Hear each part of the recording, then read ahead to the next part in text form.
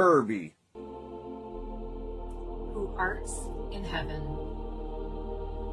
Stanley, be thy name.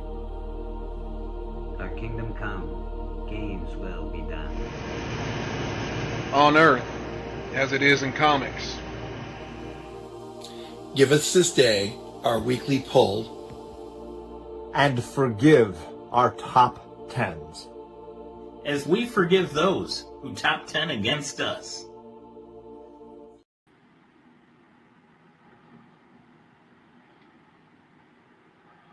I don't know what's happening here.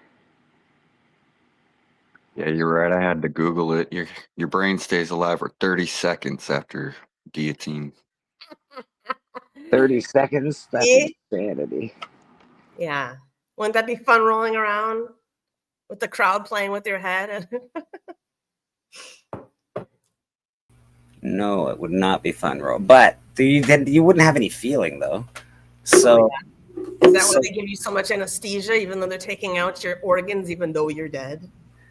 well, like, yeah, guillotine. I'm going with the guillotine. You guys are like a snake bite or whatever bite Rad's talking about. That's minutes of agonizing pain. I don't think I can do it. No. And how are you? Like, I don't even. This is a weird conversation, but all I'm saying is, yeah, I don't want to ever go. No, the blue ring octopus, it's supposed to be completely painless because its poison shuts down all of your organs, your brain, your heart, your lung. It shuts them all down, so you won't feel anything. I want to know who tested it. No, right? That's what I want to know. Who tested that theory? And I want to go say, like, okay, are you sure it's painless? Because, like, let's feed them to the thing and let's see. You couldn't move, but you might have been in agonizing pain. That's all I'm saying.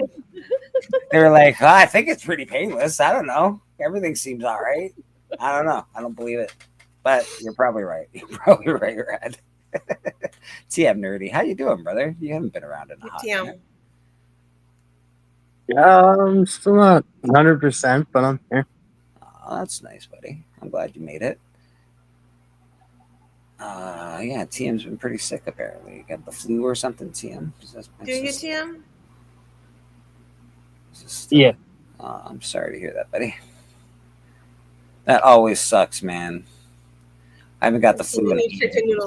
Chicken noodles. I've been lucky not to get sick this year. I usually get sick one time a year, usually around this time, and I haven't gotten sick. Me neither, Rad. I'm with you. I usually get sick one time in the winter and then one time right before summer for some weird reason. And so far, fingers crossed, God willing, we're no sick yet. GT Key Comics in the chat. What's going on, GT Key? We got Wellbore.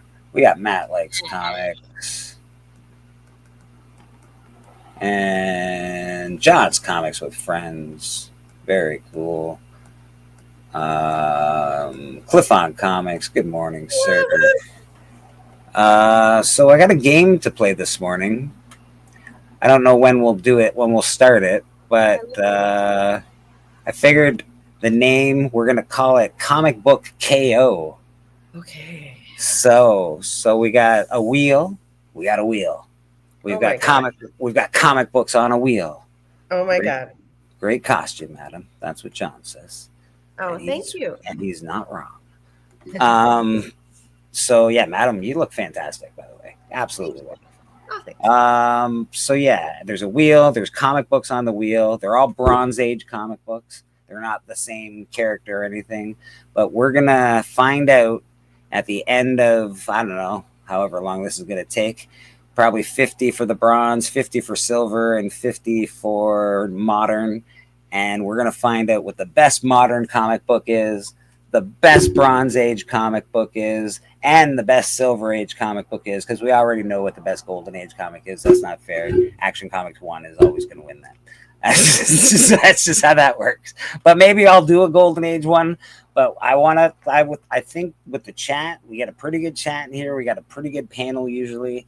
I think we can figure out, we're going to vote on which, like, so let's do a little testaroo. Let's do a little testaroo. What's wrong with a little testaroo? I love a good testaroo. I can't wait. Right? Share screen. Share screen. Wheel of names. Share. Wheel and everything. There was forethought involved. Look at this. Impressive. Wheel. The wheel is together. We got Savage Tales. We got House of Secrets. It's pretty awesome. Let's see what we got going on. Yeah, you can see me. I can see you. Is the book battling or the character? The book is battling. So we're gonna find out what book, the best book that everybody wants. We're gonna all vote on it. I know some of us, our votes are gonna get overridden by so many other votes. But I want to see the book that everybody wants from the Bronze Age. I want to see the book that everybody wants from the Silver Age. I know there's more than one, but I want to see the best. I want to see the best book from that age. I want to all vote on it. I want the chat to vote on it. I will spin this wheel like so, and it'll go da da da da da da da da, and House of Secrets. That's the book I would choose. I would definitely choose that book. Out of all of those comics that are out of that list, yeah, that's the book I'd choose. Can I see the comics? Are kind of small to see on the screen. Yes, they're a little small. Hopefully, people are watching on their team. And then I would take the House of Secrets, and then I would take the House of Secrets out of there, and then I would spin the wheel again. And then we're gonna do this 5 times, so we got to have 5 winners a week. So House of Secrets will be going up against the first Tomb of Dracula, number 10, the first Blade. So pretty good battle, actually. I think that's a hard choice. So I'm still going House of Secrets. I know what TM's going for, but that's a good battle. So I think this will be fun. So that's sort of the premise. And then at the end of the week, we'll have 5 winners each week. Because it's we'll do this 5 times. There's 10 books on the wheel, and we'll by the end of I think we'll do 50, the top 50 books or something like that. So maybe it'll take 5 weeks or something to do a full Bronze Age battle, and hopefully at the end of this 5 weeks, we'll come out with the best book of all time, the best book that everybody wants in their collection, and that's the idea of that game. That's awesome. It sounded like you were kind of making it up as you were going along, which was awesome. No, but I sort of made it up. I sort of made it up as I was going along a little while back. But yes. You're like, so that's going to be 5 weeks. This is I didn't know. It could change. Like I like the idea of books battling. I want to find out the idea of what the best book is for each age and what the consensus. Okay. So I think that's a pretty cool game. It's just sort of another thing I wanted to add to church. We do the top 10 and we do the 20 and we do we often look at books. Everybody usually shows their stuff. Rad usually has some art going on. Just trying to make church a fun place to hang out, get some cool interaction with the chat, and have some people arguing. I want some people arguing. I love it. When do we start arguing over which book we like better? We'll start. We'll wait till a few more people usually roll on in. But yeah, man, we'll do that. I think we'll start that today. I think that's. Can you put them up side by side next to each other so that I will. What I'll do. So when we do finally pick the 2 books, the battle, I'll go into my cover price and I'll share my cover price screen, and we'll take a look at each of those books and we'll give them each a fair shake. What the key is, what the value is in high grade, mid grade, low grade, and we'll do a real battle. Strictly on the cover? Or are we looking at interiors too? No, we're gonna. Well, yeah, I guess it's sort of strictly on cover. We're not really gonna go into the interiors. Okay. We're just gonna go based on value, based on look, based on cover, based on the key. Who's your favorite character? What's the best character? What's the most expensive book? What's the book that you should have? Right. Okay. Dude, not gonna lie, that Scooby Doo one is a good one to have too, and I don't think it goes for cheap either. Scooby Doo's expensive, bro. That one's really expensive. Is it? Yeah. Yeah. Ryan Riley, what's going on? Heroes for Hire Club. Matt. Yes, I think Biggie will really enjoy this as well. Biggie and I we're trying to come up with a game for our shows relatively at the same time. I think he tried to do this week, but this is my version of this. What I really wish I could do is like have like a simulator where I could put like the two characters in and have them pop out in like some weird awesome fight. That would be really cool, but I can't do that. So we're just gonna do it the old-fashioned way, and votes would power the character up. So if you voted in the chat, that your character would start winning, that kind of thing. I think that. Dude, all we need is some other people to cosplay. We could just film them fight clubbing, and we could put. Now you're talking. Now we're talking. That's entertaining. Heroes for Hire Club. Yeah, of course you can drop by the panel, Heroes. TM, are you well enough to send links, or are you ill? Yeah, I got it. I can try send them a link. All right. Yeah, so that's the idea. So I think that's pretty dope. I think we're gonna have fun with this. It should be cool.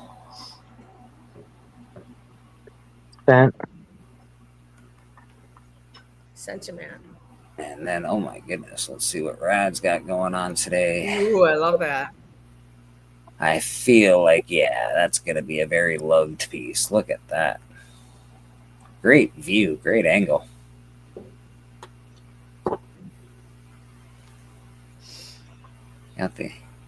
That's awesome, Rad. Yeah. I'm guessing that's for sale, Rad? No, it's already sold. Already sold. That one's gone, baby. That one's gone. But Rad does do commissions. He's open for commissions. Guess what? Look at how good his art is. I have art from Rad. Steven's got art from Rad. I think. How much does an artwork set you back from Rad? I'm wondering. You have to direct message me. Okay, but I'm very reasonable. Approximately like you're doing there, like. Very reasonable, I can assure you. It's very reasonable. Affordable, for sure. It's definitely affordable. And yeah, man, Brad can't. I'm just curious. It's beautiful. Say I love it more, man. That's amazing, dude. Yeah, it's gorgeous. $1 million. $1 billion. Yeah. Hey, Heroes, how you doing? Right. Yeah, I love that Batgirl. That's Batgirl. I love that Batgirl picture. That's great, Brad. Yeah, it's looking really good. Beckerman, did I send you? I'm pretty sure I sent you a link, Beckerman. He has been waiting for the stream for over a day. Matt, did you have a good Thanksgiving? Yeah, it was all right. It was all right. Did everybody have like family dinners and all that jazz? You guys all do turkey and ham and whatever else people do. Ham is disgusting. Ham is disgusting. Okay. All right. I agree. I don't like ham. Thank you. It's a bitter dispute down here. No, it's okay. It's okay. If you put enough Coca-Cola and and a bunch of sugar and a whole bunch of fruit on it, it's pretty good. The only thing just throw it all together and just make one big like Scooby-Doo sandwich, I like it. He doesn't sell art. He sells America one piece of art at a time. That's right, baby. Yeah. So, what do you think of the new game? I think it's just going to be fun. Can we play now? Can we play now? Not yet. Not yet. Damn it! We got to build up the suspense for this awesome game. What do you do for impatient players? Yeah. I'm also excited that I got a new computer, so I won't be lagging as much when I get it set up. Congratulations, man. We got Wellbore in the chat. Sugar Skulls hanging out. Morning, Sugar Skulls. Beckerman, of course. Descender Volume 2 and 3 are on the way, Sugar Skulls. Ooh, nice. Mr. Bob Del Ghetto, good to see you. Yeah, I mailed out all the packages that I had to mail out in the last little bit. I have one more package to mail out this Monday. I sold some books on Sands auction, so I got another mail out there. I finally got mailing supplies. Yesterday, in my boredom of life, I feel like I get a lot of cardboard around my work. And Uh-oh. so I made my own Gemini mailer, Holy shit. and it's not bad. It's not bad. It actually has the little folding thing. It's got the little folding thing. Everything Oh my god. over. You know, it's pretty good. Actually, it's Hey, pretty it good. looks just like Oh, one. that's not Bleeker, bad. I'm a little disappointed because I thought you would improve on the design somehow. Well, the design's pretty good, and this is much thicker cardboard, so this will never get destroyed. So that's what I did yesterday. I made some art. I did some coloring. All Where's right. that? Why I aren't you showing colored us? some art. I can show that off maybe in a little bit. It's over there. I'm not Oh, done no, coloring yet. I'm not done coloring. Jeez. That's okay. I show stuff that isn't finished all the time. I know, but then everybody goes, "That's stupid. You get stupid art. You're a shitty artist." Not. Madam, can we blow you up for a second so people can see No. how awesome you look? We're gonna. Can we or no? Oh, all right. Stop it. There she is, everybody. Madam at her finest. All roguey. Roguey is all heck. It's amazing. Very cool. Very, very cool. Thanks. So, Dan. I got a book from TM this week. I already did a video on it, but I did get a book from TM this week. I'll show off a couple comics. Because I can. Oh, I have one comic to show off too. Oh, I always want to see it. Yeah. Uh-huh. Yeah. It's kind of rare. Rare for you later. I have some comics out of place. Why is that there? I've been getting a little too carried away with the toys here lately. Yeah, you're a toy guy, which is cool. So this is the one I really wanted this quite a bit. This is the first print. I think John's Comic with Friends does not enjoy my opinion on this book, but I love the art. I haven't read the story yet. I have 1 and 2. I'm sort of waiting until I think there's 5. Who does the art on that? David Finch does the art. Robert Kirkman is the writer. It's not bad. I read the first one. This art apparently took 7 years to do these books. Like, this is Wow. so that, like, the interiors of these books are amazing. Like, this is some amazing interior art. If you like David Finch's stuff, and you should, because his line work is brilliant. It's awesome. This is really good. So He that's did it all on double-sized pages. yeah. Like, it's something fierce, man. This is really good stuff. You know, So some of Skinbreaker. the They're covers all he like- did for that new Avengers run was amazing. You know, the Finch did a bunch of that. I can't say enough about him, but I'm really, and it's Robert Kirkman. What's not to? If you're gonna gamble, he's probably a good guy to gamble on. If you're gonna buy a story, Yeah, I think each page is 24 by 24 that he did. I do have the. This is I wish I got the first one like this as well, but I did get the second one in the treasury sized edition. Oh, So cool. that's number Yeah, 2 that's treasury cool. size. They made a number 1 treasury size, but people want like $200 for it. I'm like, go F yourself. But that's just cool, man. I really dig I it. heard the first couple issues are pretty slow, but then issue 3, it's starting to pick up Oh. Yeah, I'm in glad. the story. This is just cool, man. The art's really cool. I wonder, I don't know, like, if it was a real, like, I don't know, like, and I've been watching David Finch for a long time, but he's kept it very secretive. Like, he hasn't talked about it a lot. All he says is he's got a secret project he's working on. He's been saying that for 8 years. But I don't know if this was like David Finch's passion project, and he hired Robert Kirkman to write for him after drawing or giving him the idea, or if this is Robert Kirkman's idea and he asked David Finch to help, or if it was both of them together. That's the only thing I don't really know. I'm curious because I love it. I think it's great. Like I said, you can't really not gamble on something like that. Looks pretty good. We got a. My only complaint with it is the colors. It's very orange. The whole book's very orange. George Perez? No, I got that's signed by Steranko. Steranko, Infinity Gauntlet, and it's a newsstand, which is awesome. This is one of my favorite Werewolf by Night covers. Did you meet Steranko? I did, yes. He looks like a little gangster. I've always wanted to meet him.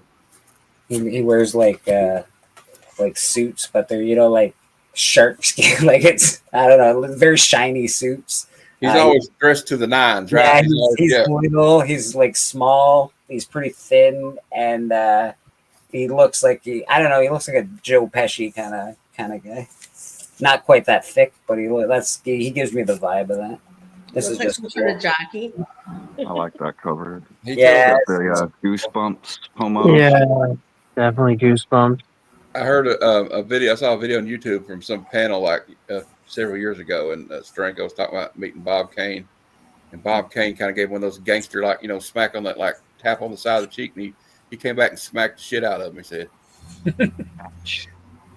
yeah, he was zipping around the con when I met him. He was zipping, talking to Bob Camp, talking to a couple other people. I think he went over and talked to one of the Simpsons guys. That Wolverine's going to CGC.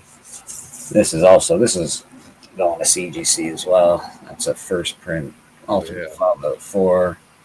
I got this a while back now, but I got that in a box of books, which I'm very, very grateful to have gotten that box of books.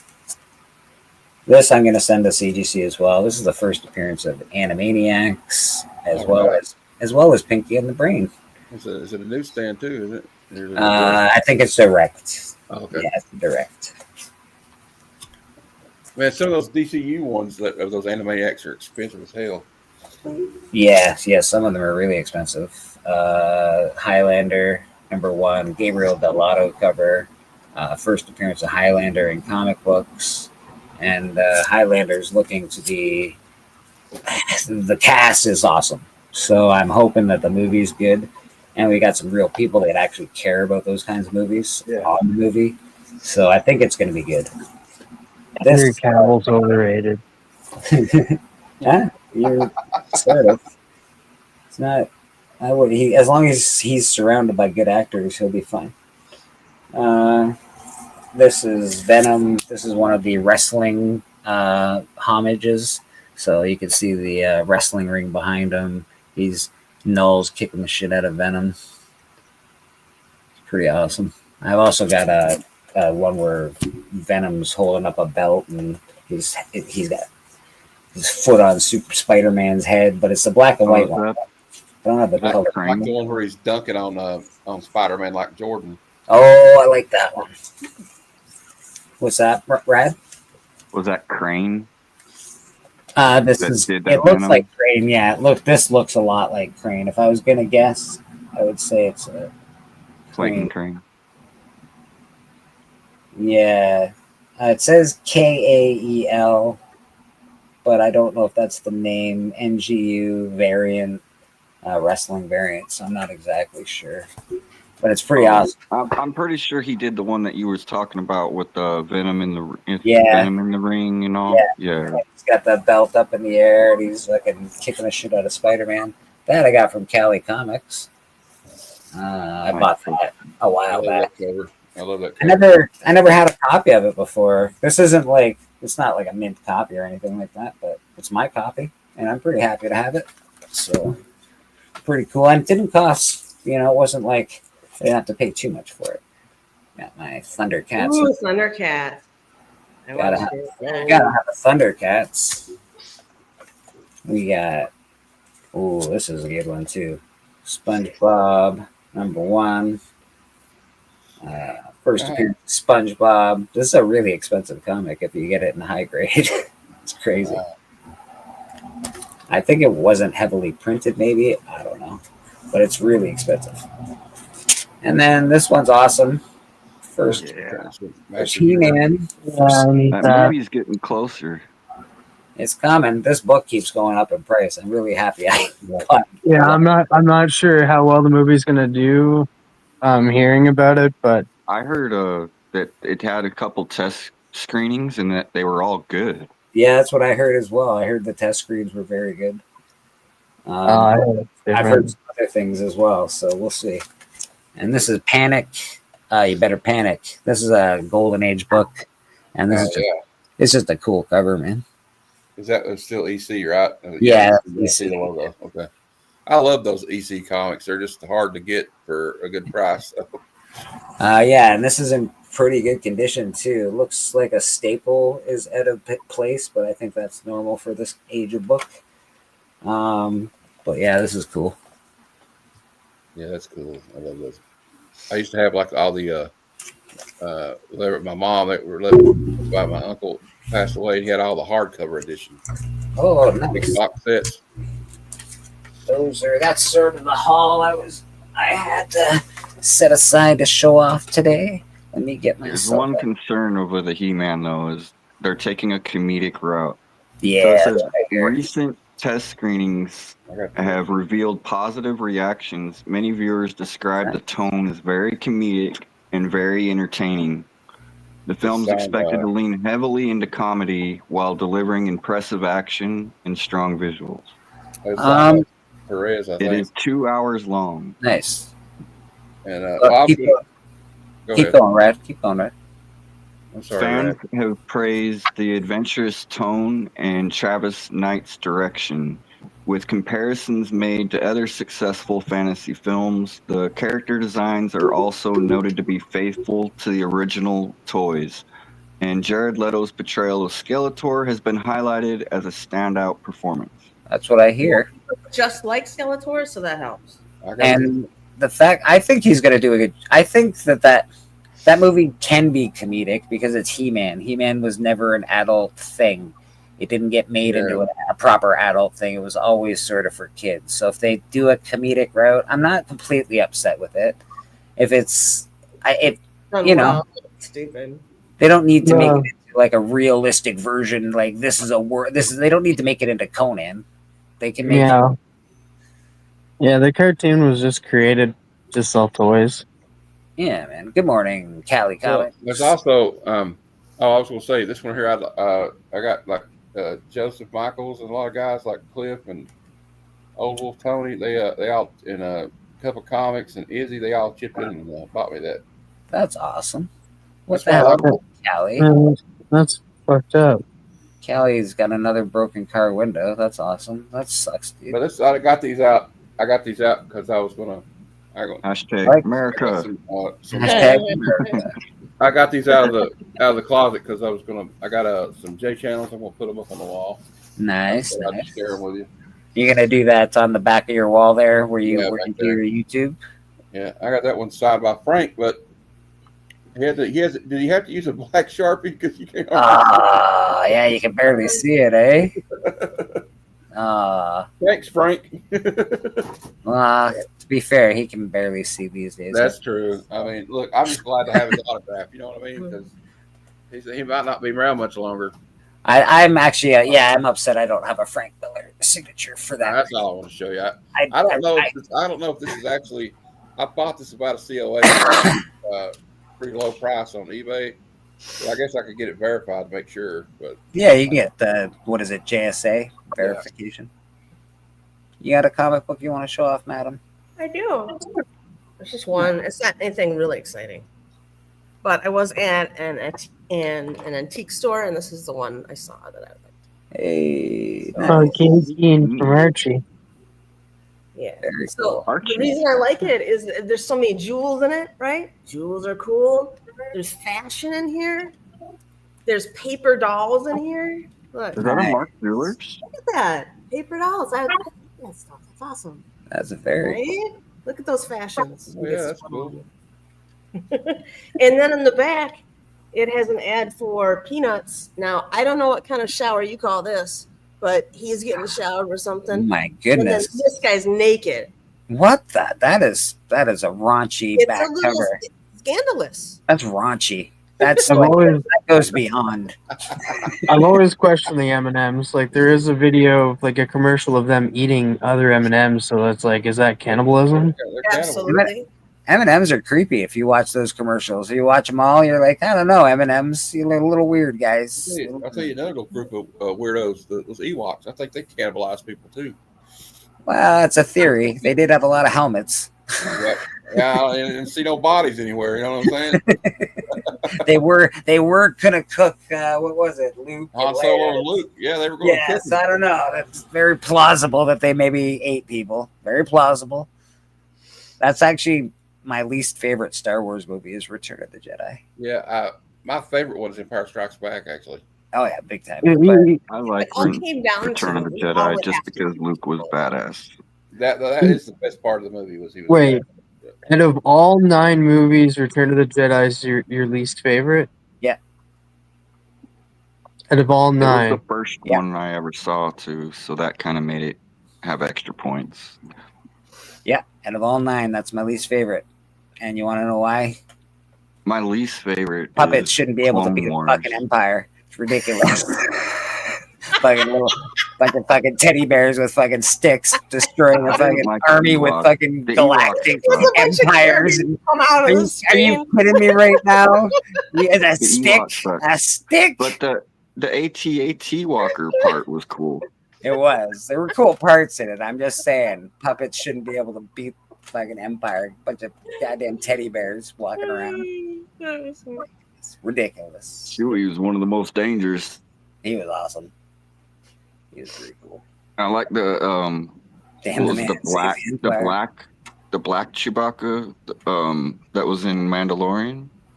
Oh yeah, Chrysanthemum or whatever his name is. Yeah. Yeah, he Yeah, was cool. I got his first appearance actually here. I think I had 2 or 3 of them. He's an awesome character. They did a great job with him, even though they sort of buggered up the whole show in general. They did a really good job with some It of kind of those. fell off at the end. I liked it as it started.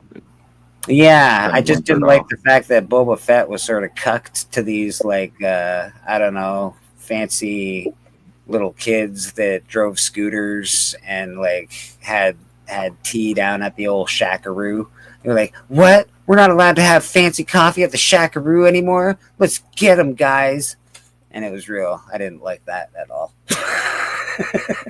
Yeah, that was the actual Boba Fett show, right? Not Yeah, that was- Mandalorian. That was Yeah, the Boba Fett show. I hated it, bro. Like, come on. yeah. They We kind of We yeah, they want messed that Godfather up. in space. Instead, we got My Little Pony in space. And it was not My good. little pony in The space. Power Rangers, yeah. I like the Ahsoka show and the Obi-Wan show. Yeah, I like the Ahsoka one. She's Rosario Dawson, man. She's awesome, dude. Yeah, we were talking about that the other day on Big East channel. They were just like, who's your favorite actress? And like I had to say Rosario Dawson's my favorite actress. She's been in and I'm gonna mention a movie Bleeker doesn't like, but like Clerks 2, she was awesome. Men in Black 2, she was awesome. I don't mind Clerks. I don't Sin mind. City. Sin City, she was awesome. Sin City, she was awesome. Underrated movie, Josie and the Pussycats, she was awesome. She was in the Also rundown. in She was in the Wild rundown too. with the Rock. That was a good one. Yeah, Yeah. She was in one of the Josie and wildest the movies I ever Pussycat. saw. What were you Came out in the doing 90s. watching Josie and the Pussycat? Remember the No, movie Kids? It's Remember such that a movie, funny Kids? movie. Watch it. Like it's so funny. But she I was in that didn't even movie know that Kids was a in the movie. 90s. That movie's like wild. Oh man, it has what's her name in it Chloe from Sevigny. what's that? Chloe Sevigny, or is her name? She's in it too. I'm talking about She's All That Girl. Oh, I'm sorry. We're on two Rachel Lee Cook. Yeah, she plays Josie. Oh, we're on two different. We're talking about two different movies. Josie and the Pussycat was way ahead of its time, Cliff-On Comics says. That's It fair. is. It definitely is. Cliff, what are you doing? Why aren't you on here? Yeah, Cliff can be on if you want. They not It's talking always to welcome us. on here. Have they ever made like an Archie's live action movie. Well, they've done Archie stuff a bunch, haven't they? Like they've done all the high school or the whatever they do. They did the Riverdale show.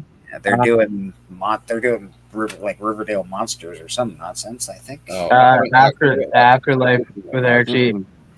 Not a movie per se, just mostly like cartoons. Because like I grew up with Archie's Weird Mysteries growing up, and that was a cartoon for me. Smurfs was a good cartoon for me. And the Littles. Has anyone ever watched the Littles? Yeah. They were little people. Yeah, they lived in like the Lived wall. in your Yeah. walls. Yeah. Yeah, they had like a big city in there. Yeah. Yeah. And at the end of the show, they always show you something little you could make, like a little walnut sailboat or something. Yeah, Rad, if you have not watched Josie and the Pussycats, you should watch it. You can get all the references that are happening in the chat right now. Like, the jour means family. Like, it's funny because it's Seth Green is in it and everything. It's such a funny movie. Got Brian LCS in the chat. Brian messaged me this morning and he messaged me before. And he was like, I was like, don't worry about it. And he was like, I want to worry about it, so I'm going to let him worry about it. So Brian's going to get that trophy fixed up, which is very kind of him. Thank you very much, Brian. That's awesome.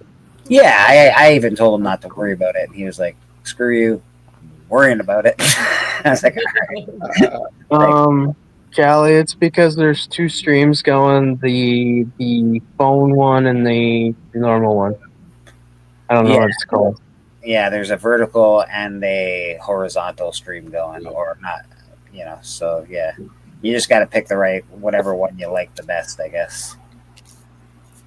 I would suspect that the horizontal one is the best. That's the one I like to watch, but some people enjoy the vertical. But as you can see on the side, that's why you can see on the side, it shows you your vertical, what you look like in vertical. So you sort of know where to position yourself in the screen. You're like, oh, there I am. Look at that. Where Heroes for Hire, he's not even in his vertical right now. He's like, nah, I'm just a shoulder. There you go. I like to lean to the side like I'm driving down the road. Doing the Detroit lean. You know it, archivist, buddy. Everything's on widescreen. I'm feeling Shirley. Maybe I should go over to the vertical. Oh my god! I don't know if it's like a vertical. Like, does it go on the vertical stream thing? Because, dude, it's hardcore on that. They also get both of the streams get separate views too. Huh. Mr. Cliff on Comics, how you doing, my friend? Good morning, dirty sinners and madam. How are you today? No, I resemble that remark, absolutely. Yeah, I'm not gonna lie. That's pretty accurate for all of us. Bunch of brothers. I was like, he came in hot, but no, he came in very accurate. He came in very accurate. This is actually a pretty good rogues gallery right here on the screen.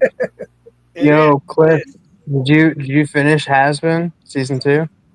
No, I haven't. I'm sorry. I dedicated myself to Stranger Things. I'm getting there. Husband's Hotel is very high on the list. Very high on the list. Still gotta watch Stranger Things. Of course, all the musical numbers have been ruined for me. So there you go. Oh man, Gravity is so good. I haven't done Has-Been Hotel yet. Because I tried last night, but what I stream on, it was like, nah, it's cool, bro. You don't want to watch this. And I was like, but I do. And it said, it was like, nah, you're like, good. no, I do want to watch this. We're not gonna let you pirate this tonight. Here, go pirate this thing. Right? And like, come on, bro. I'm just doing a little. Come on, R. Can't we all just get along? R. You need to check out Hell of a Boss as well. Hell of a Boss is great as well. What's Hell of a Boss?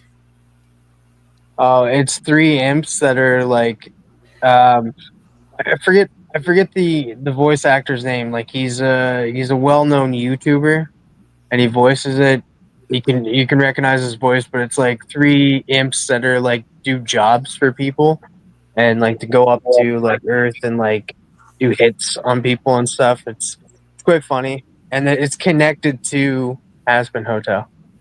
Okay. Interesting. Has anybody seen that Ethan Hawke show, The Lowdown? It's he's like a private investigator. It's on Hulu. It's hilarious. It looks good. I like Ethan Hawke. He gives that guy like he's like, "What do you give me?" He says, "I can't lift my arms." That the actor Keith David, he's like, "I can't lift my arms," and he's like, "Oh," he looked at the pain and said, "Oh, this is a relaxant for cow vaginas." He's like, "What the fuck did you just give me?" I honestly stopped watching a lot of TV. I don't watch a ton of. I watch more YouTube than anything else. Like, Yeah, there's you not a know. lot on TV right now. music on YouTube. Got my attention. Yeah, TV. I I'm watch looking you guys, I'm looking forward to that movie Sisu: Road to Revenge. Okay. Oh yeah, the first one's badass. Looks TV great. nowadays, yeah, it really does. There's a few shows that I like, but there's not. It's just not too much. Like I watched that Gold Rush show, and I watched the crab fishing show. They're But- still on. Yeah. Daily Sketch has been on for years. Is Vern still on? The road show. Oh my God, what is it called? We just said it. Which I too just stumbled upon the Antique Roadshow, and I'm like, oh my God, it's still going. It's still going. Yeah, Antique Roadshows. I love Antique Roadshow. It's awesome. Yeah, I like it. No, it's awesome. That show is old as hell. I mean, like it's gonna go for a record soon. But it works, you know. People want to know what the old shit's worth. Everybody wants to. Someone's always grandma's dying, leaving them shit. Okay, I can't stand Oak Island because they're always like, we're any minute, any day now, we're going to find that gold, and they never find anything. It's like Skinwalker Ranch. It's I can't watch I can't watch the Oak Island thing, bro. I can't watch the Oak Island thing. You know what you can do though? I recommend it if you do like that sort of thing, because I do love that sort of thing. Watch the last episode of every season. Bam, good to go, man. They go through everything they all did. They go through all the bullshit. You don't have to see any of the nonsense. You just watch the last episode of everything, and you're good to go. That's like basketball. I like to watch the last 2 minutes of basketball because then it really matters. Like, because the score is always like 109 to 111. You know, it's like, well, what were you guys watching this whole time? If it's Boring ass blowout, shit. or if it's a blowout, madam, at the end of that 2 minutes left, you know you don't have to watch it. Well, it always seems like it's down to the last 2 minutes. I'm like, why even bother? Like, Damn, you live 3 hours away from Oak Island. That's awesome. I'm Dan looking probably forward- went in there and fucking took the treasure. That's why they can't. find the gold, Dan. Dan's probably got it. God dang it, Dan. someone else already has that gold. I find myself. Yeah, me and Dan went out last week and we grabbed it. Yeah. More often than not, I find myself watching older shows I've already watched. Like I've been rewatching Deep Space Nine. That is good though. That is a quality. That is a show. quality. And It's the quality end of- television. Yeah. And the end of that season is like, it is movie worthy. Yeah, and also, if you've not seen it, Star Trek Lower Decks is an animated series. It is hilarious. I do like that one. Star Trek Lower Decks is a funny one because like you're on the worst fleet, and like when you're dealing with like the bottom decks of people and that, like they're the people that don't really matter at all, and it's hilarious. They get the shit jobs, you know. Yeah, And there's a lot of like Easter eggs and Welcome to callbacks to Derry. the old series. You know, like you'll have like Riker will show up, or one of the Kardashians will show up. You know. Wellbore says they went there when they were in Cubs. My God, Cubs. You went. Cliff. That's It's crazy. gone. Cliff, I was going to tell you how much I missed you this morning. I really And missed then, you. and then he put up the circle of death on you. Circle of Death. I was thinking about being Emma, but Emma requires a lot of bedazzling, you know. And I was thinking how Heroes Con, like I just forced Cliff to like bedazzle my legs for me. I think Cliff would probably be into that. I did see him do makeup with you guys one night. That was a very interesting stream. He was having a good time. I'm dolloping. Ah! I think everybody here would like the show From. It's a good show. Not the Kardashians, they're not. It's not the same thing. Morning, Lyle. How you doing? Not the same thing, but They came before those skanks. I'm pretty sure Kim Kardashian is going to be in a movie or some nonsense. I thought I saw a commercial. I'm like, what? Kim Kardashian's an actress now? What the? Yeah. She's also a lawyer. She wants to be a lawyer. She's a lawyer? She failed the bar though. Wow. She didn't even go to law school. She tried to take a bar exam. But she's been studying. Oh, okay. Oh well, boy, you didn't like From? I loved From. It's coming back. I didn't really like it because it that a horror reminded me of Lost. It's the same. It does have that feel to it. It gets really good. It feels like there's never going to be an end. Like there's no resolution. I don't want to spoil anything because like I've watched all 3 seasons. I mean, I've done seen it. All 3 seasons. Yeah. Oh, okay. Because it's leading to somewhere, and it's done by the same creators of Lost, and then it does have the guy that played Michael on Lost. So it's like, yeah. From is like Lost, 5 seasons of more questions, no answers. Didn't they answer the question? Lost was a big letdown for that, for not having a concise ending, of something that we could all get behind. That's the problem. When you write, you should write the ending first. Yes. You gotta know where you're going, man. You gotta know where you're going, how it ends, how it's happening. Don't lead us out into the desert with no water and nowhere to go. Yeah. Just leave us I there. think they know where they're going with this From show, though. You can kind of tell where they're kind of leading to, and it's all like it's yeah. I want you guys to check it out. It's pretty fun. I like it.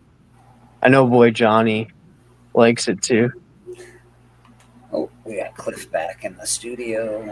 Hey, Cliff. You gotta bring it back in. I don't know what happened, but there he is. Looking forward to the new season of Fallout. Yeah, I'm excited for that too. Yeah, Fallout, and then I do like Monarch.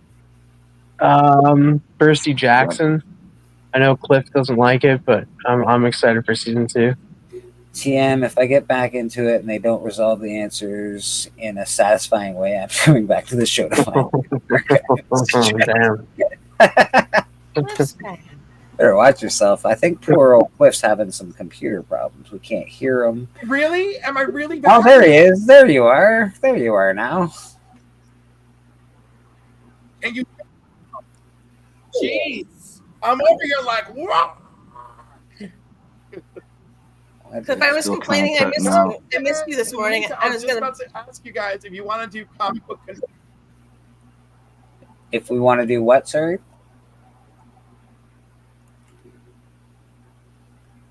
Comic book confessions.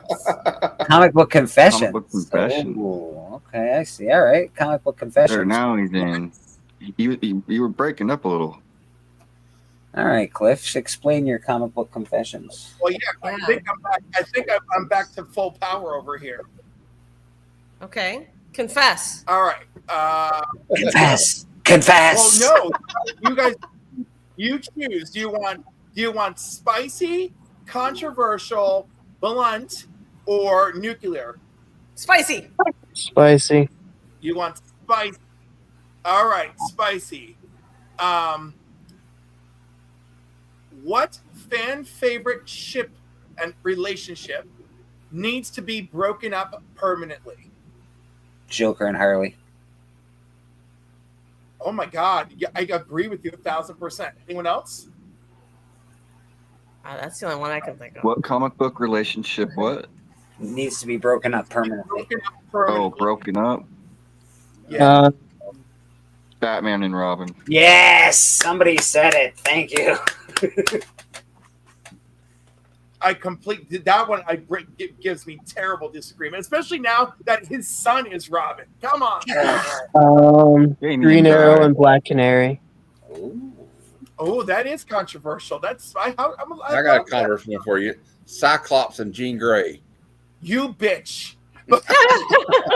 I knew how to get out. I know how to get him. Matthew, we're gonna go right now. Oh. Uh-oh. All right. So no, that's Wolverine loves Jean. I see what we're doing here. I see what we're Scared doing. to respond. All right, we still got. Well, we still have others. Shall we? We got. So the categories are Matt. You're choosing next. Sexy, spicy, controversial, or bold, or nuclear. Sexy. Sexy. What is the horniest comic run you've ever read? Horniest comic run?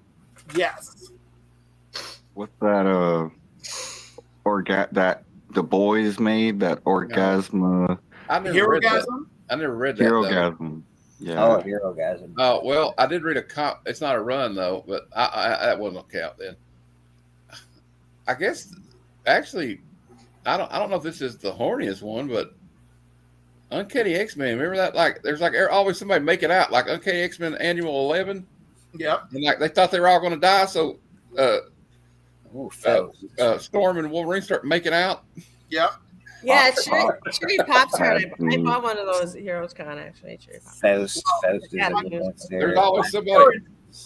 Cherry My Pop. current- This is my current horniest run, and that is Sweet Paprika Open for Business. What Money Shot? I still mind. Money Shot is deliberately gay. But if we're going to be spicy and say a comic that was not meant to be deliberately a horny comic run, but is clearly a horny comic book run, I'm going to go with the Hellfire Club introduction.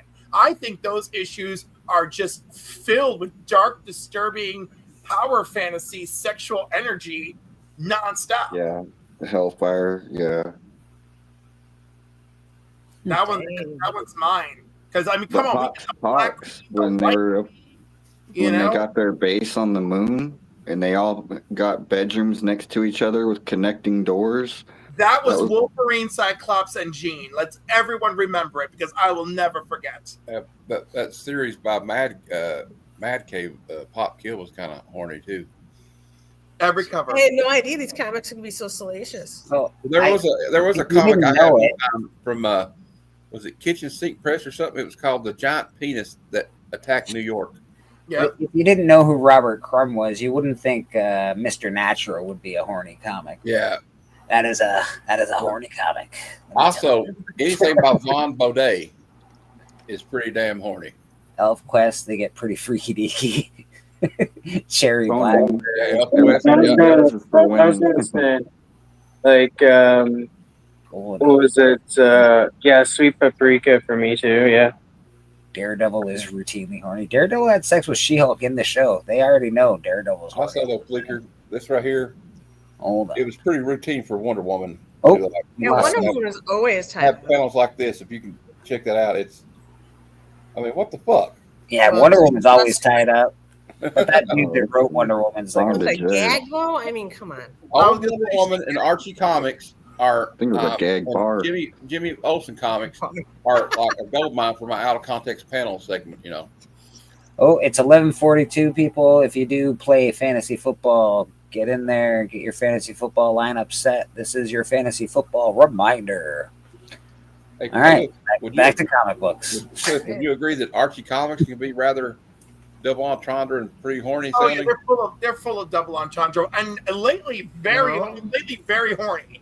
You know.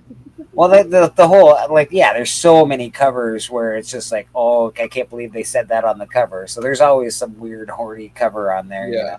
I had to beat off a bunch of guys just to get her out of there, man. What? What'd you just say? That didn't come out. That didn't sound right. You know, you should have said it that way. All right, Bleecker, choose sexy, spicy, controversial, blunt, or nuclear. I want nuclear. Give me that nuclear action. You know, I wonder what it is. Nuclear. What is a character everyone claims to love, but nobody actually reads? Ooh. Super. I got a good answer for that. Deadpool. Ah, that's not true. Big Shaq. Yeah, Biggie loves. I read Superman.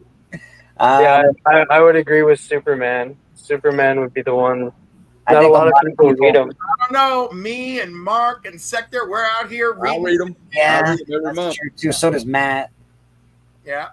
I think there are books. Okay, so I think there's books that people pick up, like Spider-Man, Amazing Spider-Man. I think people have picking up that run for a long time just because it's I have to take I can't not have any book, but I don't think a lot of people read it as much as they should.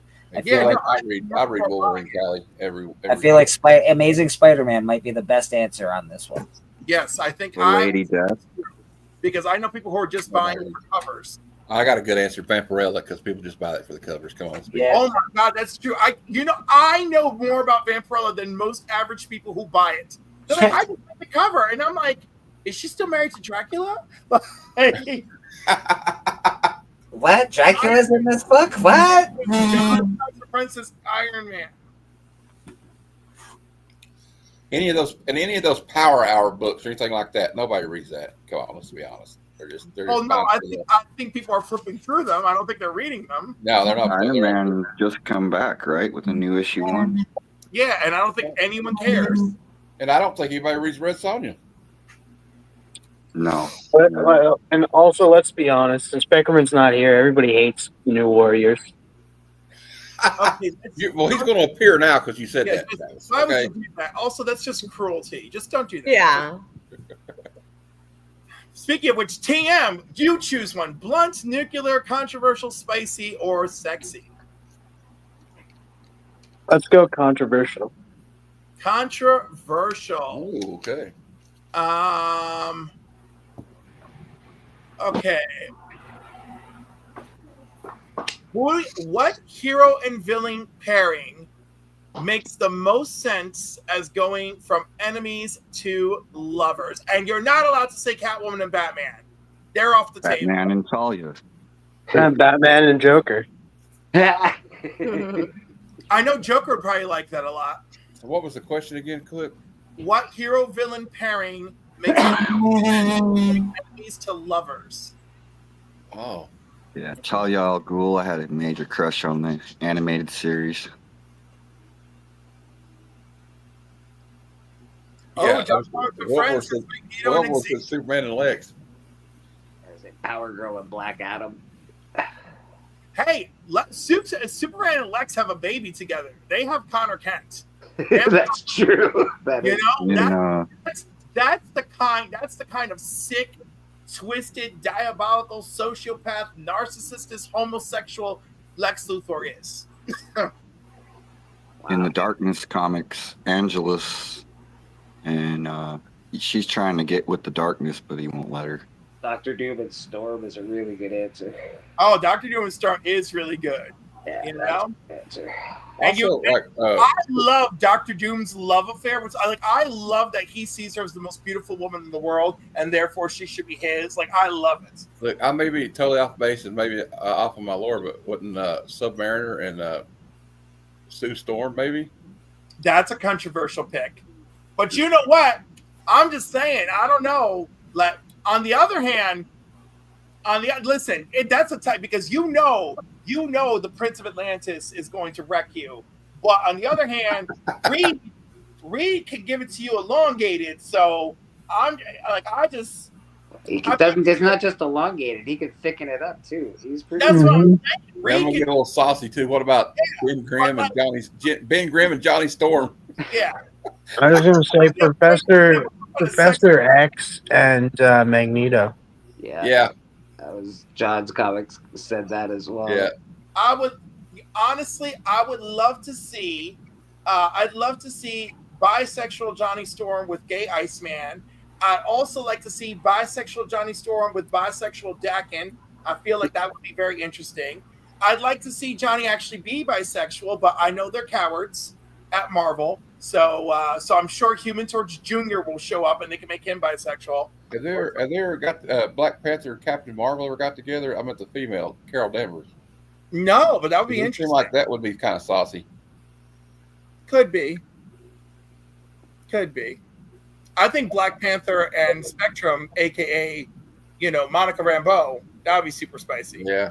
we get some Wonder Woman and Cheetah action? Can we? How get about that some happening? crossover relationship action, like DC and Marvel characters cross over and to like get between the sheets? What we thought? Yeah, we need some what would be Wonder our Woman pick for Cheetah that? action. Oh Hold my on a god! second. I think okay, so for me, that would be Batman and Black Cat. Okay, all right. Right? I would be like, oh my god, we're breaking all the traditions on this one. You know, Batwoman and Black Cat. Who was Black Cat? Hulk and Abomination. Hulk and Abomination. Terrifying. She-Hulk and Killer Croc. Oh, that would make an interesting child. Well, it'd be green, that's for sure. Yeah, definitely the Greenwood definitely stick. green. The Greenwood stick. What about? I'm trying to think of somebody else though. What about Black Lightning and Storm? That'd be amazing. That'd be pretty awesome. Yeah. Captain America and Wonder Woman, they should already hooked up. That's what I think. Well, you know, there's a lot of nods to that in the last two team ups. Yep. Hey, listen, Wonder Woman's going to be with Cheetah first. Let's get that comic off the ground. Let's do that right now. Get that made today. Sportsmaster and Black Widow. Sportsmaster and Black Widow. Abomination. I could see that being like a real rough and tumble, but yeah, it would be like an angry rough and tumble. Okay. Hey, Cliff, Aquaman and Namor. Oh, I have a picture of that. I had somebody draw that for me. I actually had someone draw that for me. Black Goliath and Wasp. We got some good ones in the chat. Yeah. Wasp and the Atom. That would be fun.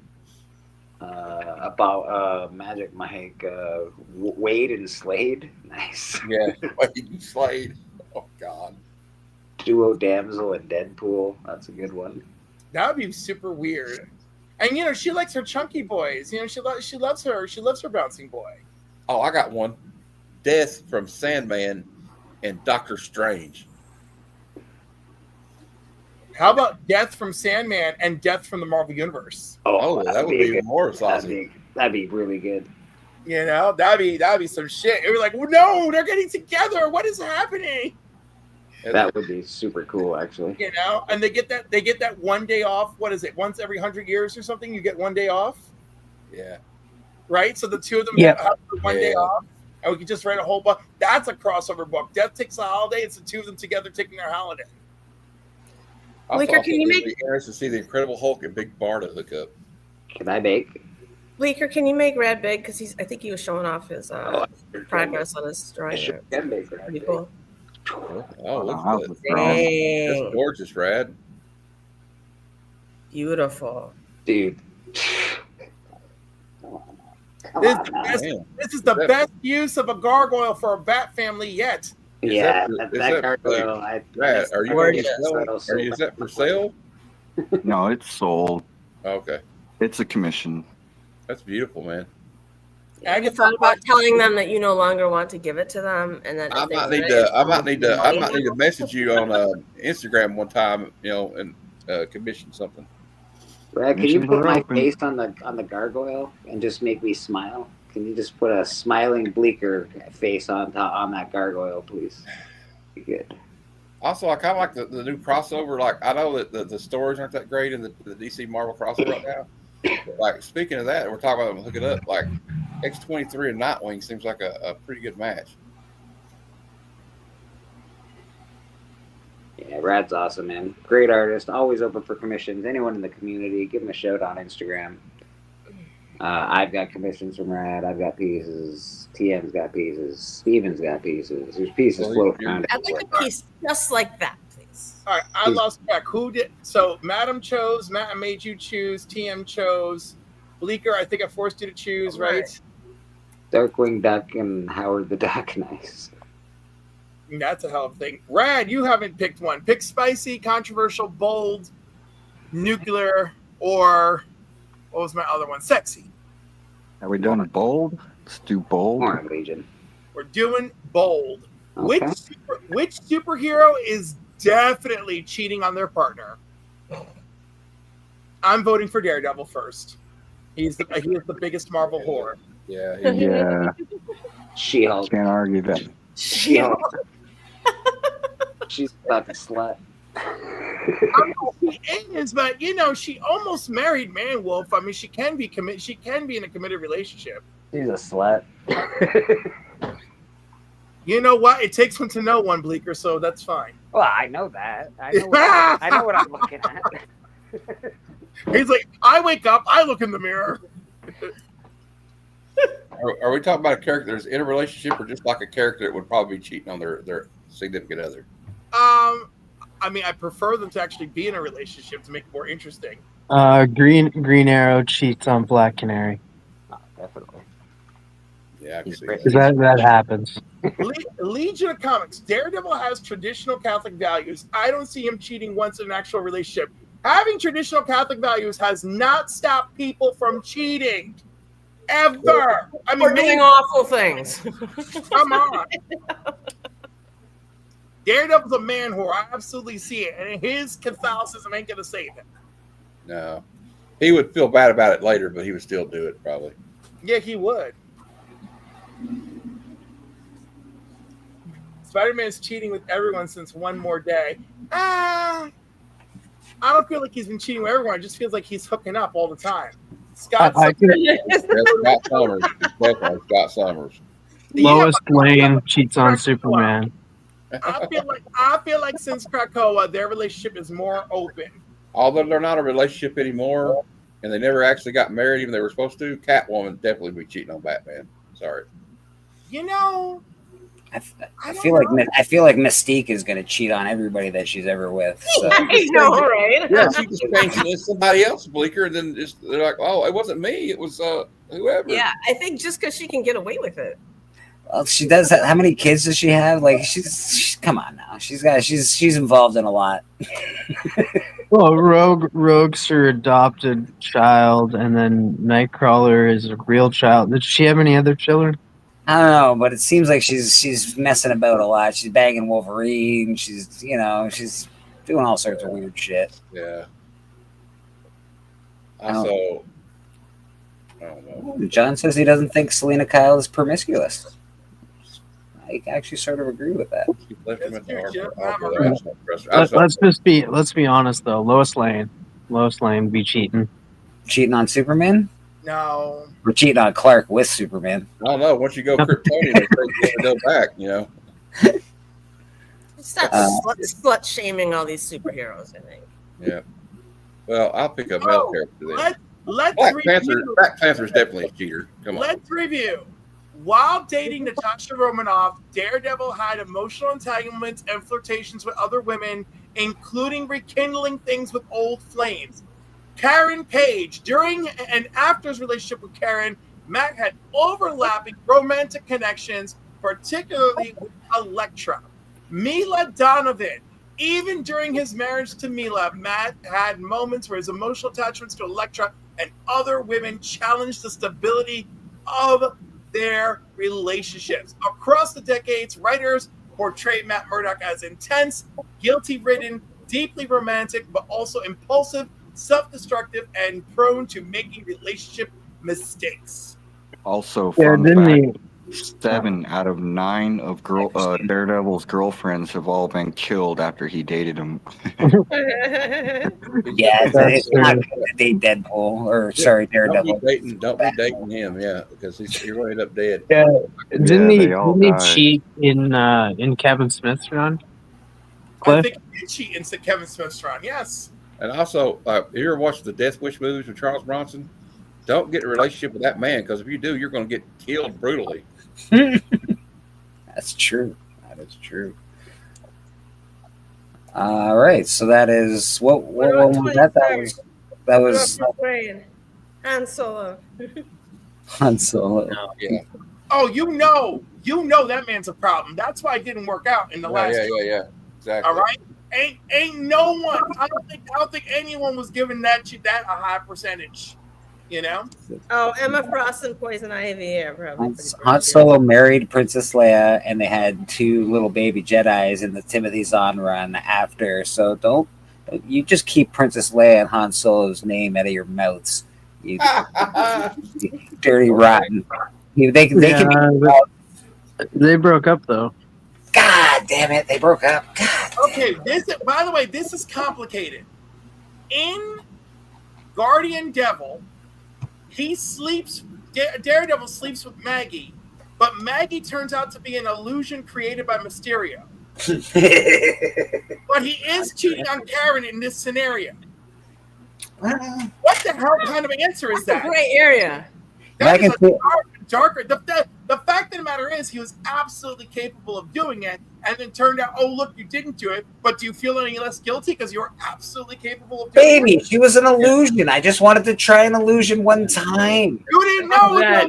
No, I was just doing. It was just an illusion. I was just doing it one time. Yeah, it wasn't my fault. I don't care what anyone says. Look, she sold his fucking identity as Matt Murdock to the Kingpin for crack. Fuck Karen Page. Karen Page, I don't care what anyone says. She sold his identity out. Like, he has the right to go banging holograms. I agree with you, but she's not on trial right now. Matt Murdock is on trial for, is he capable of fidelity? Exonerated. Hey, Cliff, we're missing a very obvious Kingpin one. had no idea who I was. I operated with impunity and beat him up whenever I felt like it because he was being bad in my neighborhood. Now, all of a sudden, my girlfriend sells me out for crack. It's over. I'm done.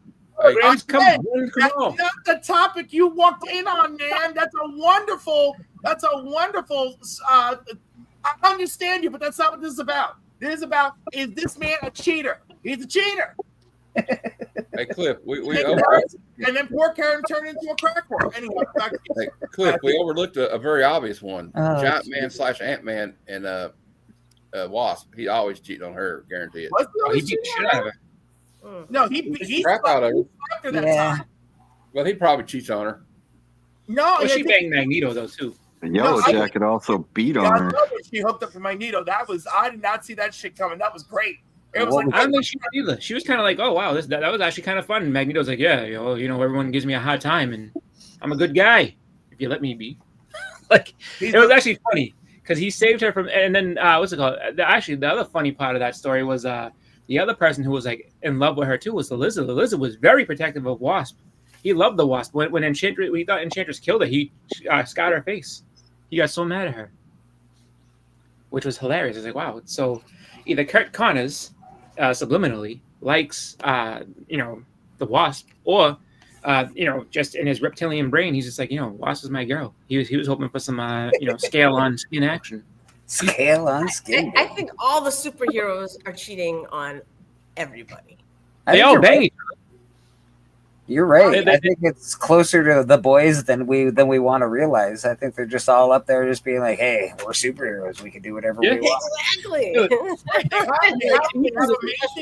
They have amazing abilities. They have the best bodies. It's basically like the Olympians training at the Olympic camps. Of course they're screwing. Right? Yeah. Oh my God, the Olympic camps. Oh my God, there's some terror.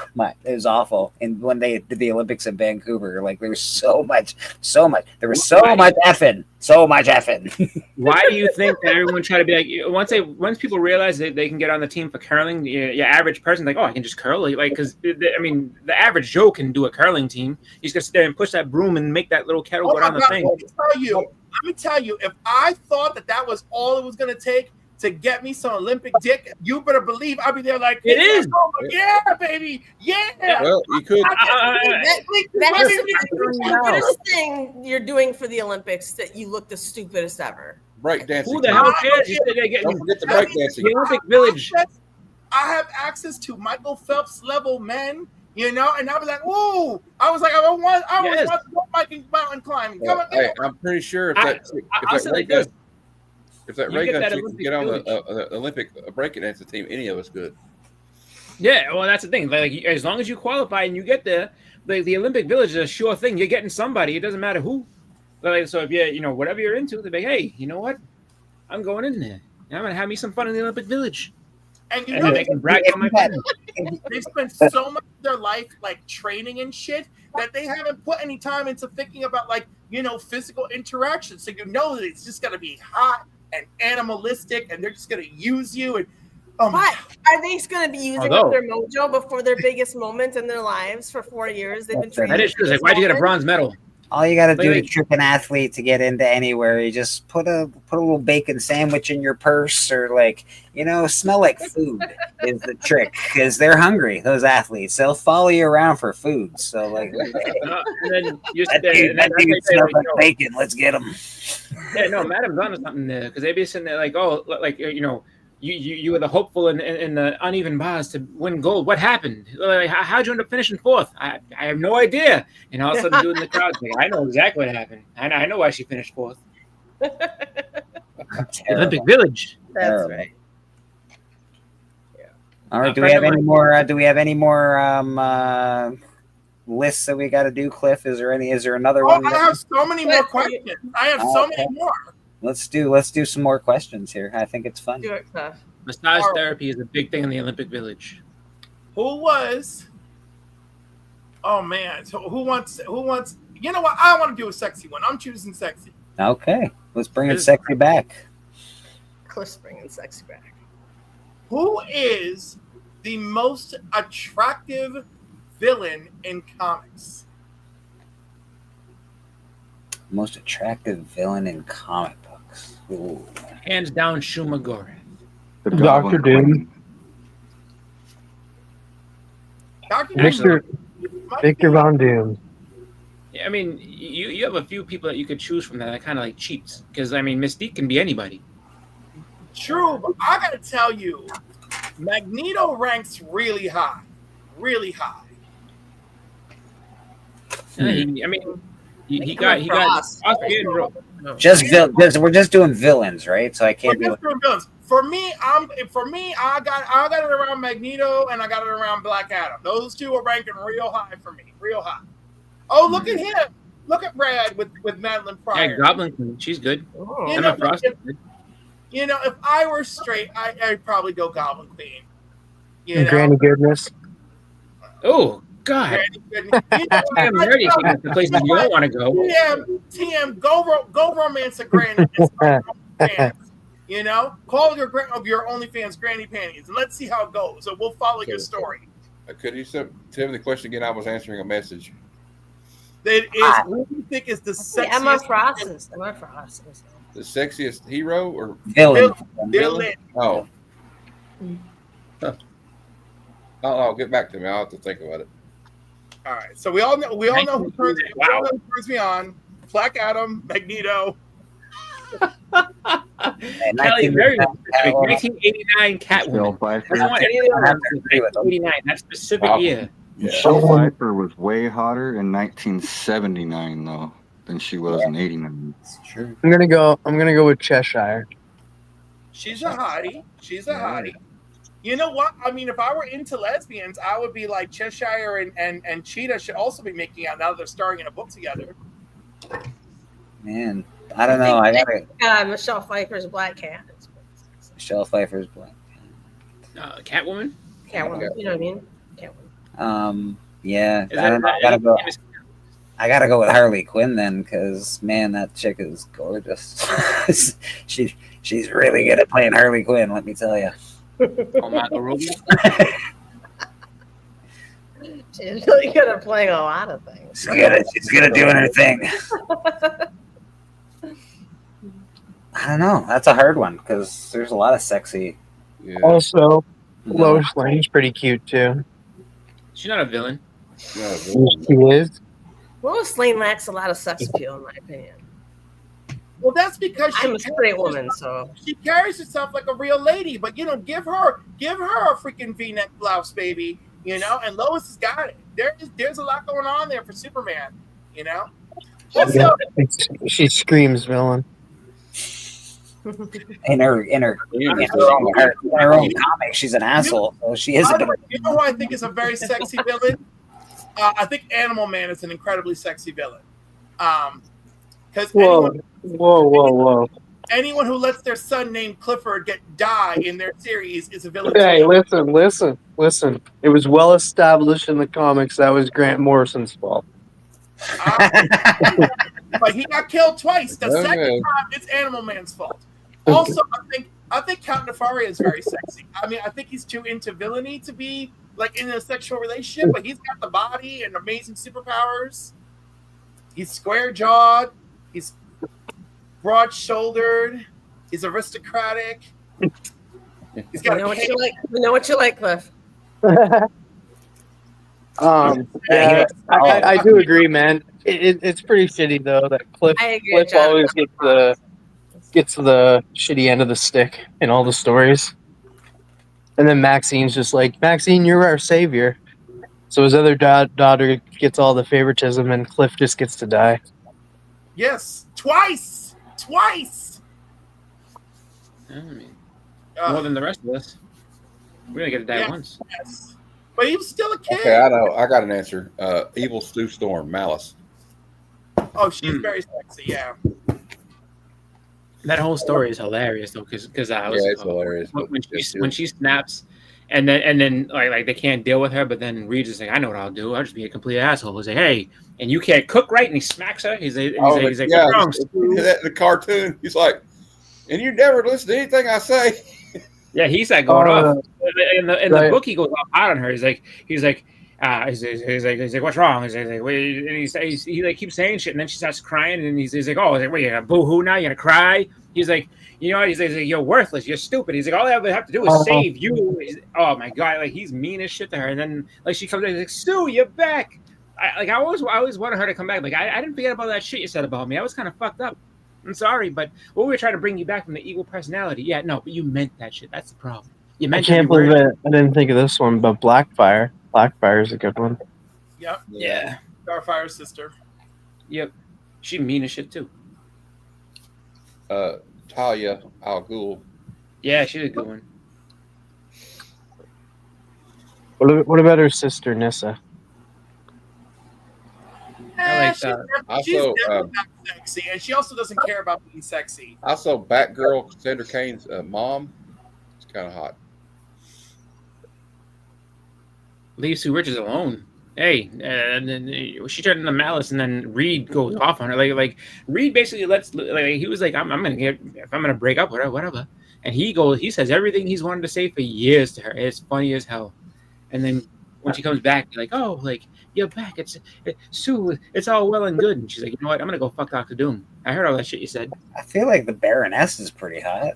Oh, Baroness is amazing. Oh, absolutely. I feel like we can agree that Baroness is a pretty hot. Never really a villain. She's terrible. She's a straight villain in the original comic. She's terrible. Like the stuff that she does, also things that she's done. But like G.I. Joe is weird like that because they have all kinds of weird alliances back and forth. Here, so it's like Cobra.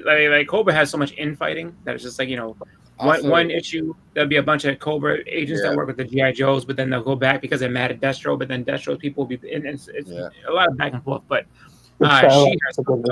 she's pretty. Even though she might work with the Joes here and there, she's pretty much all about herself. I had a thing for Zarana too. I like the punk rock chicks, you know. Yeah, she was funny. She was the first. That was the first GI Joe I ever got. Was Zarana. Oh my god! Wait a second. I forgot Black Manta is sexy too. Oh, watch out! Watch out. I forgot about Black Manta. Hold on. Oh my. Yeah.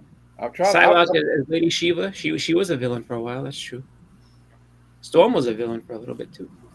Were we gonna play a game? We're gonna put magic on this list. Callie might get upset, so I'll throw magic in there. Enchantress also is pretty hot. Enchantress, yeah. Hella, yeah. I'll do a little Hella action because she hella hot. Also, Cersei's kind of cute too. Yeah, Cersei. Yeah, definitely Cersei. Marshall, how you doing, man?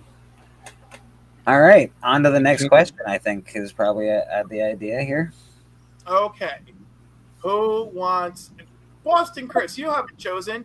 Your choices are sexy confessions, spicy confessions, controversial confessions, blunt confessions, nuclear confessions. What would nuclear confessions be? Well, do you want to choose nuclear? I don't know what it is. I don't know if I want to choose that before I. That's the fun of it. Well, they're supposed to be the most crowd-breaking questions, is what nuclear is. Oh, well, I don't have anything like that. No, he'll ask the question. He's got the question. You just get to choose the title: nuclear, spicy, Blunt, sexy, blunt. controversial, spicy, sexy. Go with controversial. Oh, 'Cause I don't know if there's nuclear out there.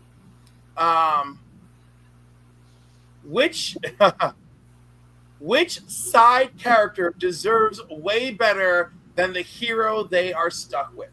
Oh, Tim Drake. Yeah. Honestly, I was gonna say something close to that too. I was gonna say because Dick Grayson got his time to shine. Tim Drake got just basically he got absolutely just his character assassinated after once they started moving towards like Rebirth and stuff. Actually, more when they moved to like New 52. Oh, Like, he became Batman for a period.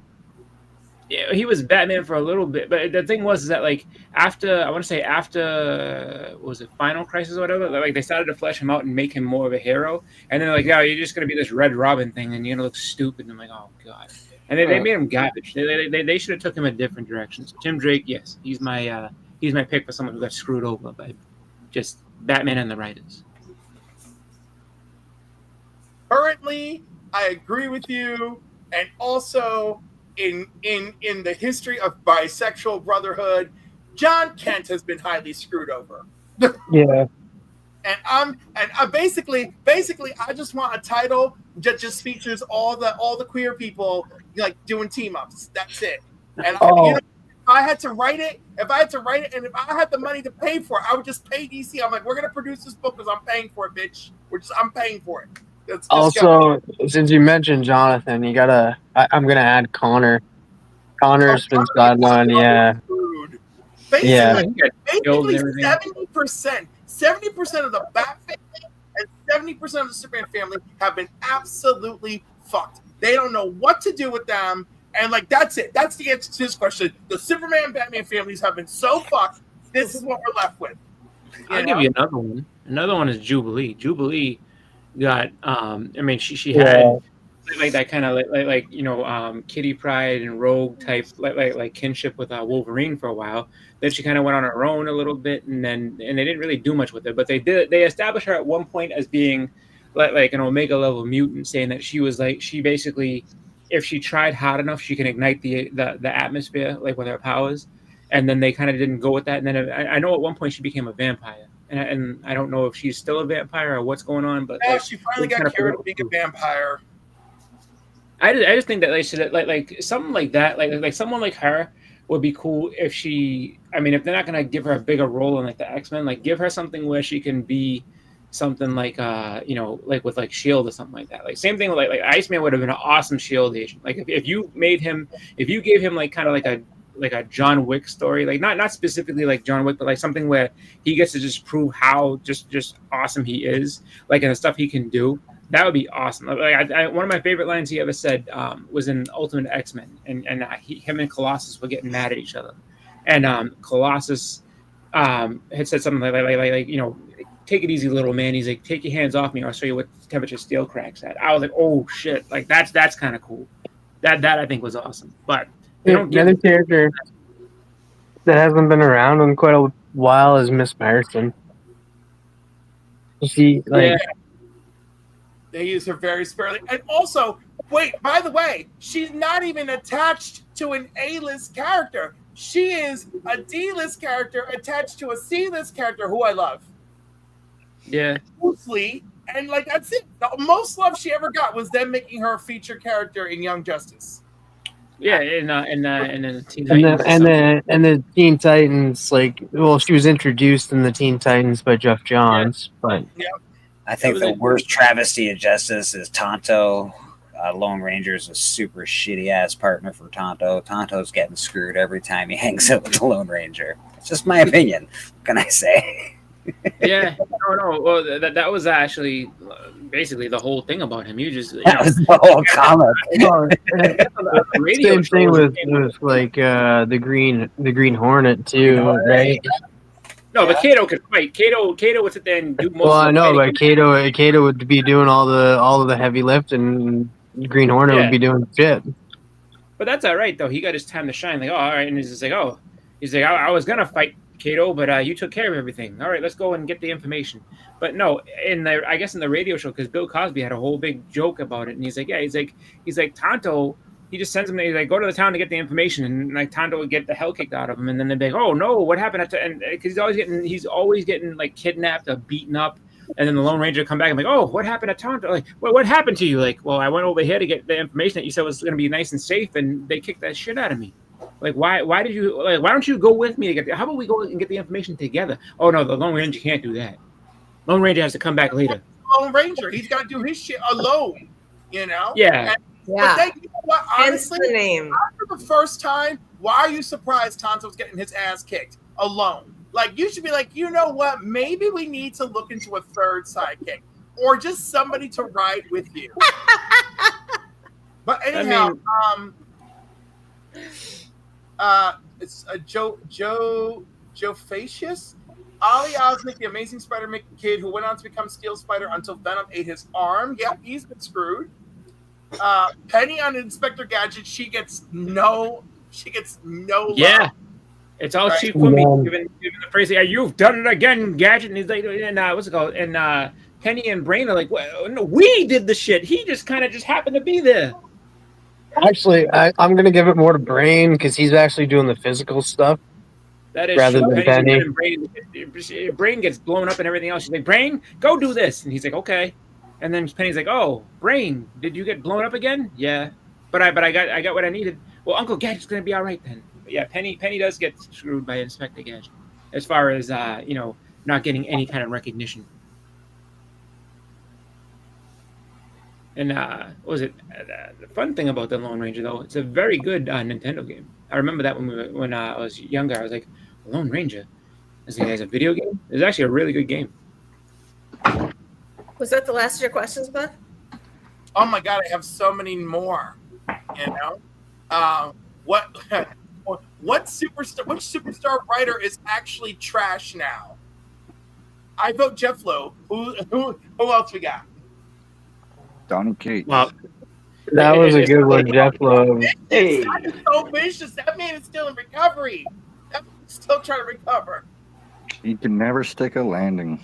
But that may be because his health issues have prevented him from that. Did he get hit by a car or two or something nonsense? Like he's That last Hulk run, that was crazy. Yeah, He's been having a bad day. Man, it was the bad news that comes in threes, man, because like he fell off the wagon, he got in a car accident, and then got divorced. That's not a fun combination. That was a pretty shitty trifecta. Those AA meetings were a bitch, I'm sure. Yeah, no, that wasn't a good roll of the dice for him. He needed to get some new dice. I hoped he worked his programs, and he's doing better now. Well, I don't. This Neil Gaiman's rating hasn't slid, but we won't be seeing any of it anymore. So I'm gonna say Neil Gaiman. You know what I'm gonna say? I'm gonna say Cy Spurrier. Really, you think he's falling off? A little bit. I mean, this isn't really a new thing. The reason I'm choosing Jeff Johns above all. And I was thinking Jeff Johns, but I was scared of somebody that coming at me. Oh, whatever. But the reason I'm going to go after Jeff Johns is because since his heyday, I don't remember a single thing he's written. Oh, not Jeff Johns. No, oh my God, I'm sorry, Jeff Johns. Jeff Loeb. I can feel Mark coming for me. Say Red Coat. Jeff Loeb. Yeah, Jeff Loeb. Yeah, Jeff Loeb. Since his heyday, he has not written a single thing that I've enjoyed. At least with Donny Cates and Jonathan Hickman, people say, oh, they don't stick the landing. But I enjoyed the ride before we got to the mediocre landing. I had a great trip. You know, the train was fabulous. The arrival point was a little bit lackluster, but the views on the bullet train were fabulous. You know, Jeff Johns, that bullet train is a wagon. Jeff Loeb. Russia, and you're just like, oh no, what's this? Why are all the views chaos and sadness? Jeff Johns. Yeah, you're saying Jeff Johns again. God damn it! I mean, awesome. Jeff Loeb. I gotta get that out of my mouth. I'm gonna. You know who else? Stephanie Phillips. Oh. Oh. You broke poor Cliff's heart. Did you see it? I saw it break right on screen. Right No, I only broke my heart because I think he's kind of right. Aw. Like, she's been very hit and miss, and I'm not loving it. That goes with almost every writer, though. No, because some people are like way more hits. Than That's true. That's true. Right? She is in that hit, that hit, miss. Like, she's in there, you know. Rogue will be back. Don't worry. So Stephanie Phillips worries me.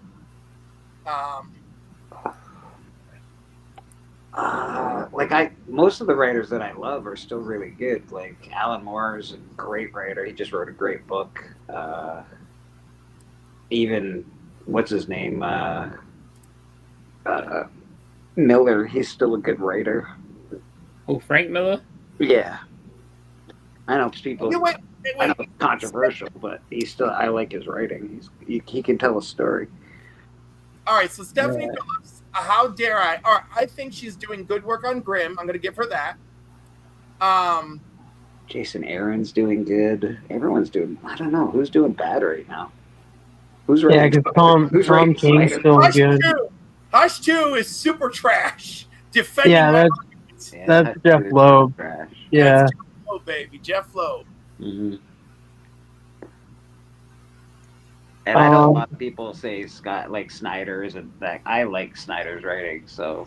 Oh, I don't. Me and John's comics with kids. I know you guys don't like his writing, but I think it's. Well, like here's my thing. I feel he's repetitive. I don't feel like I could trust him with big events, and they're trusting him with big events, which I'm like, oh my god, didn't we prove that like he's not the dude? But we didn't. Except his Batman book is the highest selling book of fucking all time. No, I know, but the thing is like, so John makes a great argument that I kind of agree with. The comic book is winning on its absurdity, except Scott Snyder doesn't know that he's writing absurdity. Yeah.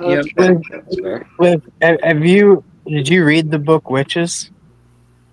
That was a while ago, but I yeah, read it. Without spoiling it, what did you think of the ending? Oh my god, I really don't remember. And also that's a sign that I probably didn't love it, and I probably didn't hate it, because if I hated it, I'd remember the ending, and if I loved it, I'd remember the ending. So it was probably very mid. The guy that Pat Mills, 2000 AD, the guy that does. I don't know him. I can't say I know him too much, but I know that 2000 AD. I liked it too, Wellbore. It's just I'm not sure how I felt about the ending. It's just the issue that I have. I liked Witches. I don't know. I like Snyder, so I'm always going to stick up for Snyder. I like the Snyder-Capullo connection. I think it's freaking awesome. Oh, well, ever since I ran up to them. By the way, Greg Capullo remembered who I was, so it was funny. Snyder didn't. When I went up to them and I was like, "Are you two dads for one chub? I'm trying to find my grinder dates." And Greg laughed so hard, and I know I've told the story before, but Jeff laughed so hard, and Scott was like, "What?" Capullo's awesome. Right, Greg. And Greg is just like, "No, he's cool, man. He's cool." Because I just talked to him the day before. Yeah, Capullo's awesome, dude. He played air guitar with my buddy. He seems like the guy you want to take out like on the town, have a drink with. He's a good dude. You don't see much from this guy anymore, but Mark Miller has some good stuff. Yeah, actually, a bunch of fun books. I liked it. Right? Yeah, dude, I highly recommend people should go read Wanted. It's not like the movie at all, and it's a little different. It's funner. Wanted, dead or alive. There was another one he wrote. That was good. I mean, he had a whole bunch of. He did Kick-Ass too. That was his, and I like Mike Mignola, but I don't like his art the only time I hated Mignola when he did a Conan cover. I was like, ugh. please don't ever do a Conan cover again, Mike. I would appreciate that. Mark Yeah, Millar. I'm happy he gave us Hellboy, but yeah, Hellboy's cool. Yeah, he's not my favorite artist. You have missed out on the Rocket Raccoon, the 4-issue series. That series is fucking awesome. It's You hilarious. keep going on and on about that series. Like, I'm It's gonna have good. to check it out. You keep just ignoring it. It's actually really good. It's very different. Josh Williamson is a good writer. Oh he is. yes, Joshua Williamson. Yeah, he's. With one exception. Oh, what exception? You know my hate. You know my unbridled. Oh yeah, Dark Crisis. Dark Crisis is such blasphemy. But anyhow, I like him otherwise. I've taken my time to re-embrace my love with him. I like Chris Condon too. Chris Condon actually has another book coming out because DC is going to be coming out with the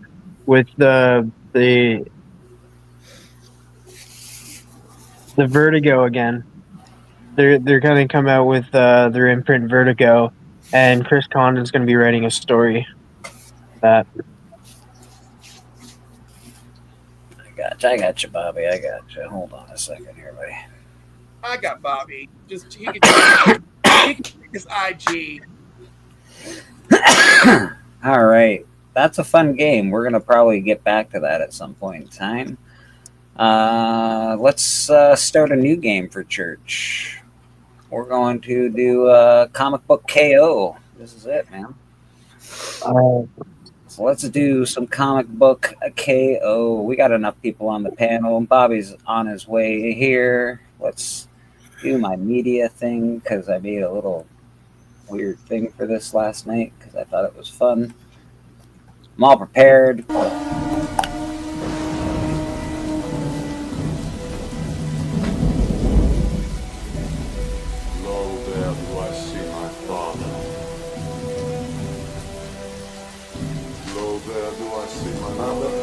Sisters and my brothers.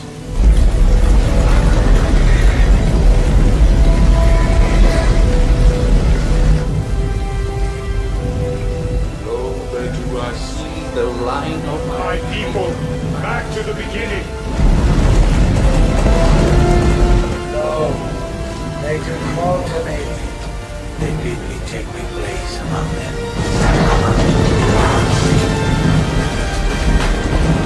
In the halls of Valhalla, they live forever. Lois Lane. We got Comic Book KO coming at you, man. 13th Warrior Street, absolutely, Callie. Bobby Delgado is in the chat. Here we go. We'll add Bobby here. So this wheel, basically, we're going to do this battle. There's 10 books. We're going to have 5 battles, two books, one book face off against one book each. At the end of the day, we're going to have 5 winners and 5 losers. And at the end of, I think, 5 weeks or so, we're going to come out with the best Bronze Age book that we should all own. The one that wins all the votes is the one that should be in all our collections. So, yeah, this is the Comic Book KO, man. The KO event on Bleecker Street Comics. I'm waiting for this book that should be in all our collections if we don't have it because. And this is the premiere, right? This is the premiere. This is the first episode, the first show. I got to get a pen so I can write some stuff down. I'd like to say that I feel slightly honored. All right. Yeah. Let's see who's going to win out the day. First spin. We got. What are the books going to be? Oh, to beat. We got Scooby-Doo. Oh, damn. Number 1. So we're going to remove Scooby-Doo from this list. Boom, Scooby's gone. And now we're going to spin one more time. Scooby-Doo, who's he fighting? Who's Scooby fighting? Oh, this is gonna be sad for me. Savage Tales. First appearance of Man Thing. All right. What issue of Savage Tales is that? What's that? What issue number is that for Savage Tales? Number 1. Number 1. Oh, it is number 1. Ooh, Scooby. The Man Thing. So we got Savage Tales and Scooby-Doo number 1. Let me get rid of this wheel for a second. We're going to bring up something else. Look at Bobby looking like White Magneto right now. I love it. Bobby always looks like a Batman villain. He's got his bullseye hat on. Share screen, key collector. Nope. Oh, it lights up.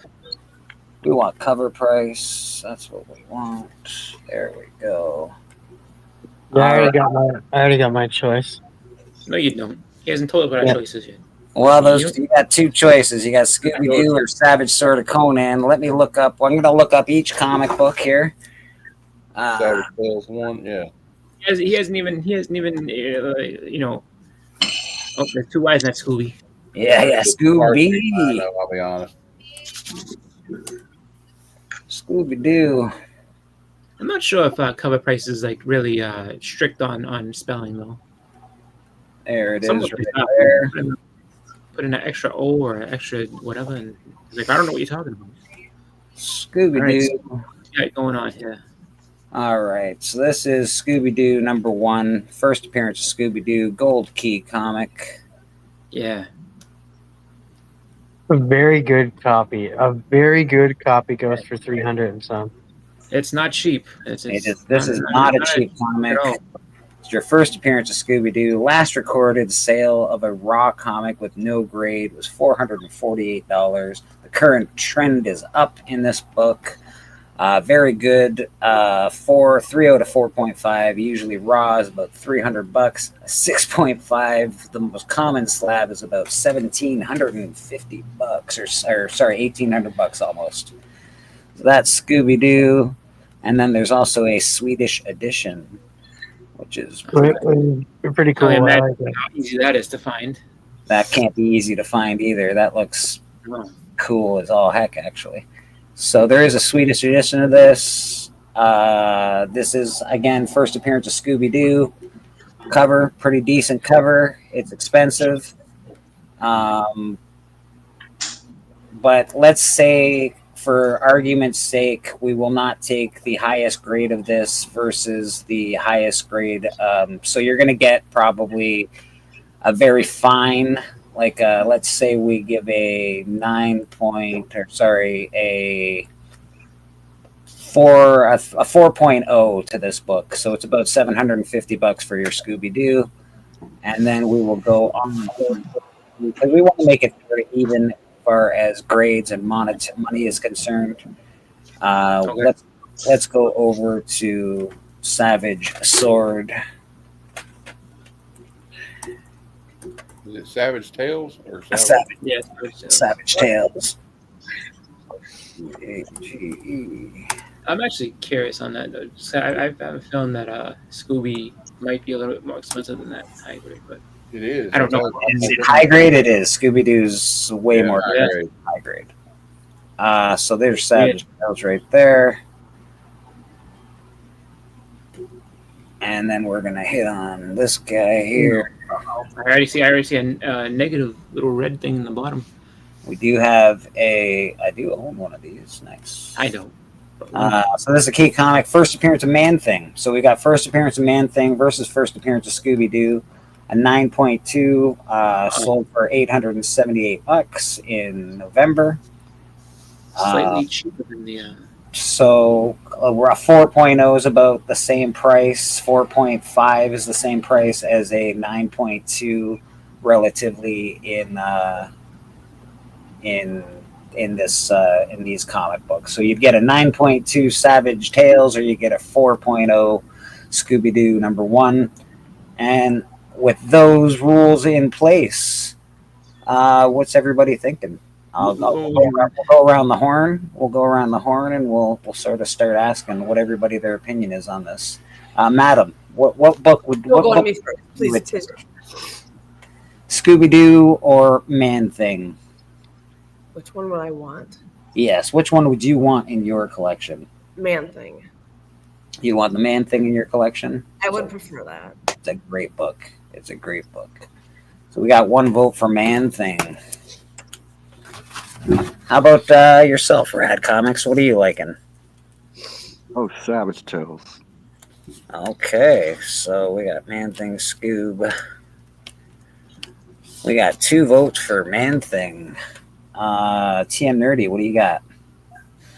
Well, growing up with that cartoon and that, like, you have the old cartoon reruns, then you have What's New Scooby-Doo in the 2000s, then you have both the movies, and then you have the other remakes. Like, Scooby-Doo's been in my life forever, so I'm going Scooby-Doo. Love that. That's a good choice. All right. Mr. Cliff on Comics, how about yourself? Which comic would you want in your collection of comic books? Well, I appreciate the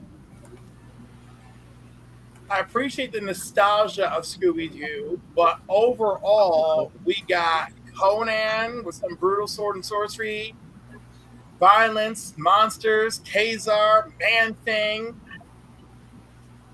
Yeah, I'm gonna go with Savage Tales. Okay, we're going with the Man Thing. I love it. Okay. Heroes for Hire, what do you got, man? Look, as much as I love Scooby-Doo and I grew up watching the cartoon, I've been wanting that Savage Tales #1 for a while. And I like Man Thing and Swamp Thing, so I got to go with it. You got a badass cover. I got to go with it. Okay. I know it's probably not as expensive. I don't hate it, man. This is what we're trying to figure out here. It's not about as expense as what people want in their collections. Mr. Boston Chris, what do you got in your thoughts on this one? Oh, I mean, so for me, I mean, yes, Savage Tales would be nice, but I'm gonna tell you right now, for me, as far as it being a more rare book and just overall better, I guess, yield on your investment, I would definitely take Scooby-Doo over that. I'm not saying that, I look at it where I can probably get a Savage Tales at some point with no problem. That Scooby-Doo, though, I don't know. Scooby-Doo, I have a feeling that I would be searching for a long time before I found one, and it'd have to be something that pops up by accident. So I'm taking Scooby-Doo. All right, Bobby, what do you got, my man? Yeah, first off, man, good morning to the congregation, man. Tip of the hat to you, madam. Good to see you, man. We're rarely on the same, together. So, yeah, good. Nice to see you. Good morning. Yeah, good morning. Good morning.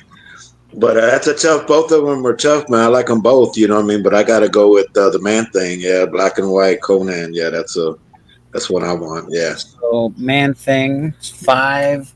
I'm actually going to. I have a Man Thing. It's the first one one of the first books I went after. But I have a Man Thing. That's not a weird one. I'm pretty sure all of us here do, except for one person. And but I actually would take Scooby-Doo in this. The reason I would take Scooby-Doo, I think TM hit upon it, and Boston Chris as well. It's a more rare book, much harder to find in a higher grade. Also, Scooby-Doo has legs for the future. Scooby-Doo is going to be with us, with your kids, with your grandkids, with your grandkids' kids. There's going to be Scooby-Doo forever. I don't know how long Man Thing's legacy is going to last, but I think Conan's amazing, but it's not Conan's first. It's not Conan's first appearance, though. It is a Conan first. I can't remember which one, but it's one of his first. It also counts. Okay, all right. Come on, tell me the truth, baby. So I picked. So we got 5-3 for Man Thing so far. All Fred needs to do is if Fred and Shaggy hit the gym, you'd be like, put me in the Mystery Mobile. Like I mean that's what it comes down to. It's the physiques. That's why Cliff is going Conan. And we're gonna open it up. Papa. Yeah, I think Papa picked Scooby-Doo as well. I've got his Scooby-Doo vote, and he made it very clear that he wouldn't it be 4? Didn't you pick Scooby-Doo? I picked me, you, and Boston. Oh, that is and Papa. There we go. I think. So it's 4-5. It's pretty close. We're gonna get the chat's opinion on this. I hope the chat is gonna enjoy this. Chat, this is a voting game. All you got to do is Man Thing or Scooby-Doo. put in the chat what you like, and we'll give. We got Savage Tales for Callie, so that's another Man Thing. Mm-hmm. When this came up, I actually really thought that Savage Tales 1 is also the first appearance of Ellen Brandt and the Femizons. Oh, right, the Femizons. I actually read that story. I remember who that earlier had said Savage Tales. So Scoob. That's 3 Scoobs. 1, 2, 3. Scoob just overtook. Oh, Savage Tales back in the lead. No, it's tied. It is tied. This is a tied match, folks. This is cool. Yeah. Both great books. Yeah, they're both good, man. Yeah, they're both awesome. I mean, it is a fairly exciting showdown. This is a good showdown. This is an excellent. Nobody's taking the lead too much. It's a 7-7 shot right now. So they both look to be a welcome addition to anybody's collection. You know, I mean, definitely. Boss wants to get fried baked with Scooby and Shaggy. Hey, man. I don't care about none of that. I just know that when it comes to that book, like I would definitely take the Scooby Doo for like if I could get one, I would do it.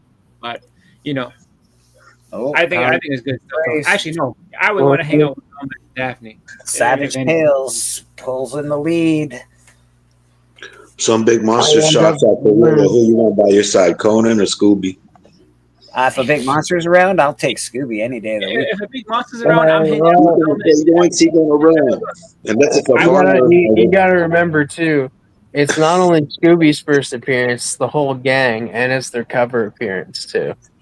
I'm not worried about that. I'm just looking like this. When the shit hits the fan, when they go looking for clues, we gotta go split up and look for clues. Oh yeah, no, we'll split up. And like Velma or Daphne, that's it. Oh, why don't you go with Shaggy? Go fuck yourself. I ain't going Shaggy. I think we're gonna put this to bed. Man Thing won out by 1 vote. That's cool. That's crazy. That's awesome. You know why? Savage Tales won. I think it's. I think that honestly, like, if you're going with coolness factor as far as like yes, Savage Tales is a much cooler looking, and has like a much cooler character in there. But I mean, if you're looking for something that's rare, that like honestly, like at some point, it's like like a bunch of people have this, but I have that, and these people don't. When this started, I did not think that Man Thing would beat Scooby Doo. I did not. Yeah, I didn't think so. But we all know who to blame, right? You know what I think, though, honestly and truly, is that I think the reason that you have a Savage Tales win like that is because that's a book that people can easily get. Scooby Doo is a very tough book. It's very hard to go ahead and say, I want that, because it's very, you might not get it. Yeah, but this is fantasy land. You can say, I want that, and that's what you get. Oh, yes. No, I get that. I'm just saying, like, I think that's kind of like where some people's heads might go, though, where it's like, because I'll get a Savage Tale. That Scooby Doo, though, that's gonna take some doing. I feel like I'm with you, Boston. I'm with you. I would go for the Scoob myself personally. Yeah, I do like Wacky Racers though. Wacky Race. I kind of agree with Callie. Screen. Let's get that wheel back up. We got a couple more matches. Showdown number 2. We got those other books removed. We got some big books in here. This is not going to be easy going forward. All right. Conan's back again. Conan, number 1. Conan, the first appearance of Conan the Barbarian. Yep. And let's check out. We're going to remove Conan, get him out of there, and let's roll that dice, baby.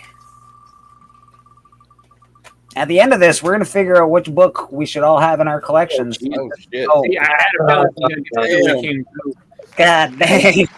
I mean, I really don't know. Yeah. I'm actually. This is going to be a hard decision to make. This is a difficult one, man. Oh, my God. All right, so let's remove Amazing Spider-Man. This is the first appearance of Punisher. Whew. This is hard. This is difficult, folks. This is tough, man. Yeah, this is tough. I'm just gonna guess, but I'm pretty sure Punisher goes for more. That's fine. It's just I'm sure it does. Like this is kind of the opposite argument of the last one, because this is tough. Like, which one do you really want? Is the harder? That's the hardest question of the two. I really don't know. let's go. I know the only one I could have an outside chance of a 40 is. I know which one that would be. And I know which one that I wouldn't even have a chance of a 40. So. Well, yeah, but we're putting them as basically they're worth the same amount of money. So let's look up Conan one for a second. Like, so this would be you walk into your shop with X amount of dollars, and then you could have a 4.0 like the last one. You could have a 4.0 Scooby Doo, or you can get the 8.0 Savage. Which are you picking? So we're gonna go. The imaginary comic shop is here. It's right in front of us. We have to make a decision with our money. This is tough. This is a tough decision. So right now we've got Conan 1. This is a key comic, first appearance and origin of Conan, first cameo appearance of King Kull, which is pretty cool. Yeah. I'm going to take the Punisher. All right. We already got a Punisher vote. Most common slab is a 9.2, about $741. I wouldn't think it would be that. That's pretty cool. Near mint, 9.8, near mint condition, sold $7,800 for Conan. So, yeah, it's a lot of money. That's a crazy. That's insane. So both say, so that's a near mint condition, that 9.8 copy of Conan. The other ones, like, let's say, we're looking for a $700 copy, I think. What's the other one that we're looking at? We got Spider-Man 129. Let's see what it looks for. Amazing Spider-Man 129. A lot. I agree too, though, right? I would say you could probably get for that 9.2. You could probably get the same. Yeah, I'm actually thinking they might be the same. They might be in the same realm, actually. So I think you get like a Spider-Man 129. I would say that the mid hundreds of Amazing Spider-Man are just like banger after banger. Yeah. So they see the death of Green Goblin. Oh my God. So let's look at a 9.8 of this bad boy. 9.8 is 17,000. So we're looking at a 9.6 copy of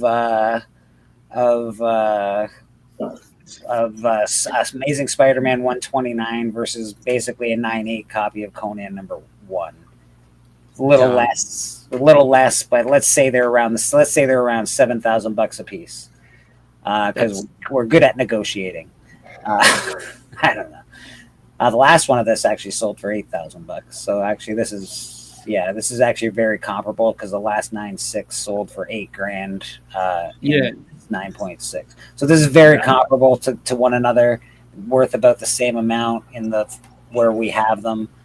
Now let's get to some discussion here. Oh, hold on a sec. I didn't even show any of that stuff. Sorry, guys. Share screen. Amazing Spider-Man 129. There it is. So this is your 129. Amazing Spider-Man. We got pretty good. Highest sale was $43,000. Jesus. So yeah, 9.6, about $7,000. Sold for $8,000. Last sold for $8,000. And then before that, we looked at Conan the Barbarian #1. Yeah, crazy. Oh, no, don't do that. All right, Conan the Barbarian 1.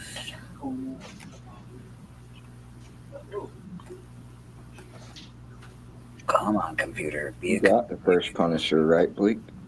I don't actually have the first Punisher. Oh, okay. I know. Sucks. First appearance and origin of Conan. I'm actually really after this book, the Conan book, because I love Conan. So, yeah. So, what do we got? 9.8, about $7,800. So that's your Conan, and then of course we looked at the Spider-Man as well. Now we can go over here, get this off the screen, and go through our panel. Stephanie is on silent mode for a second, but that's okay. Steph, what you want the Spider-Man book, right? You want the Punisher, I think you said? Yes, I'm 129. You're a Punisher gal. All right. Mr. Rad, what are you thinking? Punisher. Interesting. I do love Conan, but I've always wanted Punisher. I've always wanted that book. TM Nerdy. Frank Castle, all the way. You're going with Frank Castle. All right. We got a lot of Frank Castle love here. Mr. Cliff on Comics, what are you thinking? I feel bad because it's like it's difficult, but the stronger key here is ASM 129. Yeah, I can see that. This is definitely a difficult decision, and it's going to be sad getting one of these books kicked out, but it is what it is. Mr. Heroes for Hire, what do you got? Yeah, I'm actually looking for that Conan the Barbarian #1 myself, too, Bleeker. But you got to think about this too. The ASM 129, that book just it's been on the hot 10 on the Key Collector app basically the whole year. Yeah, and it's always going to be like a solid I don't think it's ever going to go down. So I pick it. Yeah, ASM 129. Okay, we got 5 for 129. Yep. Mr. Boston Chris, where are you at, my friend? I would take the 129. Yeah, we got 6. Mr. Bobby D, where are you going with this bad boy? Same as last time, man. They both great books, you know what I'm saying? Yeah, boom or boom and shit, yeah. Oh. But I'm going with both. He's got both. Facsimiles, man. You can have them too. Yeah, you can own these too. Yeah. But yeah, I'll go with Spider-Man. Yeah, I'll go with Spider-Man Punisher. Yeah. Hey, Punisher's just killing it. How about you, Papa Wheelie? You Punisher or you a Conan fella? Oh, you'll get your chance. Give me a second, guys. I'll put the vote line in the chat in a minute. Punisher, hands down for Papa. Okay. I guess I'm going to be the only weirdo, and I'm going to hit that Conan button because I've read all the Conan books when I was a kid. I love Conan as a character. Yeah. And I think Conan has a better future. So. You couldn't let the whole panel just be on the same page. You had to be different. I had to be different. I have to duck out, but thank you so much for letting me. Oh, thanks for being here, madam. What do you got going on with you? You doing any art? Selling anything? What do we need? Where can we find you? Nowhere. I'll be here probably next. Nowhere, and you'll be here. Bye. All right. Love you guys. Bye. Later. Bye. All right. So, and now we're gonna put the vote line in the chat. Vote wisely. It is 8-1. It's 8-1 for Spider-Man. We got a Conan in the chat. Oh man, I don't like how I moved down. We got another Conan. We got a 129. Oh, we got Conan's coming in. Damn. Yeah, man, Conan's dang popular. Conan's awesome. Conan. He knows what's best in life. I know that, man. Yeah, he knows exactly. He knows exactly. I'll never forgive you guys if Conan wins. I will forgive you, all of you, if Conan wins. This is church, man. You're supposed to be forgiving people. I'm writing down names right now. Dan, you live close to me.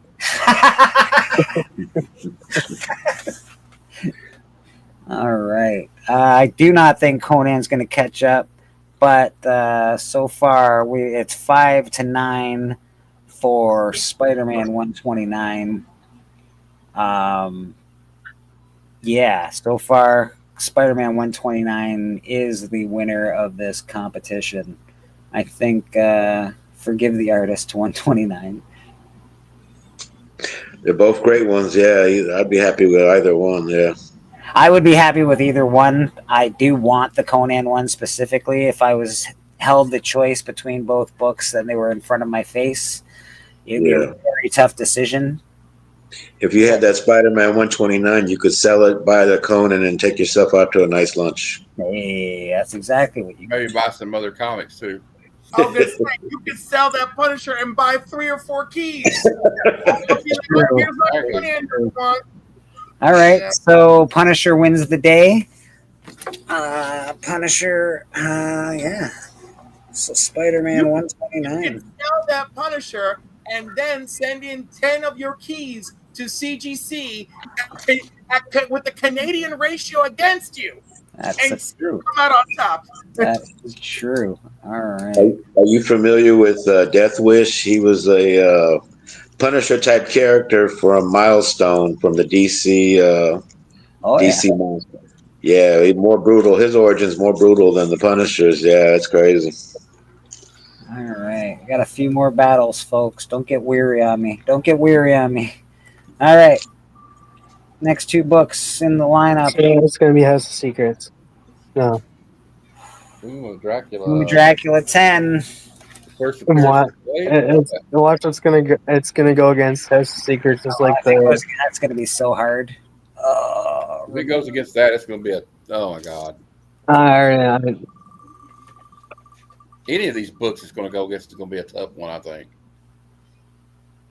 Oh no, it's going to go against Neil Adams. Neil Adams Batman. Oh, this is going to be tough. Which Batman number is that? I can't remember anymore. Is it 252? Is it 252? I think it is. No, 251. 251. Always hard to remember. Always. All right. So Bat 251 versus Blade. Oh my god. I think I already know which one I'm voting for. But we're going to remove that guy. Yeah. See, I'm out on the left and I moved down the list. Come on to the stats on this one. I'll tell you that right now. So go ahead and you show me the stats, and we'll because I have my idea how I'd vote, but it just depends on what the stats are. Once I see those, let's check out the stats. All right, so let me get back to StreamYard here for a second. We'll get rid of this bad boy. Oh my god, their values are ridiculously close. They are very close. They are very close. Key collector, boom, there we go. Nope, I gotta share it first, dumbass. All right, share screen. This is a lot of work to do all this stupid stuff. Conan the Barbarian, there we go, share. All right, so we are going Tomb of Dracula number 10. Let's check that guy out. TOMB of Dracula number 10. I don't know how you spell Dracula. Oh, it's probably got a capital. I don't give a shit. Dracula? DRA. That's how you spell it. Yeah. DRACULA. It's just saying it's wrong because I didn't capitalize it. Regular Marvel. Okay, perfect. Let's look at this guy. Tomb of Dracula number 10.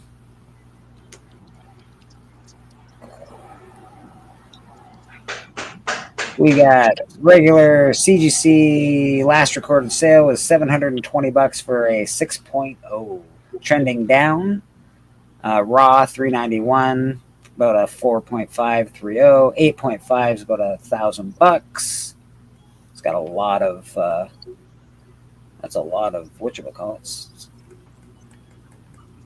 What do we got? Danish edition, facsimile edition, German edition, Mark Jewelers, woo. Marvel Legends reprint and the UK price variant.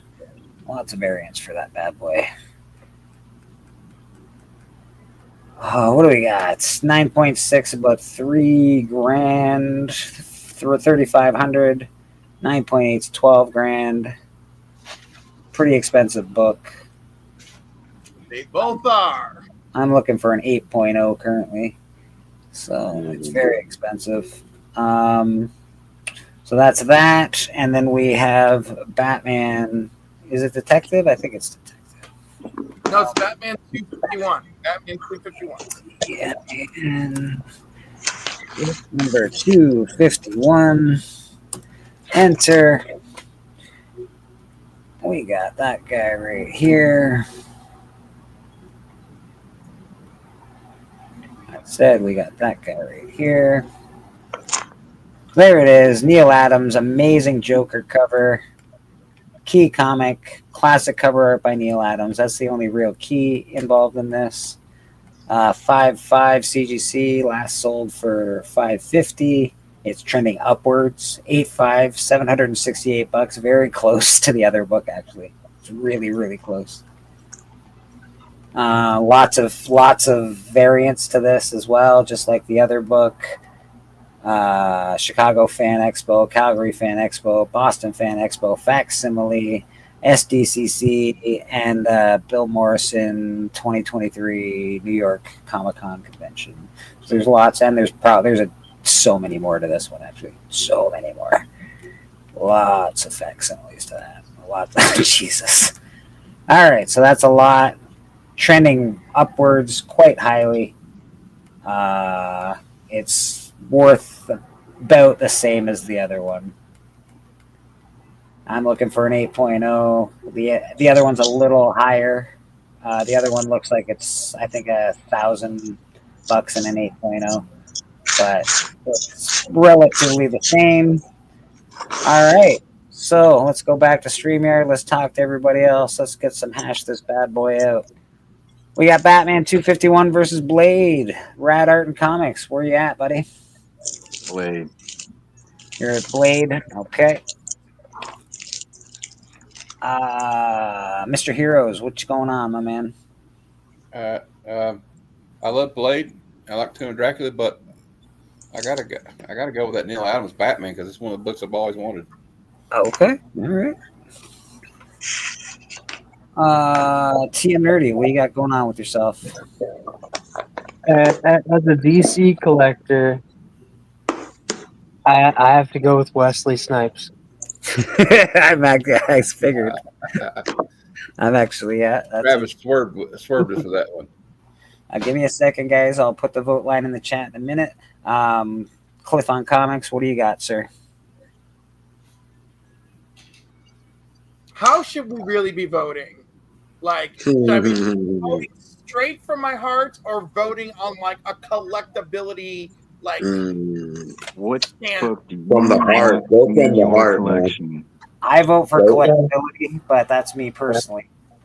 It's always it comes down to the heart, man. Yeah, like just think of it as like this is the book that you want to like in your forever collection. You're not going to get all your feelings. Such your feelings. Both of them are forever collection caliber. All right, they are both forever collection caliber, but one of them clearly proves to be a market leader, and one doesn't. But Search your feelings. All right, I'm going by what I want, not the market. I know, but the thing is, like, I could sell the one and then get other stuff I want. Man, that's true. Don't look at it like that. I shouldn't look at it like that. Which one do I want with all my heart in the collection? There you go. And you know, it's funny because they both have all the things that I love. Okay, key significance, cover art appeal, cultural impact, high demand. I'm going with Tomb of Dracula. Ooh. All right. And but if I was specking and decking, I would choose Batman. But I'm going to Dracula. It's interesting. I see what you did there, Bobby. What do you got for us? Well, I don't own that Dracula, but I do own that Batman, but it's a low grade. But I would go for a higher grade of that Batman, man. It's just a classic cover, and yeah, Batman. Mr. Papa Whaley, what are you gonna vote for?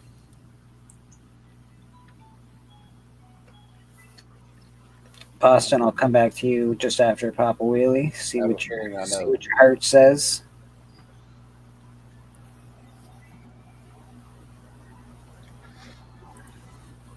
Yeah, I think Papa's definitely going to go the Batman one. I don't know.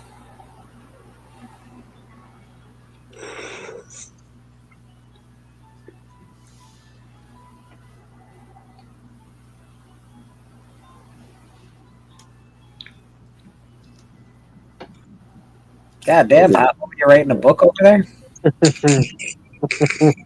It's just Blade or Batman, bro.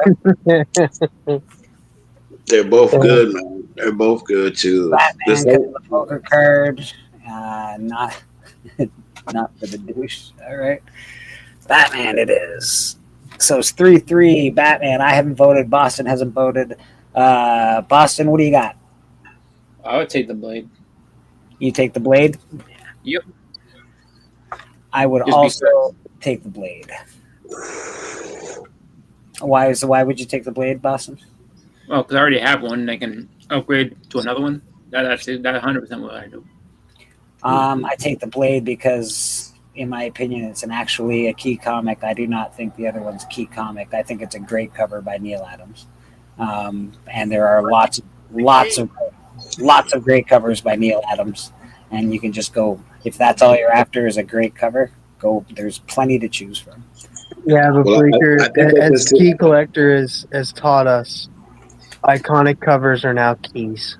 Yeah, I think they consider that Batman one a key because that's where Joker first, where Danny, they first turned the Joker into a psychotic killer. Before that he was all laughs and jokes but yeah, this is where he changes. For the record, he started becoming all crazy before this, but this series gets all the credit. Yeah. But it is the issue credited for revitalizing the Joker as a homicidal villain instead of a comical villain. You got a vote line in the chat. Dan says Batman. Dan's in for the bat. Oh, John's Comics with Friends in for the bat. Batman. Oh my gosh. You don't see that every day. It's tied up. It's 5-5 right now. This is Daywalker all day. We got another one for the Blade. Yeah, man. This is hard to choose between books. Marvel out of bankruptcy. Yeah.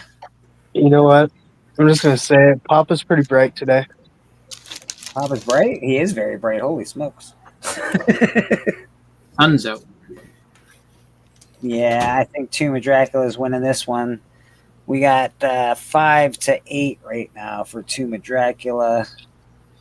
Tomb of Dracula, I think that's the book to choose out of both of those books. Although I do agree with Cliff that the market has, like, Tomb of Dracula goes up and down a lot. The Batman book just always goes up. I don't think it ever really goes down. That Batman book is always in demand. So it's either way, it's a great buy. I think the Blade book is a better choice, but if you're going to choose either one, it's pretty. The deal, though, like that Batman book had a significant jump, and it was helped a lot because Neil died. If Neil had not died, if he was still alive, I don't know if it would have taken as big a jump as it has. And so now that's why everybody's kind of trying to dump it, and people are trying to buy it because he's gone now. So this it's just like, give it a few more years. I think Blade will settle out and become Blade will be the better book overall. I believe that. I believe Blade overall will be the better book. I agree with you. Maybe, but Marvel continues to drop the ball. Disney continues to drop the ball. That's true. That is facts. Far more instability there. That is facts. I got to bounce, folks. Have a good day, man. Oh, Bobby, have a good one, brother. If you're still on, I might jump back. All right. We'll be here. All right, bro. Later. All right, peace, Bobby. All right, we got 2 battles left. Whew. It's been a hard day.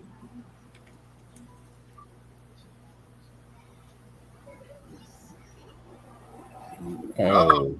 Iron Man 55. Yep. Thanos. Yeah, Thanos, Drax, a whole bunch of first appearances in this, actually. So we'll remove him, get you out of there. And what's Thanos fighting?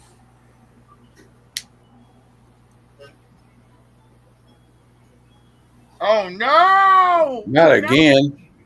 I mean, not again. That's easy. Batman again. What issue number is this again? 272 or something like this? No, 227, I think. That's such a badass cover. That makes sense. I always invert the numbers. It's an homage of another cover. Batman 31. Yeah. All right, so we'll remove that guy. We already know who the last 2 fighting will be. Howard the Duck versus House of Secrets. So. Howard, you're going to be trashed. Yeah, that's no question. Let's get back over here. Let's remove this guy. We got Iron Man 55. I'll look him up. I'll share the screen. Iron Man. Number 55. Enter. StreamYard. Share screen. All right. There it is. Iron Man 55. Key comic. We're just waiting for computers to computer. There they go. This is a great key comic, actually. First appearance of Thanos, Drax the Destroyer. Although it's arguable that the first appearance of Thanos is in like Ms. Marvel 36 or something like that. No, that's not. That's after. Because this Thanos is revealed to be a clone. Exactly. This Thanos isn't the real Thanos. Yeah, his first is I'm really him. Yes, exactly, right? So you can argue that his first appearance isn't in here, actually. But Slab Comics, an 8.5 goes for about $800. 9.8, wow, $6,700, about $7,000. 9.6, about $3,000. This is a great comic to own. Hard to get in high grade because it's got a white cover. Gets real dirty. Yeah, cool comic. I don't have this comic. I would love to own this comic. So that is where I'm at with that one. And then, of course, we got Batman 227. No, I think that's 227. I'm sorry. That's okay.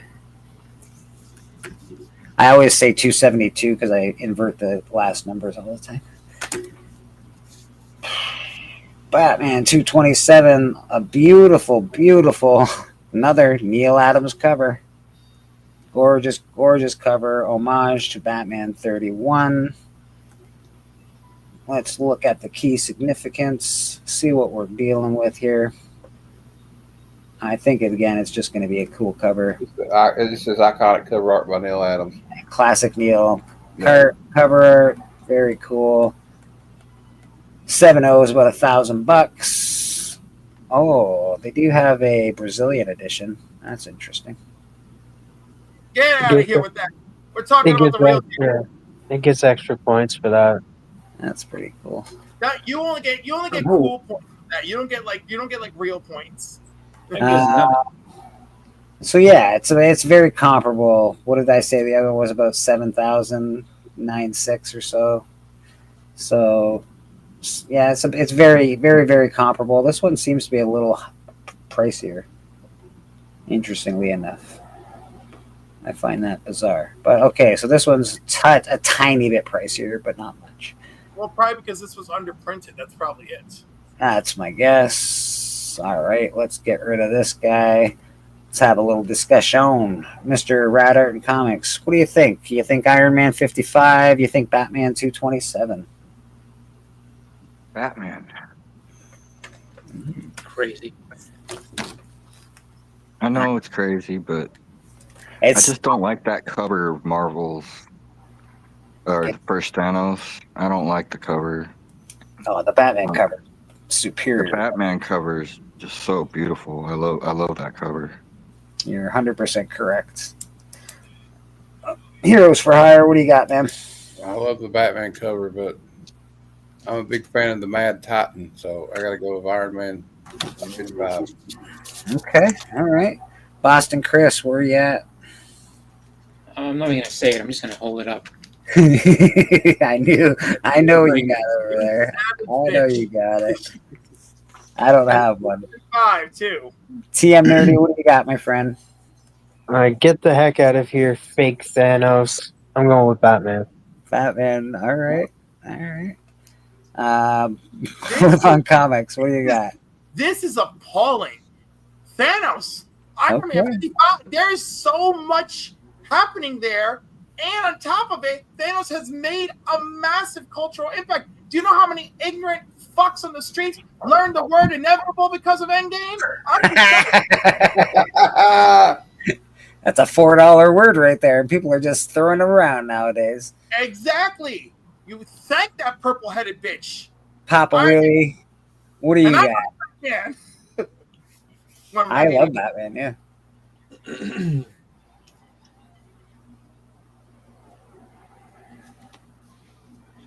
Of course, Papa Wheelie always makes the wrong choice. Okay.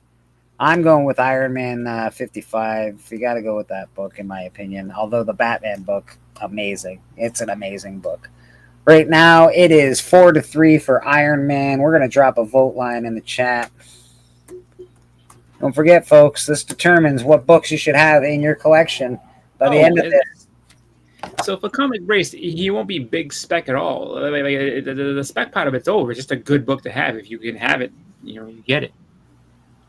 Oh, World versus Batman all day. Jeez, John with the Batman. Both are comic book culture. That is true. That is true. DBS and Chill. I'm going with the Iron Man. Yep, good choice. We are tied up 5-5. We still got some time. Keep on voting. Keep on voting in the chat. These are both amazing books. I can't believe I expected a blowout here, and it is a battle. It is a battle for the ages. Phrasing. It is what it is, because the fact is that I mean, you can. That's I'll give that more to, I guess, just maybe variant culture or whatever. Where people are like, oh, the cover's the one, and it's like, yes and no. All right, I can give you that, and I can also take that away. But it's just like, if you're gonna go ahead and like which one's better, I can tear down that Batman book in a second. Like, it's just a nice cover. That's it. What actually happens in it? What's in it that makes any difference? No, it's like, yeah, you got appearance of like 3 people in this one, or like 3 or 4 people in this one. I chose the Thanos book. I think it's an important book to own. Thanos is not overrated. You have Thanos, Drax, and the Blood Brothers appearing in one book. You have 4 first, I think, and Mentor. So you have 5 first appearances in one book. Right now it's 5-5. We need one more vote to break the tie. One more vote to break the tie. Who's it going to be? Who's it going to be? Who do you love? Money, money, money, or the Batman? What do you got? Money, money, money. Ain't it fun?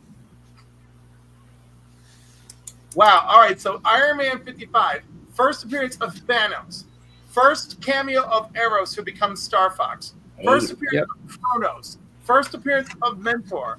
First appearance of Drax the Destroyer. There you go. Of the Blood Brothers. Oh, Splash Page runs in with the Thanos. It's still tied up. Of course, he's voting Marvel. Look at this guy. But regardless, though, too, it's just like I would argue that with anybody. Like, I mean, you want to spend your money, like if I'm sitting there and I'm like, I got this money, I'm gonna spend this. Okay, you want to spend your money on that? That's great. This has all these first appearances. In the end of it all, like, yes, there definitely are books that have, grown and become big because they have nice covers. Like, no doubt about that. But this one, you can actually point to and like, but there's much more with this. Like, in the end, when the cover appeal fades, but like that one has actually. Yeah, but not everybody is a key collector, so just it being a key doesn't matter. I collect art. Art mattered to me, so I'd rather have the Batman book. I get it. Collect art, but Thanos and Drax are 2 of my favorite characters, so that's why I picked that. Jay, how you doing? We need one more vote to break the tie. Iron Man 55 or Batman 227. Which book do you want? It's a tie. It's 6-6 right now. One more vote will do it. After that, we will call it a win. Thanos wins the day. Iron Man 55 wins the day by 1 vote. I mean, would I want both of these books in my collection? Definitely, though. Absolutely. Damn it, Papa! This is somehow your fault. No, it's not. He voted with Batman. He made the wrong choice to begin with. Like you can't get mad at him for that. He voted your way. No, because Travis is just being ableist. Ignore him. All right. That's all good. Like I agree with everybody when they're saying like this versus that and everything else. I just look at it as like, for me to defend my part, like if someone's like, oh, why'd you buy that shit? Because of this. And whereas you can sit there and say the same thing to me, like, well, why'd you buy that book over this one? Well, because this. This is the last battle of the day. This is the last battle of the day. We've got House of Secrets 92 versus Man-Thing, the first appearance of Howard the Duck. Howard the Duck. Okay, what is this? Adventure into Fear, right? I think it's called. Yeah, Inventions into Fear, I think 19. Adventures into Fear 19. So I already know which way I'm voting for this one. I think it's pretty obvious. I think this is a pretty obvious vote, but that's what I thought about the last one. So we'll go through it. What's the last one? Adventures into Fear? Adventures into Fear number 19, I believe. Yep. Versus House of Secrets 92. 92, yeah. Into Fear number 19. This is the first appearance of Howard the Duck. Let me get over here and share my screen. Share. There we go. Adventures into Fear 19. There it is right there. There is a Mark Jewelers. It's very hard to find, but for all intents and purposes, we'll do the regular version here. I think it's hilarious. It's a Swamp Thing versus a Man Thing right now. First appearance of Howard the Duck. Most common slabs a 9.0, which is a 9.8 sells for about $2,200. The other book is far more expensive. Yes, sir. So we're gonna have to go with this. We're putting this book at a 9.8. If you get this one, you get it at a 9.8. And let's go take a look at the other book, House of Secrets 92. House of Secrets number 92. Enter. There it is right there. And this is a great book. Let's just say, for all intents and purposes, what was the other one at? A couple $1,000. So we're getting a 7.5, it looks like. House of Secrets 92 versus a 9.8 Adventures into Fear 19. That way the prices are very comparable. We're not, it's like Boston Chris said, it's a fantasy LCS. They have everything we want at the money that we need it at. So I'll get back here. House of Secrets 92 versus fucking Fear 19. What is everybody's thoughts on this one? We got Rad. What do you think, bud? House of Secrets. Yeah. Secrets versus Fear. One for Secrets. How about you, Mr. Heroes? Well, it's kind of ironic because both these characters came out within a month of each other. They were created by guys that were roommates. But yeah, I got to go with House of Secrets 92 because Bernie Wrightson, man. All right. Swamp Thing is just iconic. I love Man Thing, but it's got to be Bernie Wrightson cover. Look, God. I dig it, bro. I dig it. Boston, what are you thinking?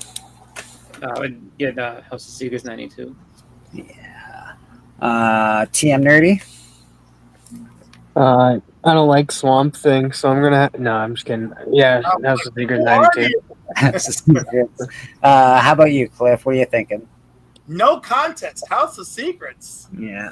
Papa Wheelie, are you a Secrets man or are you a Fear man? You like that Howard the Duck or you like that Swamp Thing?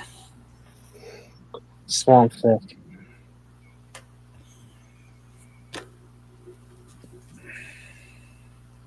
We'll wait for Papa's vote. TM is in troll mode today. Vote. V-O-T.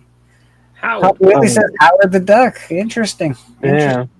I vote for Secrets, House of Secrets myself. So House of Secrets is in a strong lead so far. Yeah. Splash voted for Howard the Duck. I got it. I got Splash's vote. We got that. Swamp Thing. Not once has the panel agreed fully with each other. And that's true. That is true.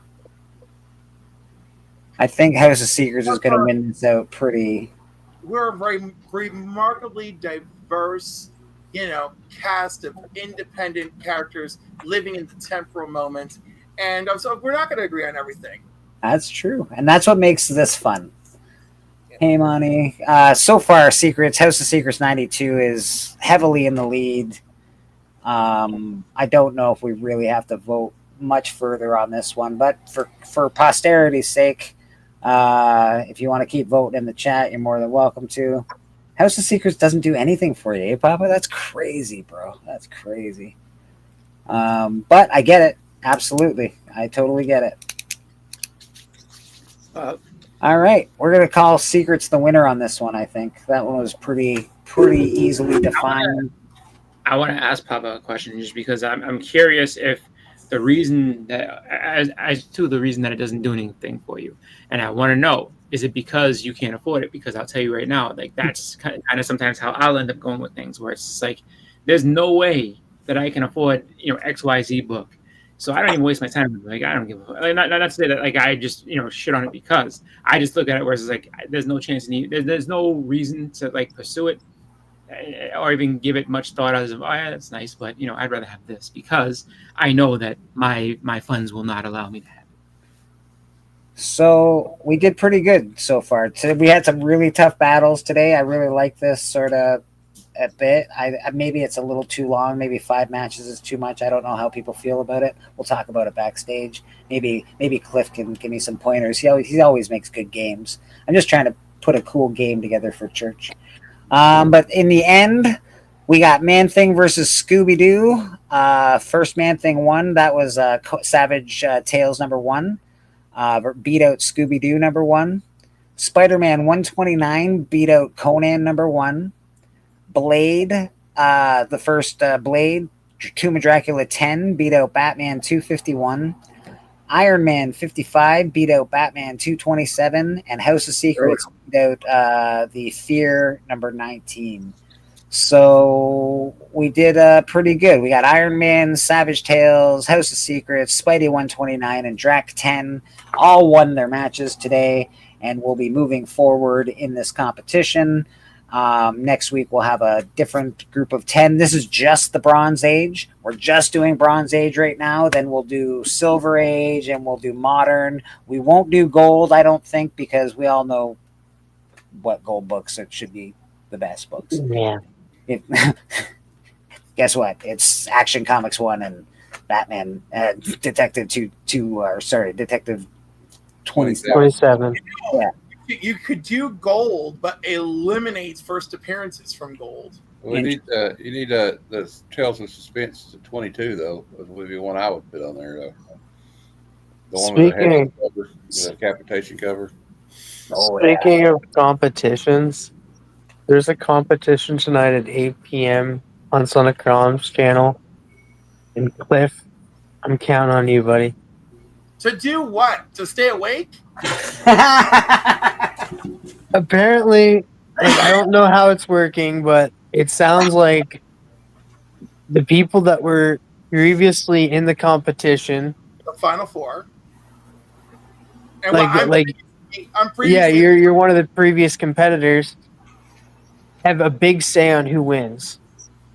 Ooh, oh, you're gonna have to lay it on, man, because I gotta tell you, your competitors have been laying it on thick. Wait. I've been sick. I'm fucking with you, TM. I'll watch tonight and we'll see how it goes. All right. And I'm not sure if anybody else can vote, but if you guys can, tune into it tonight, 8 p.m. Eastern on Sonic Crom's channel. Matt likes comics. Need your help, buddy. Chonko, Big Nasty, MJ, Lady Fantastic. Need your guys. I don't know if MJ will be awake. Look at that rad piece of art. I'll try to be there. I think I'll have a show till 9 or something. That's badass, man. Did Steppo buy that already? No. Or it might be. I'm actually surprised he hasn't popped on yet today. No, this is a commission for someone else. Oh, there you go. Getting some commissions. Oh yeah. Splash says he had to leave, but that's okay. He voted early for that comic. Now you better leave, Splash. Yeah, man, I think that game went over pretty well. Did you guys enjoy it? What did the chat think? Yeah, it was fun. I did. I think. Although I gotta tell you, the wins were not too surprising to me, but how close they came was surprising to me. Yeah, some of them were really closer than I thought that they would be, to be honest. Yeah, I felt like Tomb of Dracula, the last three, Tomb of Dracula, Iron Man, and House of Secrets. I was sweating. Sweating. Yeah. Iron Man 55 shouldn't have won. It did win. It did. Get the fuck out of here. Yes, it should have. But I think it may not make it in the next round, though. It would have been interesting if it didn't, because some books you think should win, and they were really close to not winning. Versus just that's the power of Neil Adams, man. A Neil Adams cover can shine a fucking key comic book. So today we got 5. There's going to be a new 10 the next time you do this, and we battle it out for 5 more. There'll be it, yes. And then the combined winning 5 will go up against each other. Yes. And then we're just going to keep hammering it down from there.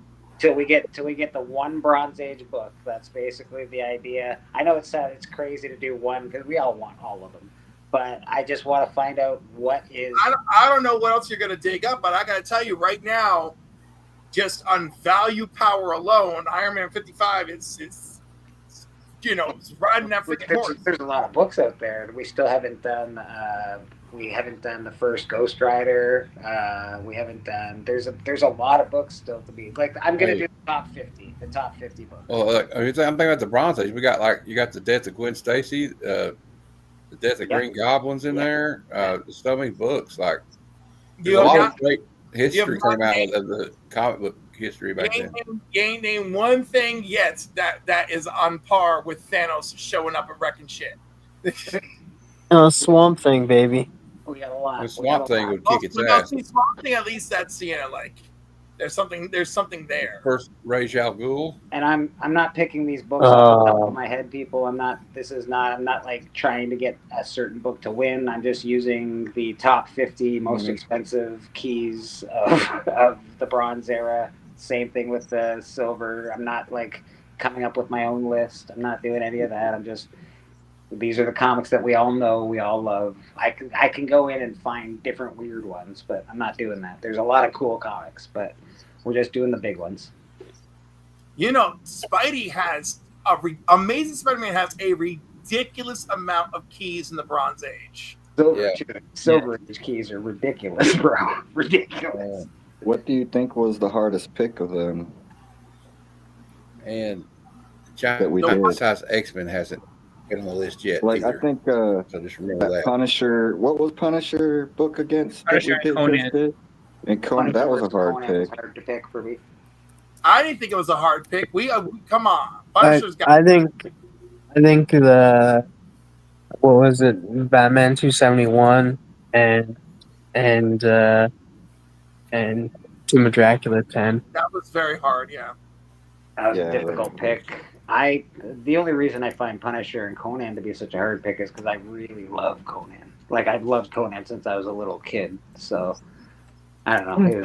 It was good. Yeah, Luke Heroes for Hire. There's a ton that we still haven't gone through. So there's going to be some big books still coming up. So we're going to do top 50. This should end in about 5 weeks. And then we'll have the best Bronze Age book, and then we'll go into the Silver Age or the Modern Age. Not sure yet which one we'll do first, but then we'll do 5 weeks of that and 5 weeks of the other, and then we'll have the top 3 books that everybody should own in their collection. If you can afford it, of course. Yeah.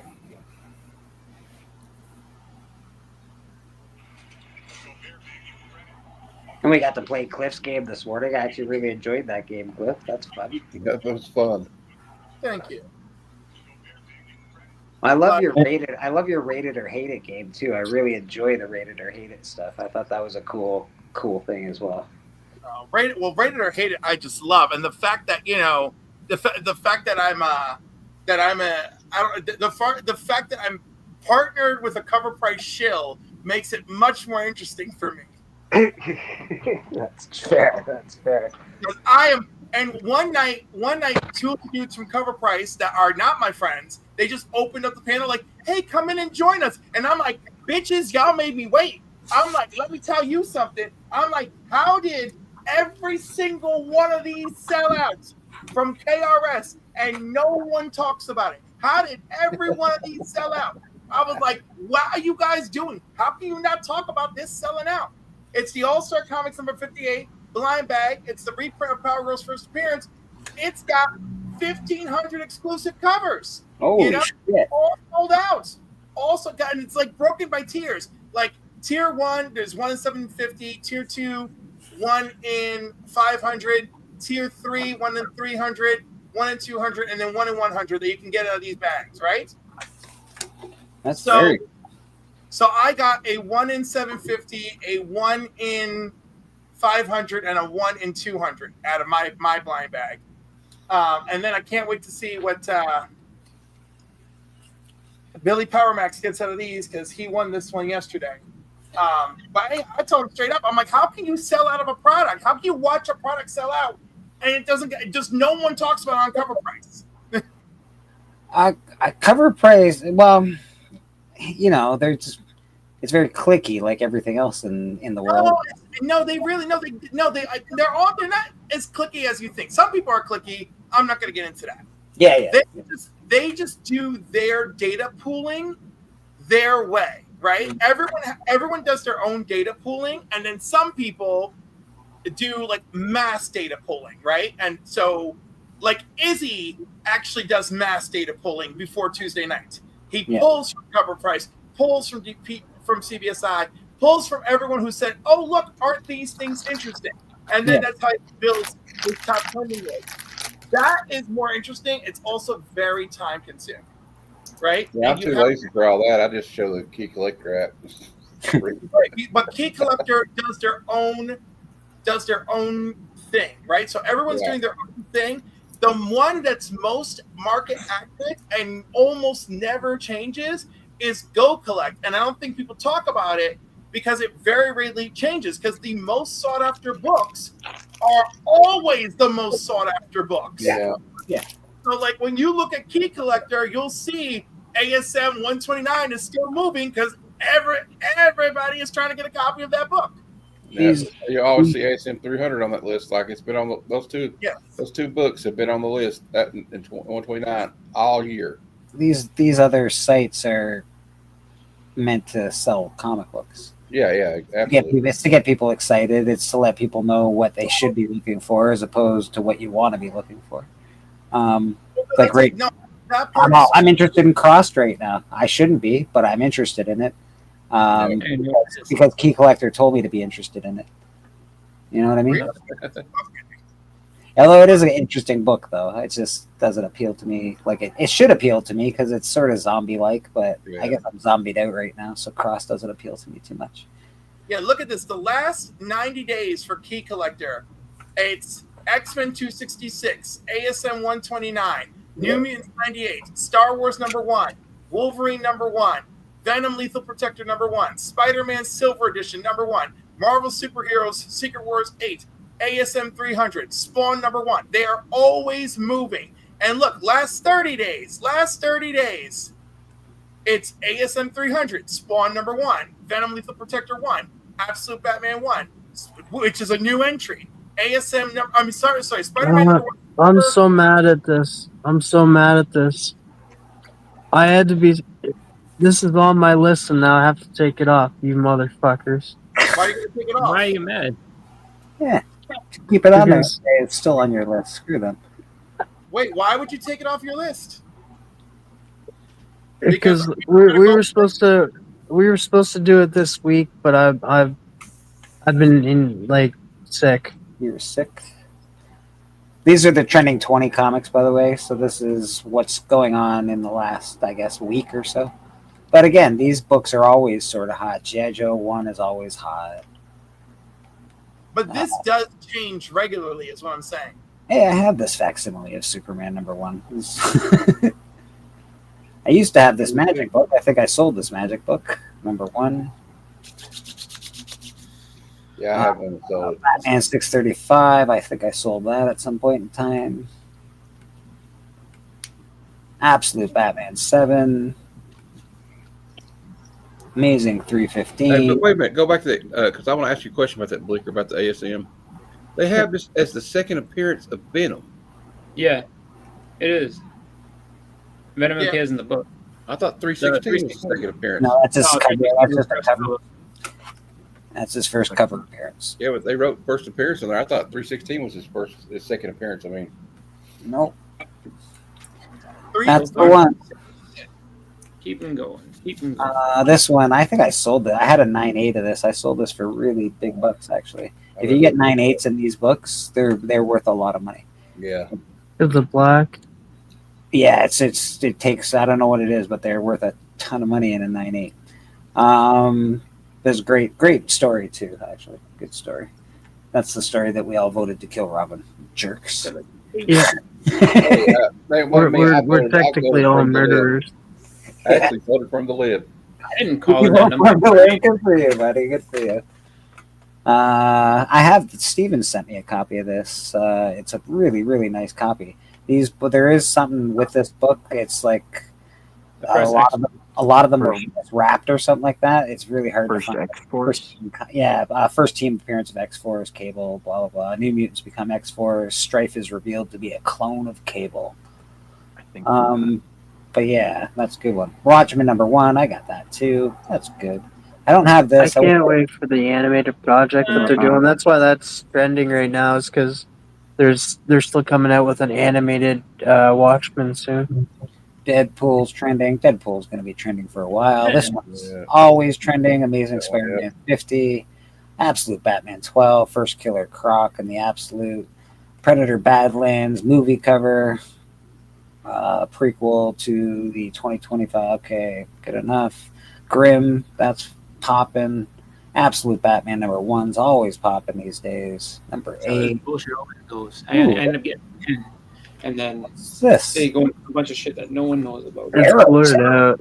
Yeah, they blurred it out because it's a sexy cover. Oh, it's a dirty cover. 1 of 5 Whatnot. Variant cover art by Howard Chaykin. Oh, that shit just came out. Get the fuck out of here. I know, but this looks real. I actually want it. Yeah, I want it. Looks awesome. It's a 1 in 5 cover too. It's been a hot cover that people trying to get it, and it's damn a 1 in 5. Spend all your money on it. It's a what? It's a Whatnot. Guess what? As soon as it says Whatnot, I don't want it anymore. I know that feeling. That's what I saw. I was like, oh, it's a Whatnot cover. I don't care that it's a Whatnot thing. I just look at it as it must have just come out. Fuck you. And we'll do some keys of the week while we're here. View by series because I like that view better. There we go.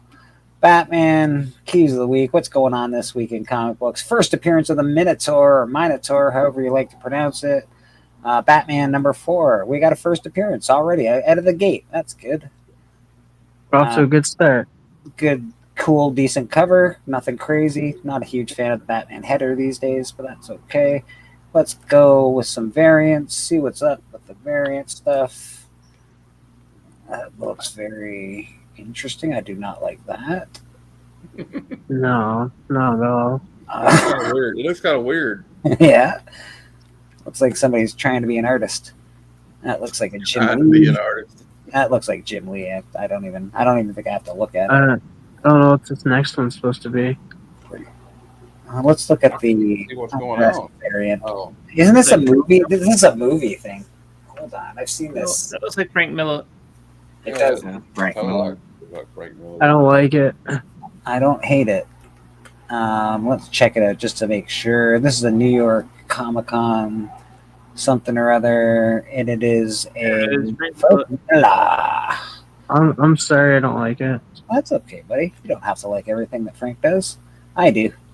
That's an 80-year-old man. It looks good. Yeah, I'll take it. Again, I think that's Jim Lee. This is. What the hell? It's all right. It's cool. It's got some interesting art. This has got good colors on it. If you like colorful stuff, I do. Psychedelic. I do like the like crime alley sort of stuff in the background. I think that's cool. What do we got here? What's this? Anarchy, doing some anarchy stuff.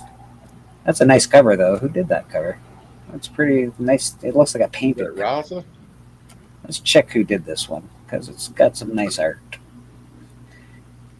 See who did this bad boy. We got Julian Tedesco.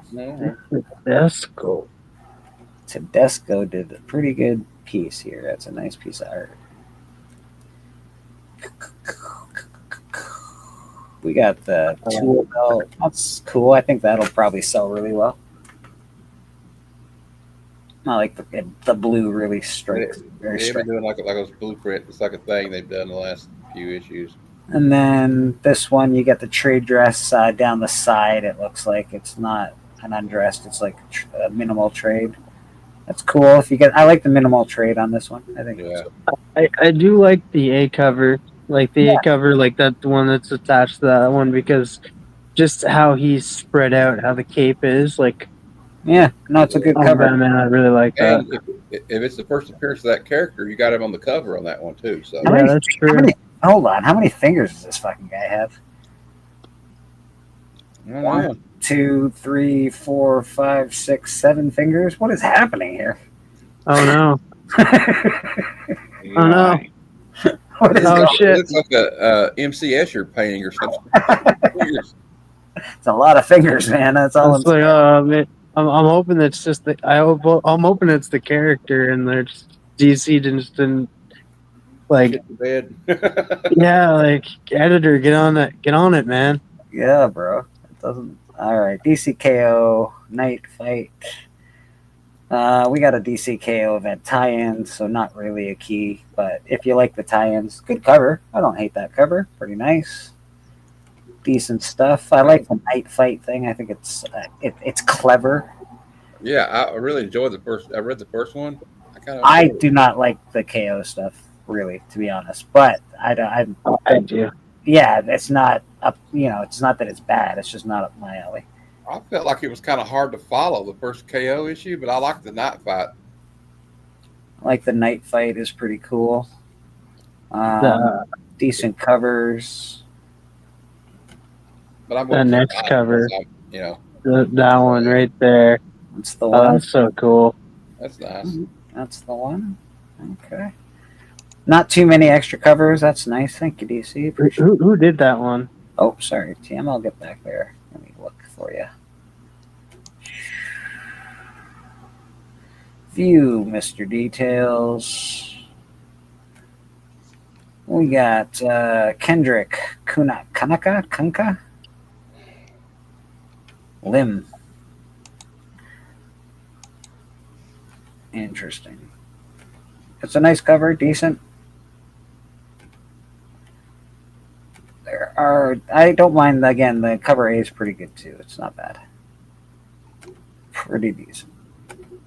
Hey, look at that. I haven't said one bad thing about a cover yet. DCKO and Superman. Just another tie-in event, so not really a key comic. I'll be getting it. There's 4 variants to this. I like cover A. It looks pretty good, actually. Yeah, that's the one. I'm just getting the A covers for these ones. Cover A looks decent. Cover, that looks weird, but that's okay. Yeah, the neck on him. Very shiny. Alright. It's the hot cover. That's for Cliff. Yay! Got a little hot boy action. There you go. It's not perfect, but It'll do. It'll do for now. What is this guy peeing on skulls? Oh no, he's standing the other way around. I thought he was backwards, taking a leak. That would have been way better. Oh well. Yeah, some of these covers are pretty good actually. This bottom one's pretty dope. Yeah, I like this one. Like I love But fact- the reflection. Yeah, that's so the cool. reflection of Superman in his arm. Pretty cool. Not bad. Pretty cool covers for Superman versus Captain Atom. As they Doctor should. Strange. Number 1. Another Doctor Strange number 1. First team appearance of the Royal Family of Heaven. Whoa. First appearance of Vrybodin, a dark elvish sorcerer. So there are some first appearances in this. If you like Doctor Strange, this will probably be up your alley. Cover A looks pretty cool.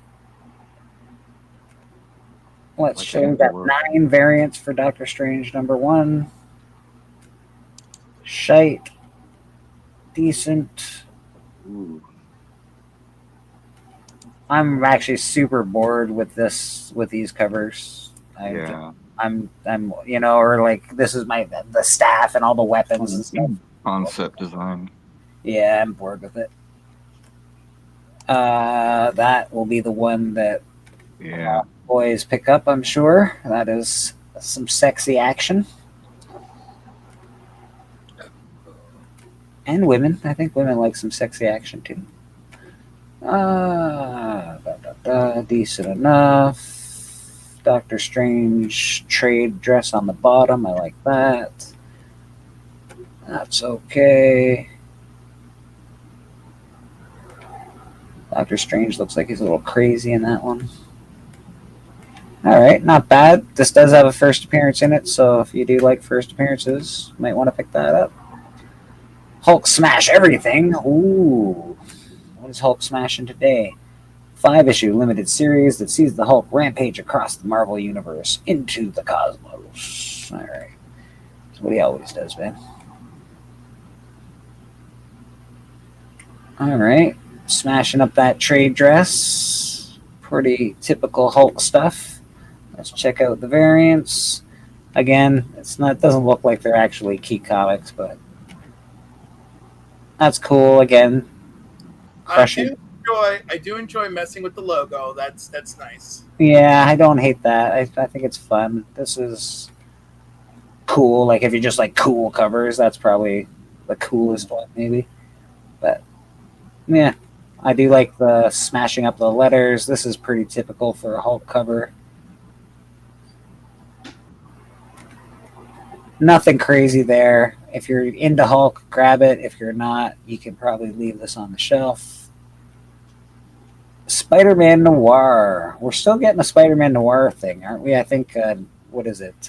Nicolas Cage is doing something. It's on Amazon Prime, I think. It's coming. All right. So key facts. First appearance of Plasma Man. Took the writers all night to figure that one out. It's been a good read, though. I read I liked the first issue. I got the second one at the LCS. I got to go pick it up Wednesday. It's a dynamic first cover, good point of view. Let's see the variants. There's only 2. Thank you, Marvel. I appreciate that. That is a very noir kind of cover. I like this as an art thing. I think the layout's really good on this. I don't love all the white in the background, but it's still pretty cool. And then we got Eric Larson cover. I think it's Eric Larson, that one. That's pretty dope. I love the look at the backgrounds in this. Finally, the background. That's nice. Larson's always been pretty good at that background stuff. Yeah, it's definitely an Eric Larson. Look at you go. So that is Spider-Man Noir. There is a first appearance. If you like Spider-Man Noir, he's a great character. Probably want to get that. Ultimate Universe, 2 years in. Are we really 2 years in already? Jeez. Yeah. Getting ready to end, too, isn't it? Introduction of Ultimate Daredevil. Oh, shit. This book's going to go crazy. And there is a variant cover that's his first cover appearance, too. This book's going to go insane. Yeah, I've already got it on my pull list. Let's see. There's the first cover, I'm guessing. Yeah, that's the one I got. Well, I had a trade dress on it though. That's I guess. Yeah, that'll be the next one probably. Yeah, there it is. That's the one I got.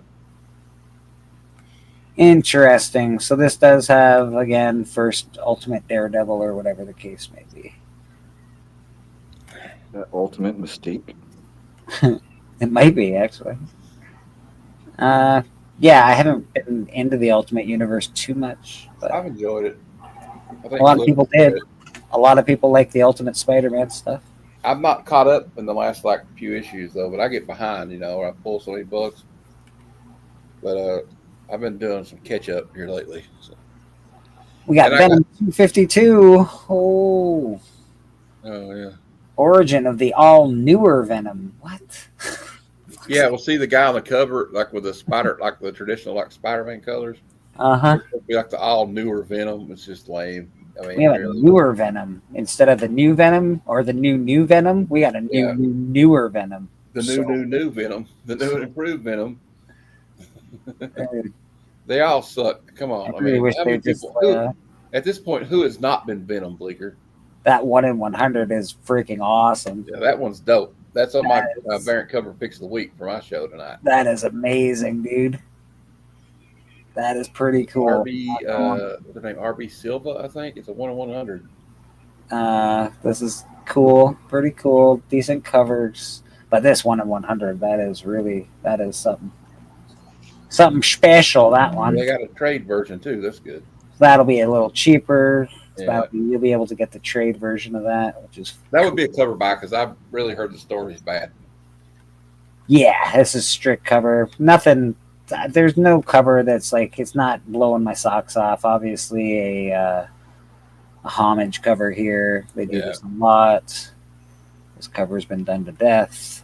Yeah, too much. This has been done to death. We've all seen Venom like this a million times. Yeah. Not that there's not a lot I guess you can do anymore, but who did cover A? Was that Clayton Crane? I'll check it out in a second, brother. Cover A. That's the 1 in 25. Let me go back to cover A. View detail. Crane vibes, but the background don't. Yeah, the background definitely doesn't scream Crane to me. Carlos Gomez. Oh, okay. I like their pose. I do like that the one that didn't have the trade dress on it, the undressed version, the version of it. It was very good. Wiccan, The Witch's Road. What is going on, Wicca? This is a Marvel book. First appearance of a new villain. Don't even. They don't even know the name. They're just like new villain. There's a new villain over here, guys. They're like, it's Wiccan's gay ass. No one actually cares. And then I'm like, the girls and the gays, bitches. The girls and the gays. Yeah, no, they're gonna sit there and it's probably someone that they're trying to make a big deal about. So they're like, oh, we're not gonna tell you the name. It's gonna be living cameo for a little while, and then all of a sudden, kaboom! It's me, Shazam. You know what? They did a very nice job. Robert Downey Jr. They didn't tell us shit about Battle World #3, and then boom, Eddie Parker appears, your friendly neighborhood symbiote man. And I thought that was great. It may turn into nothing, but I missed the days of like, oh look, that turned out to be a key issue. Isn't that interesting? Rather than this shit. I'm with you, dude. You used to actually have to read comic books to know what keys were. Well, that's the thing. Is it's like you could, like, even though they're new things, like you don't know what's gonna stick and what's not. That's the issue. So something like this, like it's probably a cameo with somebody that in a couple of issues they're gonna pull out. And yeah, if it's someone that they're introducing brand new, instead of going ahead and saying, "Oh, this is the first appearance of Pudding Man," like why don't you just wait and see? And then like, oh, like did you let people talk? I think that would end up getting people more interested in it than letting them, talk about it. Like, oh, did you see the first appearance of Pudding Man? How crazy is that? It's like, oh, instead of now just being, oh, the Pudding Man, and people can make a judgment, like, oh, what the fuck? I don't want to read about no Pudding Man. I do love this cover. I think this cover is really good. I like the line work. I like the lines. I like the moons. I like the trees. I really actually quite enjoy this cover. This is a nice cover. It does have a first appearance in it. It has 7 variants. Let's check them out. I like the Agatha series. That was a good series. This one better than I expected it to be. That looks spicy. Fully powered up Wiccan. Yeah, pretty typical kind of magic cover. Yeah, being like, oh, my mother is the Sorcerer Supreme, and I'm the Demiurge. I'm like, this is going down. Wow, okay, check this out. They can't draw him in any other pose, apparently. That pose. Oh, there he is again. There he is again. Like, there he is again. Same pose. They don't know how to do magic users. Doctor Strange has been in the same pose for 37 years. I mean, come on. You're right, Cliff. The loving couple. Oh, that's nice. They love each other. That's very nice. They're married, damn it. They better. they better love each other. That one's kind of old school looking, isn't it? That's very old 90s. Got a 90s vibe. Yeah. to it. Well, also Luciano Vecchio. Luciano Vecchio's great. I love Vecchio. Those old, what's it called? The Marvel official handbook of whatever, and they have the person in like they said that like the 3-turn pose, but then sometimes they'd have people in an action pose. It reminds me of like one of those type books. Yeah, so that's Wiccan, The Witch's Road, and that is the keys of the week, man. Not a lot of new keys coming up this week. Not too. Well, again, I suspect that there's a lot more keys. I suspect that they're not reading any of these books. They're just getting blips of news. I bet you if you read books, there'd be a first appearance here or something that's a little, doesn't really make the grade here. And then that's why they don't even have the name for this one. There's like the new villain's coming. We don't know who it is though. Yeah, new villain. He's coming. Yeah.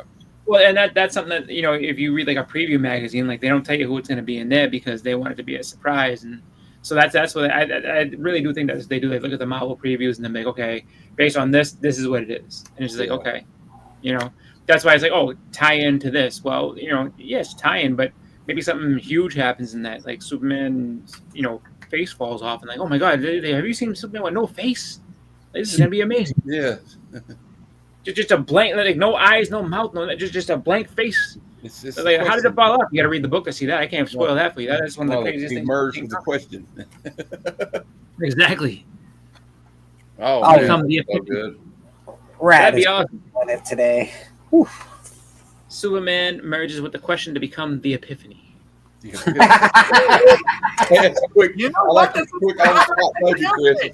like that sales pitch. The Epiphany. Dude, you got to write that story now. Yeah, you got to write that shit down, man. Picture it. Christmas 2026. The streets of Metropolis. Amazing. Brad, you're killing it, bro. Absolutely. Yeah, that's good stuff. That's really good. I like that. That's coming along. Even the background in the city, like it fits so well. That looks really, really nice. Brad's backgrounds are getting killer. That's a great commission. Like, I'm actually jealous of that. That's very nice. I'm kind of jealous of it too.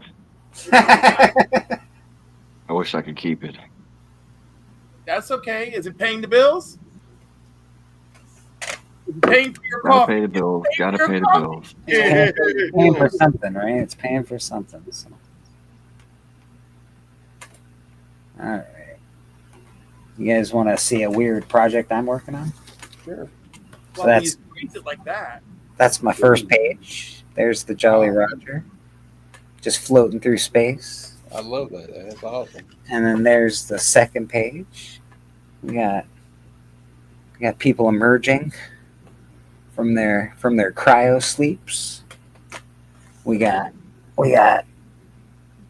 Bishop Arf Bangerman. We got Reverend Finger Blaster, and we got Mother Meatflower, all emerging from their things, and then whatever. Yeah, man. So this is an upcoming project? This is a project, yeah. Yeah, I figured, I like to practice drawing because I'm not very good at it. So I like to practice, and I figured making a little thing like that would be fun. Is that one book here, Murder King, right? Is that? No, this is not Murder King. But is that Murder King out yet? Not yet. It'll be out hopefully in February. Can I still back it? Oh yeah, brother. Oh yeah, absolutely. It's we're when we go live, we're gonna go live. I think in February when everybody can actually back it. Let me know. You're, let me know, man. You're allowed to back it, but you have to wait until I back it. Okay, all right, no problem. Number one. Just let me know. Let me know when it's okay, and I'll definitely back it. This one's called Orgy at the End of the Universe is what this one's called. Oh, cool. Give it a follow. What's that, buddy? Give it a follow. Give it a follow. Yeah, man. Definitely go to Murder King. Give that thing a follow. I will put up the page for us because I can. Okay. It's mine, and I like it. Murder King. There she is. Boom, boom. Here's Murder King. This is the comic Callie and I are working on. Thankfully, we're not drawing it. We got Radar on it. and we got actual Dracula. So the artwork is absolutely stunning so far. Can't wait. All you got to do is hit that notify me on launch button. I just did it, man. I just Perfect. did it. Thanks, brother. And you'll get notified when we actually launch. Forsaken is not a word many can comprehend, but for the citizens of Side City, it's a way of life. Join the twisted minds behind Murder House Publishing as we take you to a place on earth that God has abandoned, a place where murder is king and chaos awaits you around every dark corner and in every desolate alleyway. Scratch that deadly itch you didn't realize you had as you travel through the wretched streets of evil incarnate. Murder King is set to give what's in the box vibes with the villainy of a Hitchcock thriller. Set that reminder because you don't want to miss this Kickstarter. God, we wrote that really well. Hey, that's a great little like synopsis there. I like it. Not so bad. The synopsis is issue 1. Murder King takes us to the day of Harvey, a lowly, disgusting bug exterminator. Harvey is a self-proclaimed murder king. His license plate even says so, but Side City declares who the true murder king is. Does Harvey have the body count to lay claim to the title? Join us to find out in issue 1, coming soon from Murder House. So that's pretty cool, man. I'm gonna say it. Bleecker did a real good job writing. Like, Thanks.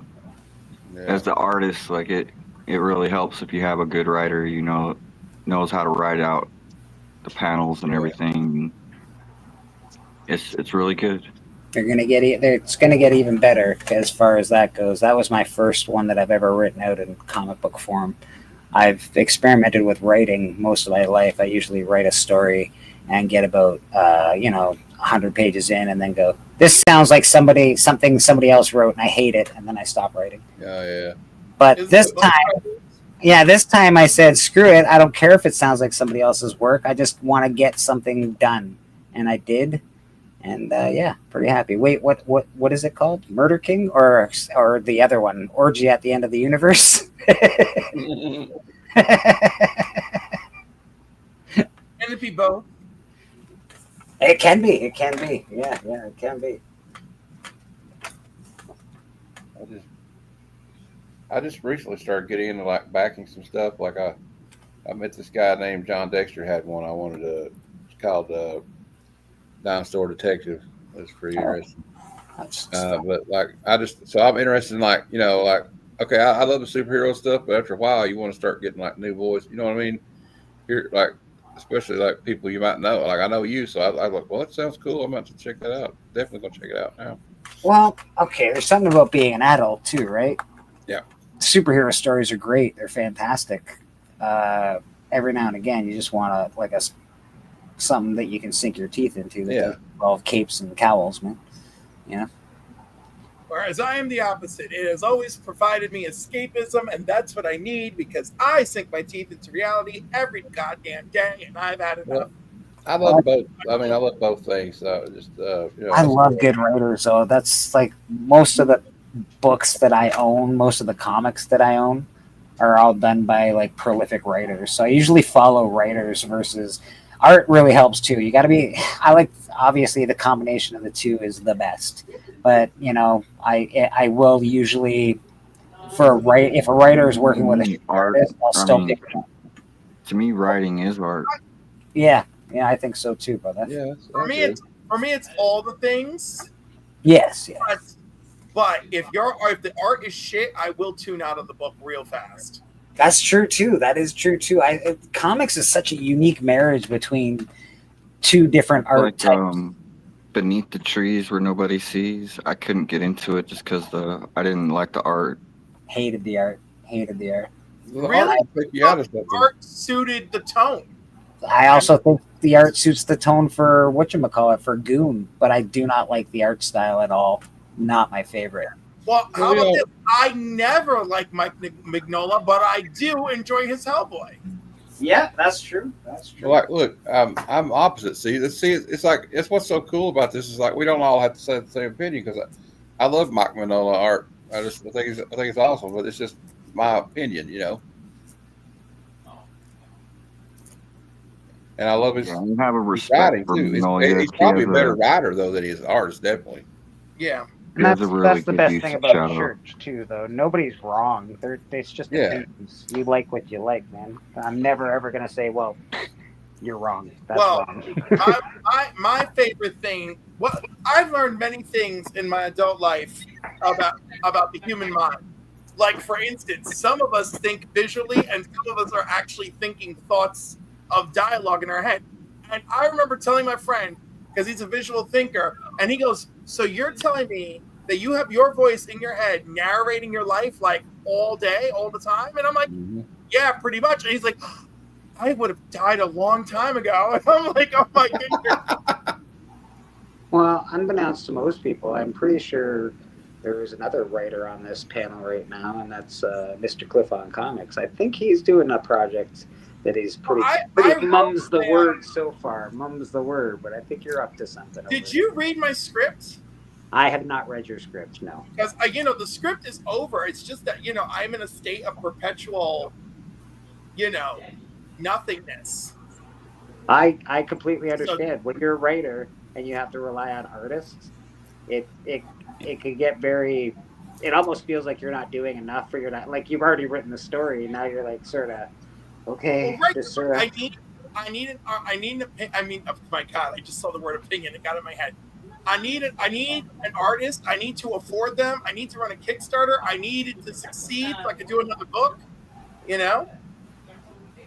Oh, John, trashing old TM. God damn it, John. Do you want to hear the first chapter? Lay it on us, baby. Lay it on us. Okay. Do you think you should give the first chapter away? I don't think you should give it away. You're writing a book. I think that you should. Yeah, I know, but the first chapter is like your introduction to the character. Okay, give us an introduction, a synopsis, if you will.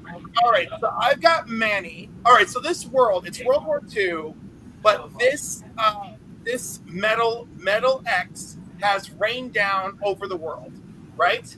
Okay. And of course, already, like the United States, Germany, they've sent people out to collect as much as they can and, run their own experiments. Russia too, low key, because like Russia's in a very precarious situation with Germany right now. So John was one of the first two people to read the script and was like, why are these two, like, what's the deal with these two that and I was like, oh God, I gotta tie it all together. So I wrote this intro. So Manny is coming from Puerto Rico.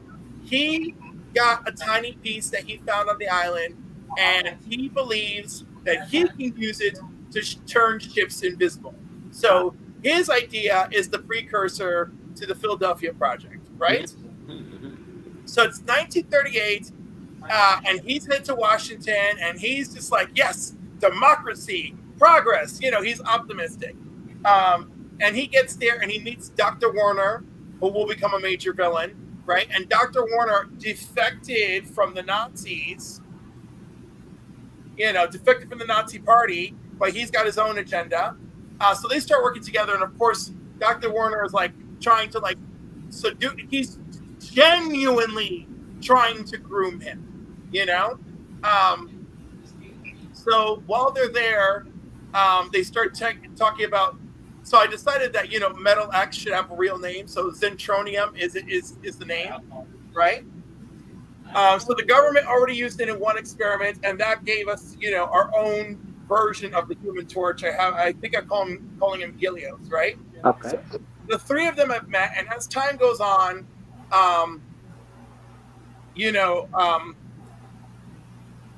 the Helios dude keeps talking to Manny. He's like, you got to watch out. Like Warner is like obsessed with you, kind of, and like it's like a whole thing, and like I don't like the way he's looking at your project and stuff.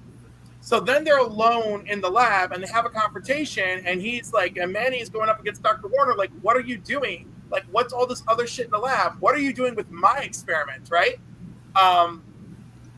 And then you see there's like a containment field, and the Zentronium is there, and there's weird freaking garden that this dude is growing, and then the battle ensues, and just chaos erupts, and so Helios like flies into the lab area to grab Manny, and as he's grabbing Manny is barely maintaining his form, and this is the introduction of his shadow abilities. So we pull him out, and then we cut back to Dr. Warner, and he's crawling out from the rubble of the back of the lab, and like you just see him like crush. You just see him clench his fist, and you see the rocks, the debris around him clench with his fist, and then shatter when he releases his fist, and then he like kind of like scours off into the darkness, with this new interesting thing.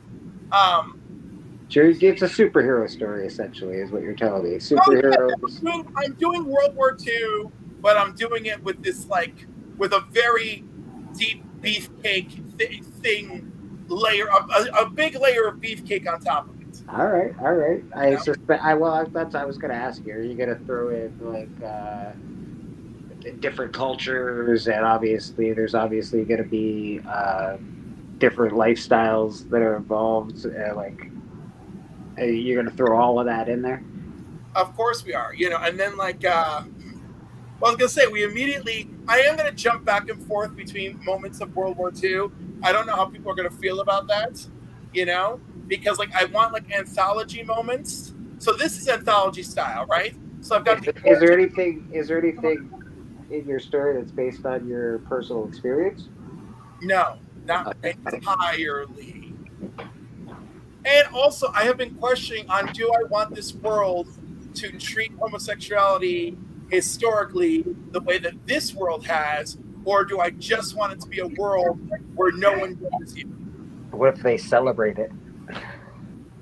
Right, or more so celebrate it. Interesting. So you're only introduced to three major players in this. My overarching big bad,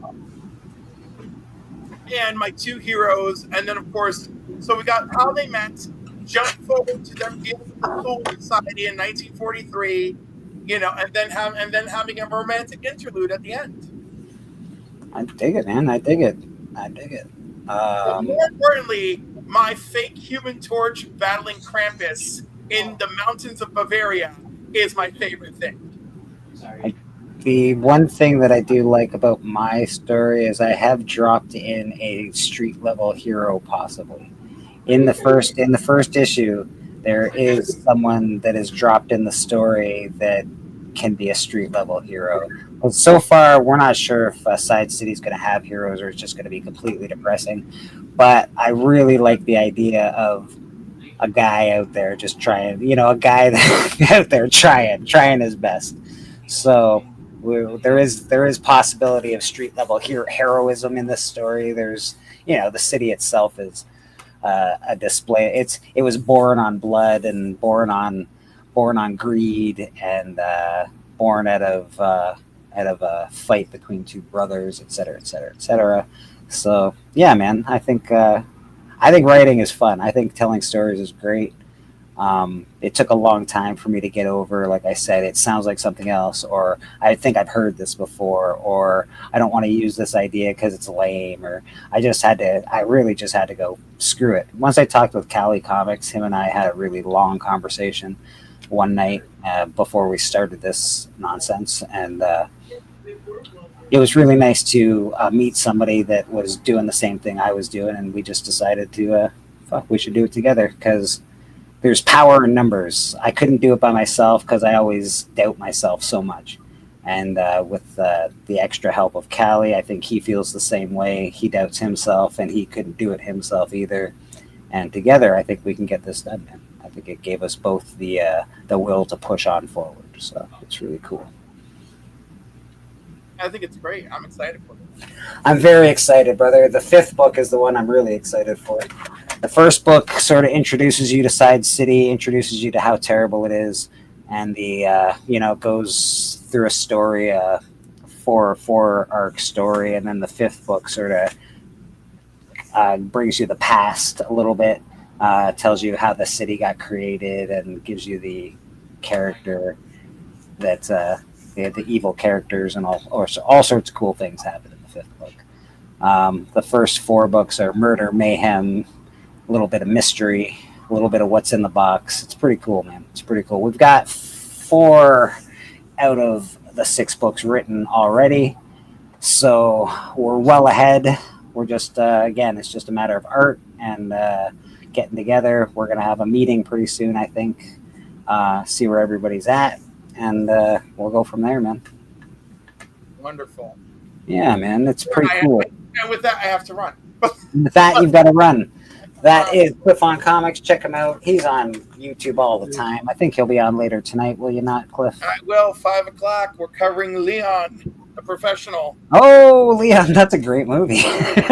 Well, Steve Bissell chose it, so good on him.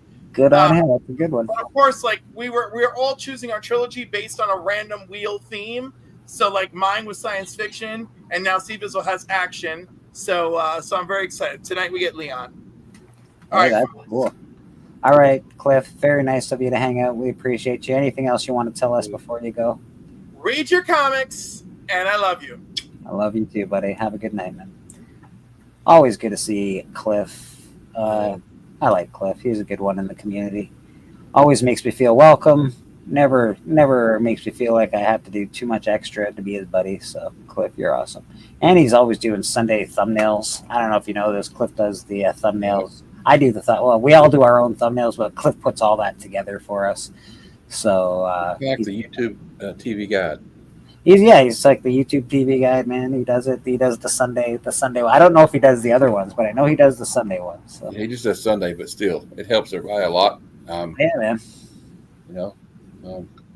On that note, I think I'm going to go too, but I really appreciate you letting me come on. And Heroes, I'll come back next week, man.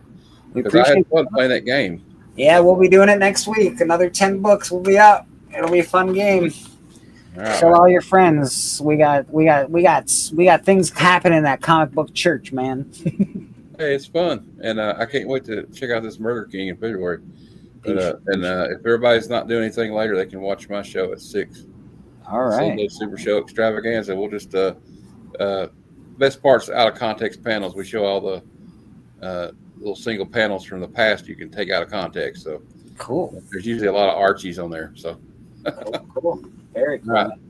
All right, brother. Very nice of you to hang out. That's Heroes for Hire. Give him a follow. Give him a like. Let's check out some rad art and comics because Rad's killing it today.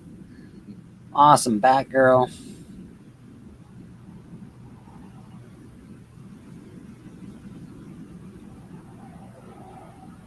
Very cool, Rad. Very cool. We're missing a bunch of our panel today. We're missing Who Dat Comics. We're missing Steppo today. We're missing a bunch of people today. I wonder what Who Dat's doing. I saw him pop in the chat, but yeah, we're missing Biggie today. I think Biggie would have liked that game. Yeah, he would have. It's football time. I think football's going on. Everybody's probably watching their teams win or lose. Everybody's probably on it. That's probably where Papa went. I watched War Games with Papa last night. That was fun. Papa said he sent you pay-per-view. Yeah, he said he sent you a message. Did you get it? Yeah, I did get it. Okay. I did get it. I fell asleep. Fair enough. Fair enough. Yeah, I fell asleep. Yeah, I worked last night. Oh, yeah. And, of course, Rad's going to work tonight as well. Today is Rad's Friday. And he hangs out with us here all day and does art.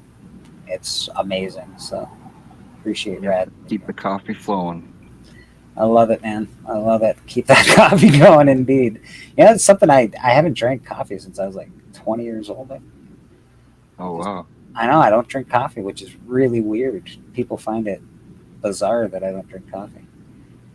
Coffee's great. It's not bad. When I drank it, I liked it. I don't know why I stopped drinking it. It's not like it was like harming my body or anything. I just stopped drinking coffee for some weird reason.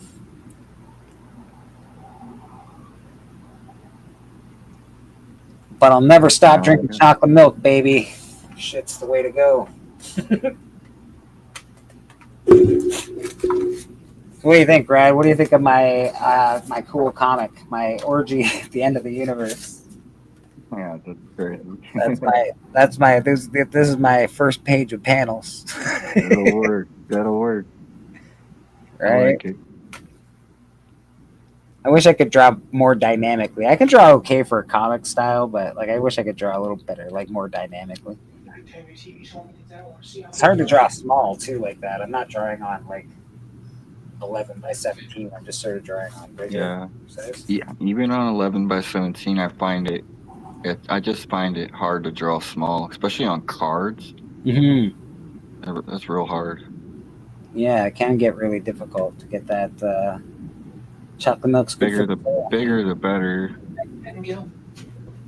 Yeah, I find that too. It's to get panels, to get them to look great, is really difficult to get all that detail in a panel. Again, I'm not as artistically gifted as Rad. I try my best.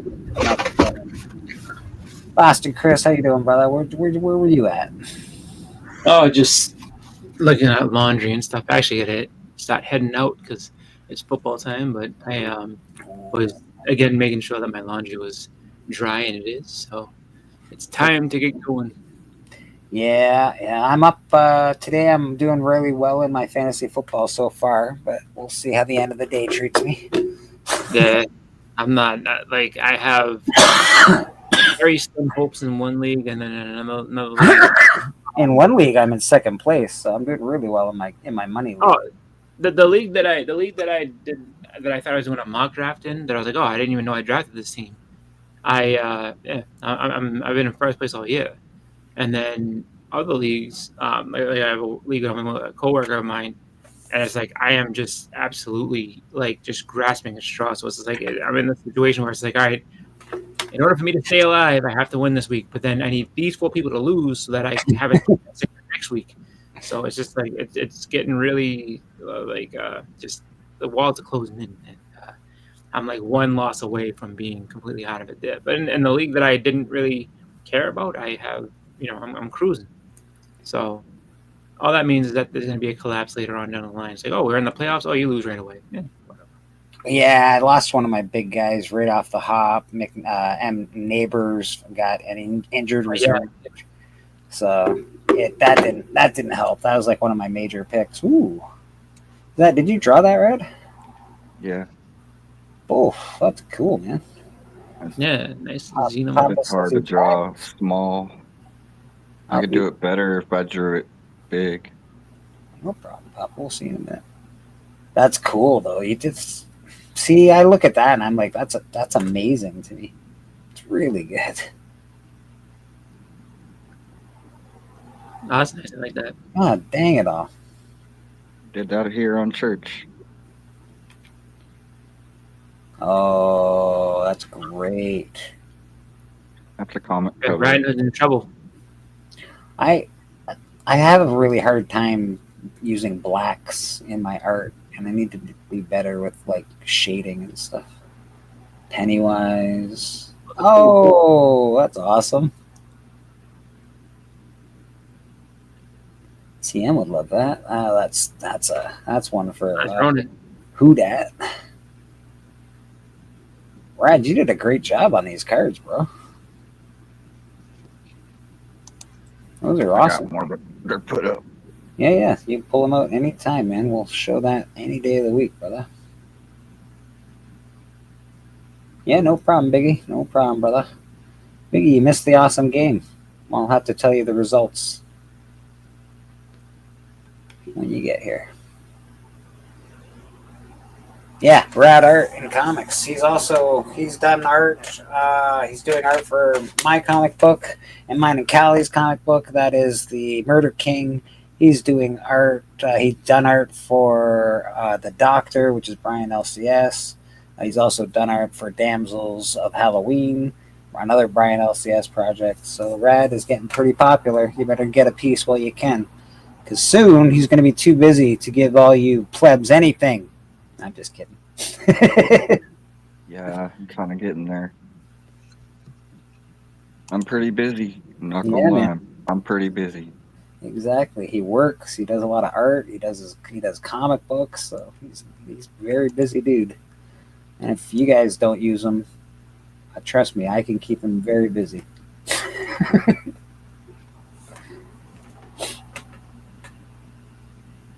Oh well. All right. Well, I'm gonna get going. I'll talk to you guys later.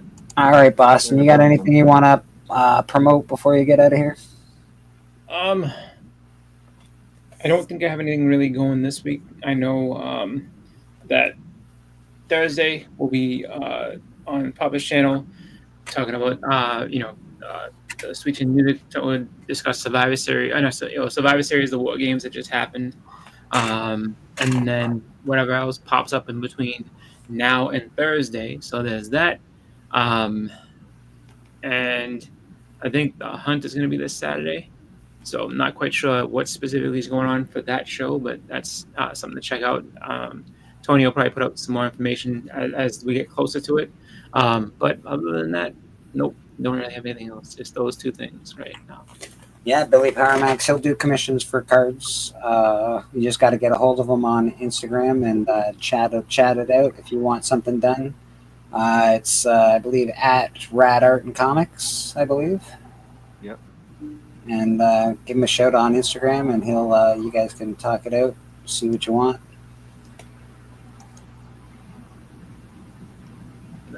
All right, taking off. See you guys later. Cheers, Boston. Thanks for popping by. We appreciate you. Check out Boston every Thursday night on Sweet Chin Music with Pop Wheelie, every Sunday here at church, and of course on the hunt, as always. Got a lot of cards for it. Yeah, he's got lots of cards, Billy. So if you're interested in something, he's got cards galore for you. Oh, there's a Dr. Doom you did. That's beautiful. Rod, you're killing it, man. You're awesome, dude.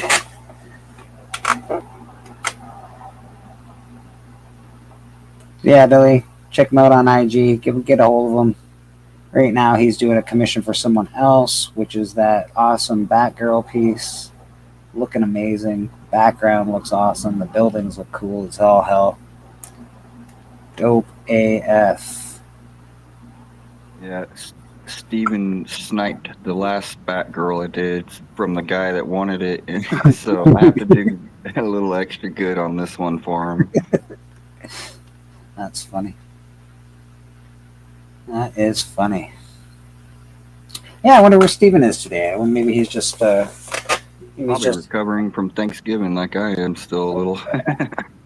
Yeah, you guys did Thanksgiving Thursday, I think your guys' Thanksgiving was. Yeah. Nice. I'm still full. I had bacon and eggs last night. It was delicious. I'll probably have bacon and eggs again today. We got Biggie Shack entering the back. Boom. There he is. Mr. Biggie Shack. How you doing? The game, but he is in the final one. What happened? Yo, you missed the game we did today. Yeah, you missed the game. I sort of pulled it out on church. I can tell you the results, though. Okay, cool. Yeah, let me know. I'll tell you the results. So we had Savage Tales #1 First Man Thing versus Scooby-Doo #1 Gold Key. Savage Tales #1 actually came out on top in that. Wow. I know. I was really shocked about that. I think that's pretty good. Yeah, I think that's about right. We had Conan 1 versus Spider-Man 129. Spider-Man 129 beat out Conan #1. That's about right, yeah. We had Blade, the first Blade, Tomb of Dracula 10 versus Batman 251. The first Blade won. Okay. We had Iron Man 55 versus Batman 227. Iron Man 55 won that. And then we had House of Secrets versus Fear #19. So first Swamp Thing versus first Howard the Duck, and Swamp Thing won that. So for the 5 winners for today were Iron Man 55, Drac 10, Savage Tales 1, House of Secrets 92, and Spidey 129. Nice. We did 5 battles, and it was it's pretty good. So at the end, we're doing 50. Yeah. And then at the end of 5 weeks, we should have the top Bronze Age comic that everybody should have in their collection. And then we'll do a Silver Age battle, and then we'll do a modern battle. As far as Golden Age battle goes, I'm not sure because it's just so easy. Like Batman 1 and I guess it depends on who. I guess, you know what? Maybe we'll do a Golden Age battle. We'll just do it. Yeah. We'll just do it just to see. But yeah. So this should go on for a little while. It gives us something to do at church. Gives us a crowd something to vote on. I've got this is the wheel that I used. So I had here, I'll show you this wheel that I used as well, Biggie. I had all the books on here, all 10 books at one point, but I take them off as they get taken. But this was the wheel of names. Sure. So so you can see House of Secrets is still on there, and the Man Thing is still on there. And then we'd spin it, and it would be whatever book got picked would be whatever book got picked next versus that book. But I tried to make them all relatively comparable in price, and then we went through cover price to look at both the books that were in the battle, and we picked you got to pick a Swamp Thing would be a 7.0 versus a Man Thing 9.8 to be comparable in price, kind of thing. But yeah, so everything was pretty comparable in price, but we got some good winners today. It was a pretty fun battle. Yeah, it's fun trying new stuff, you know. Yeah. It's not easy pleasing all these fuckers out here. Pretty hard. Well, the show runs. A long time, so it gives us it's about an hour and a bit of time that takes a lot. That takes a good chunk of time. Damn, it takes about an hour to do that. Wow. Well, we had to all vote on the panel, so we all go vote on the panel. Then we all vote. Then I do the chat votes, and we do it's like a real battle. Yeah. Yeah, we do 5 battles each day, so each show will have 5 battles. So it takes about an hour. Wow. Not so that's bad. Sick, bro. Yeah, no, that's good. You got a lot of time to fill, you know. Yeah, man. So it's fun. Gives the people something to watch as well. Gives everybody can have fun with it. People can get upset or happy, whatever they like. We didn't have too much disagreement on the panel today, but not everybody on the panel agreed with all the book stuff. So we did have some, I picked this book, people picked that book. There was a little discussion on those, so it was fun. It gives us a lot to discuss. It's pretty cool. Very sweet. Yeah, cool, man. Susie, I'll watch the rewind and check it out later. I just woke up late today. Yeah, apparently everybody's doing that. So Susie says Steppo slept in today as well. Well, Lil Shaq had a nap yesterday for about 2 or 3 hours, so I knew I was in for it. I was up till at least 6 in the morning, man. I was just up, you know. Yeah, once the kids nap, that's danger. Oh yeah. Even me though, if I come home, after 7 o'clock and do a little short cat nap, I'll be up all night. So I get it. I have to forcibly keep myself awake so I can fall asleep at a decent time. Yep. How she goes. Yeah, I'm a notoriously short sleeper. So if I sleep for an hour, I'm up for fucking 12 hours easy. I did scroll and see who all showed up today before I hopped on. I had to order some food, so I did that. But you had a pretty good little bunch of people on panel today, and I had a bunch of people. Yeah, it was a fun panel. Bobby DeLaGhetto, Boston Chris, everybody sort of buggering off as time goes. They're all watching football or, things to do, whatever the case may be, which is all good. TM Nerdy's here, but I haven't heard from him for a while. He might be sick. He might be not feeling so well. But he was here earlier today. He was making waves and talking. It's been a while since I've seen TM. I know I got a big fat package headed to TM. Ooh. Very cool. I'm supposed to be getting a package from TM also. I just think Thanksgiving will make it kind of come slow. I actually have your package and Biggie's package right here. I just haven't sent them yet, but I'm gonna hold on a second while I grab something else. I sent that Sandman to TM, and He's also got some extra goodies in there. Nice.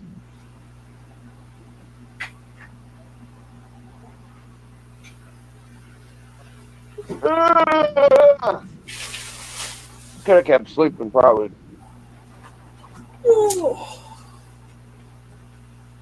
So this is the one that I'm worried about. I'm worried about sending you this, right? Because I don't know how much it weighs, and I don't know what they're gonna do as far as tariffs go or anything like that. Oh, shit! I'll be right back. I've got all these awesome. They fell out of the package, so I'm putting them back in now. But I've got all these inks. These are all India inks. Oh, yeah. And I do want to send these to you. They're all full, except the black has a little bit gone out of it because I tested it.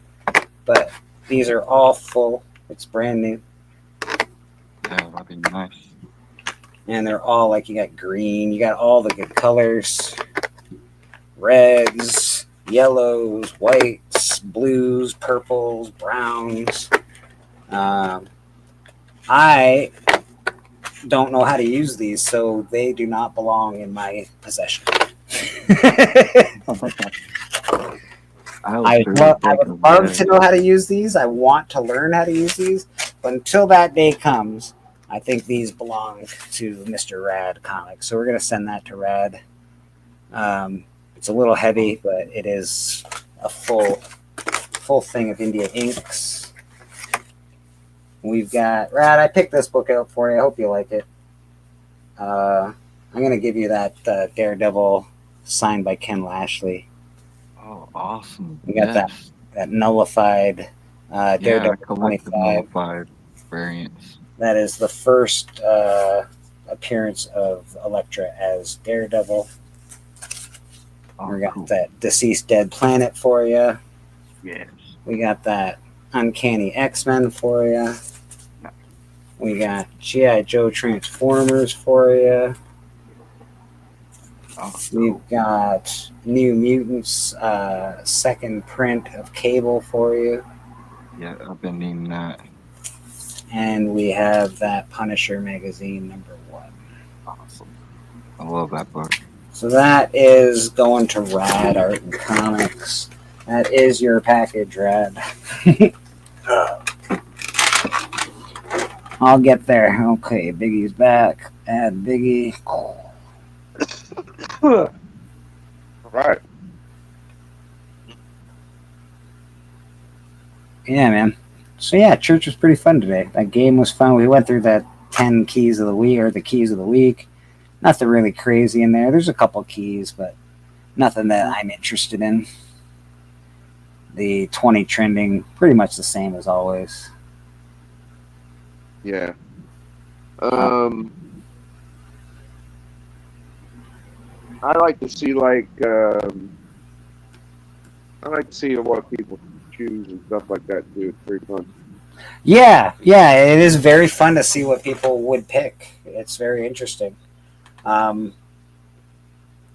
picked Scooby-Doo over the Savage Tales #1, and I'm shocked Scooby-Doo. That's the one that really shocked me, was the Scooby-Doo versus Savage Tales #1, because I think Scooby-Doo is a much harder book to find, especially in high grade. I think it's a way harder book to find. But everybody voted for the Savage Tales. So. Well, I was close, I guess. Not everybody. It was pretty close. It was one vote away, but it was still pretty good. I picked Conan 1. Everyone else picked Spider-Man 129.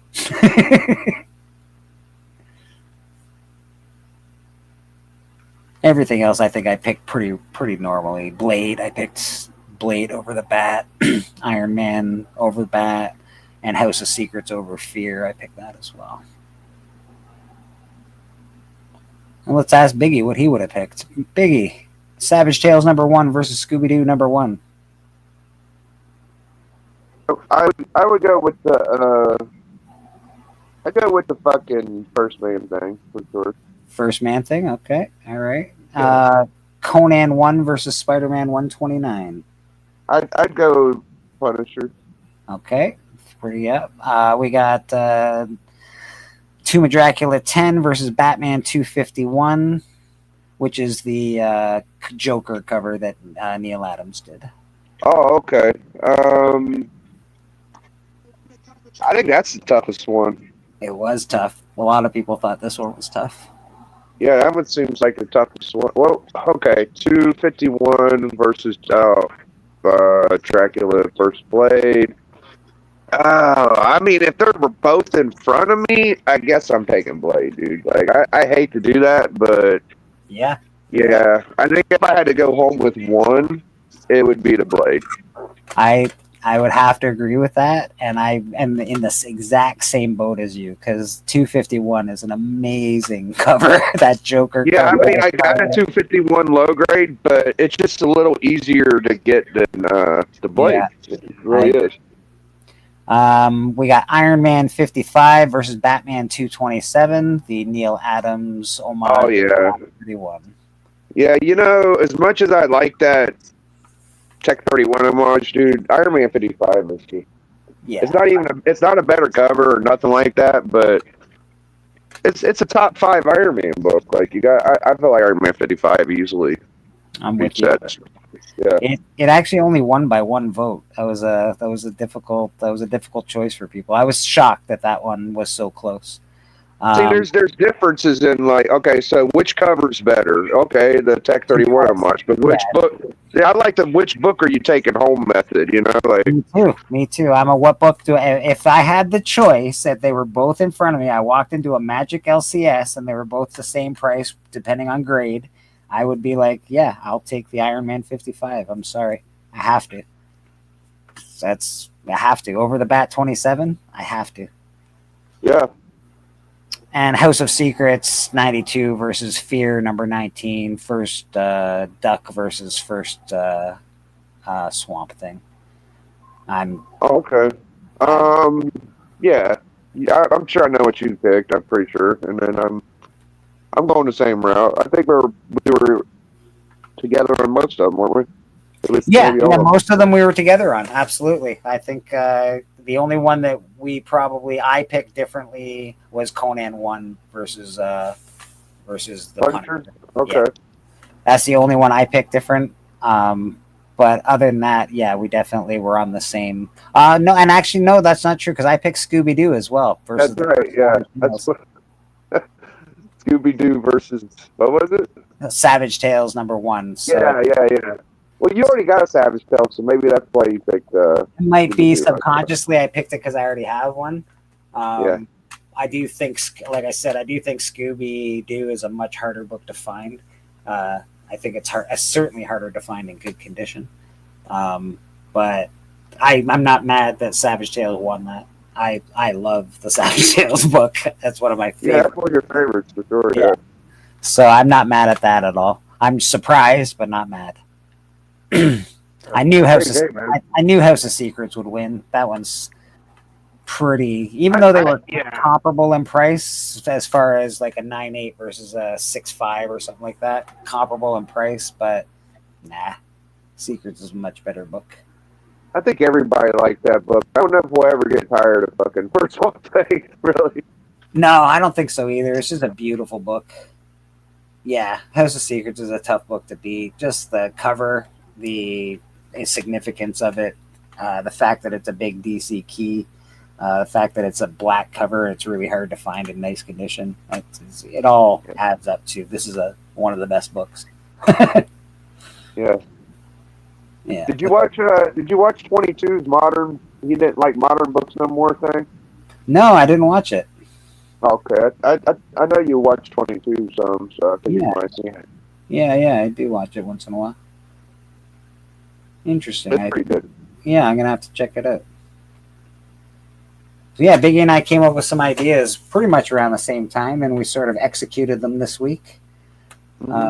We did some covers, books versus books, and it was a pretty fun little game. Well, I'd say you actually created a game. I just straight up stole from fucking Nerdy Nirvana. I didn't really say anything. Yeah, nothing wrong with that. Yeah, nothing new about mine. Nothing wrong with that at all. I showed off some cool books today. I don't know if people were here when I did it, so I'll show them off again just because I can. Got that Panic, Handle with Care. That is a nice Golden Age EC book. Hey. Beautiful. Cool cover. Yeah, it looks like a package. Yeah, it looks super dope, man. It just looks really cool. It's even It's like a comic book being sent to you. That's awesome. yeah, even it's like a stamp right there. It's really cool. Yeah, yeah. Got an address label. That's fucking cool. Yeah, it's really dope. Here's the big bad boy. Everybody wants this right now. Yeah. I don't know if I ever get to that. Who did that cover, Bleak? You know what? I'd have to look it up. I don't think it's anybody that like amazing. Like nobody awesome. No? I don't think so, because Superman looks sort of dopey on this. I'm guessing our favorite guest when we don't know. I'm going Gil Kane. You know what? Let's check it out. Yeah, I think we should, dude. That's a cover. Search by issue number. DC Comics presents DC Comics presents number 47.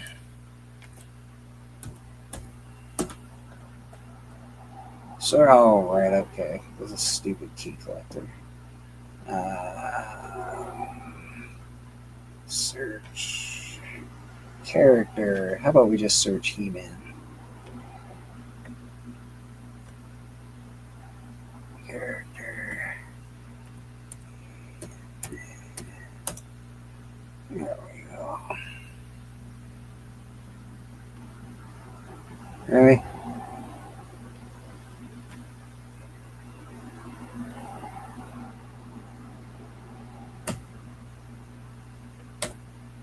There's a dash when you need one.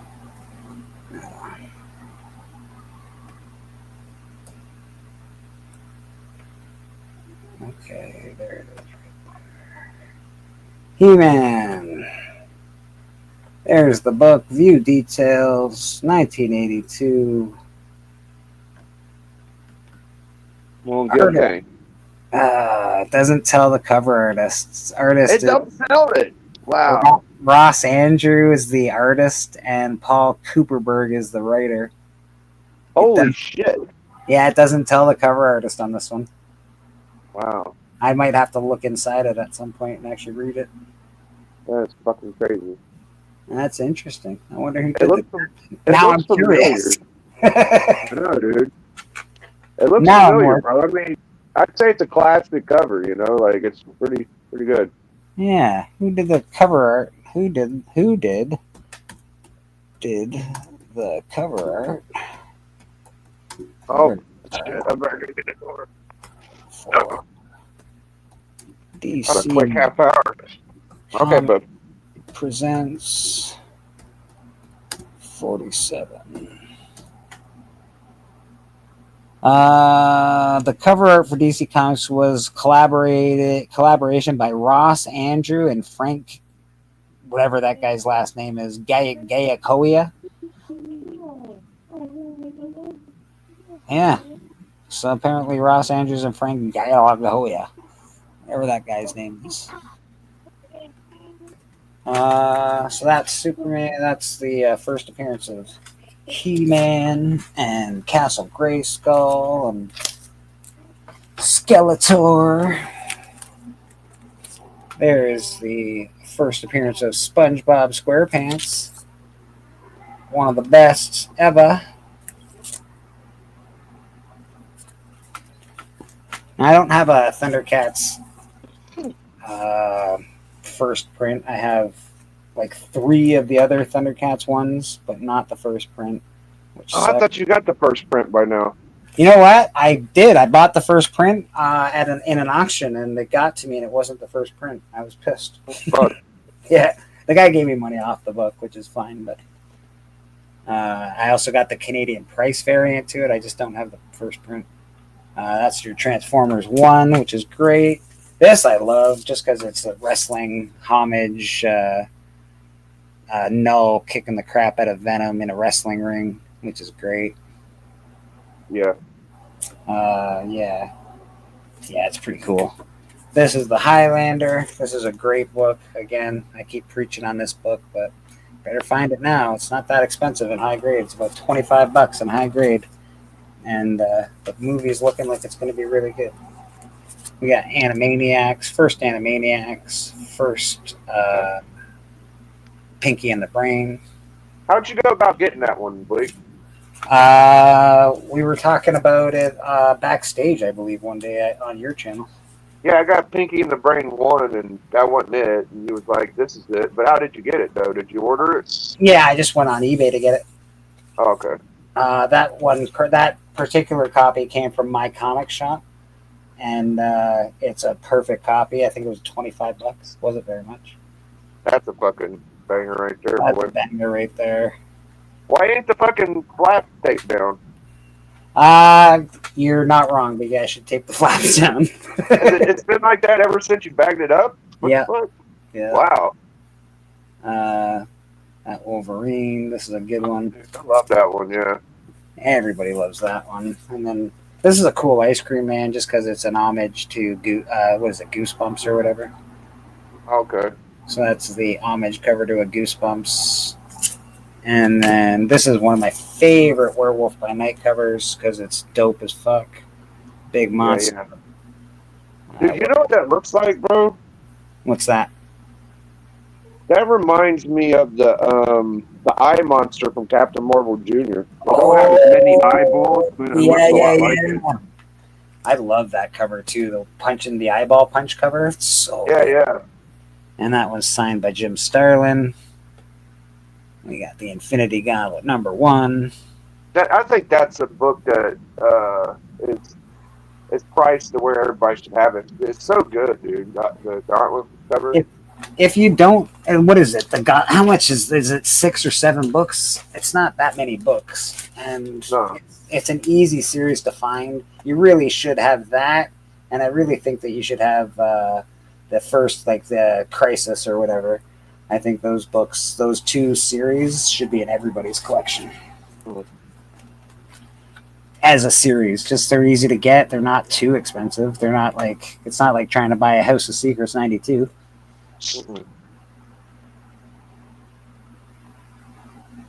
Frank Giacoa, nice. Apex Comics. Maybe that's who they're saying did the cover. Frank Giacola.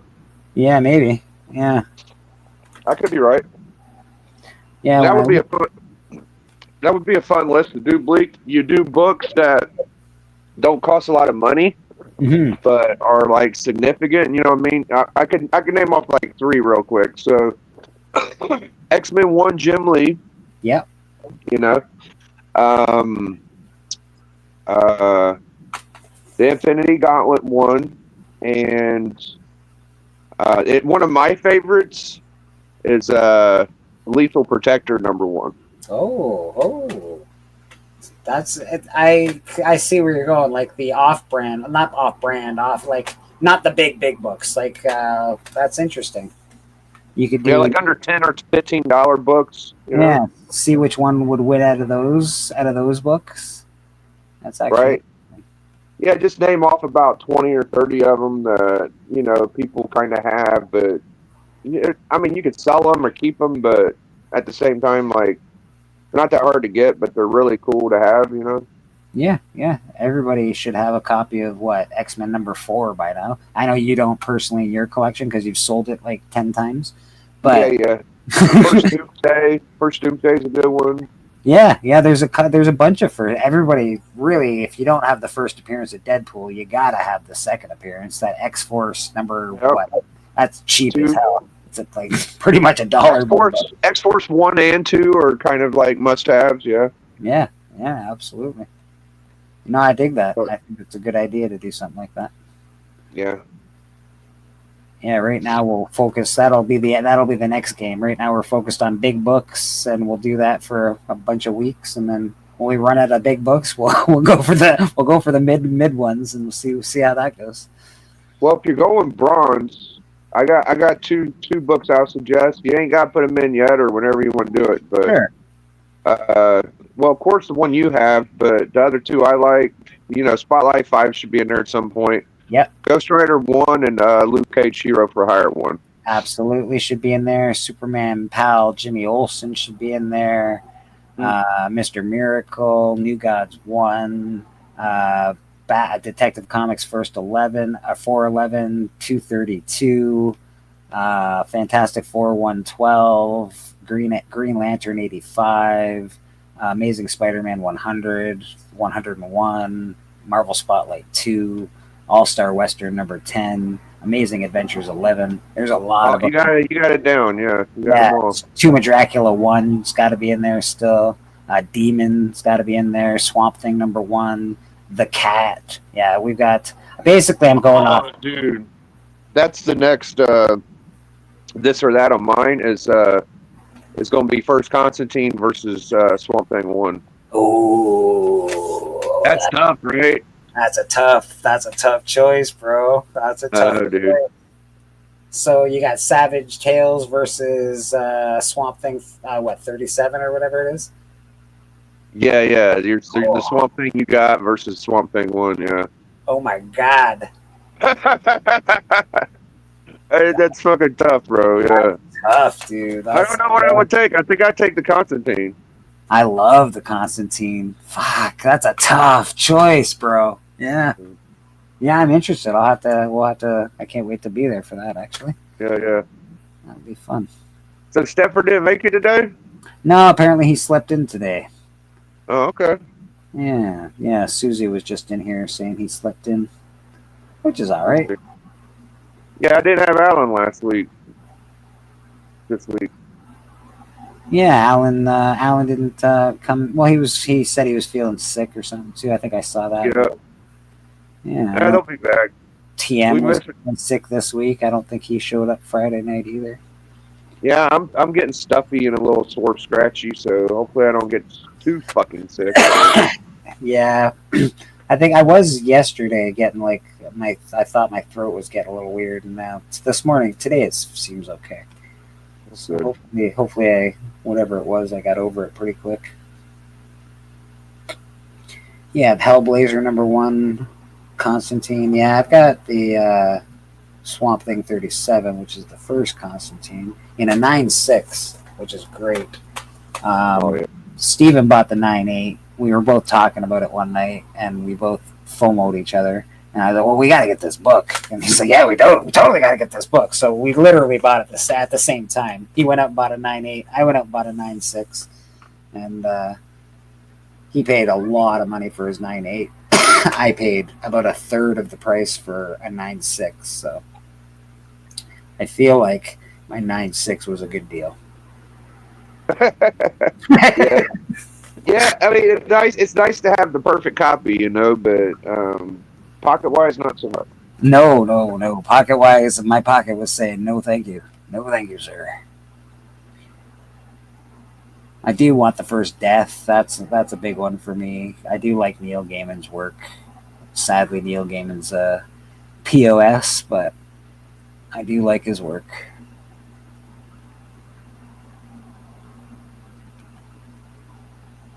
Whoa, Rad, that's coming along, bro.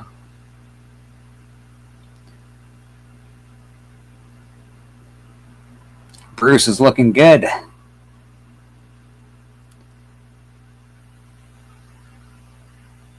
Awesome, man. Awesome.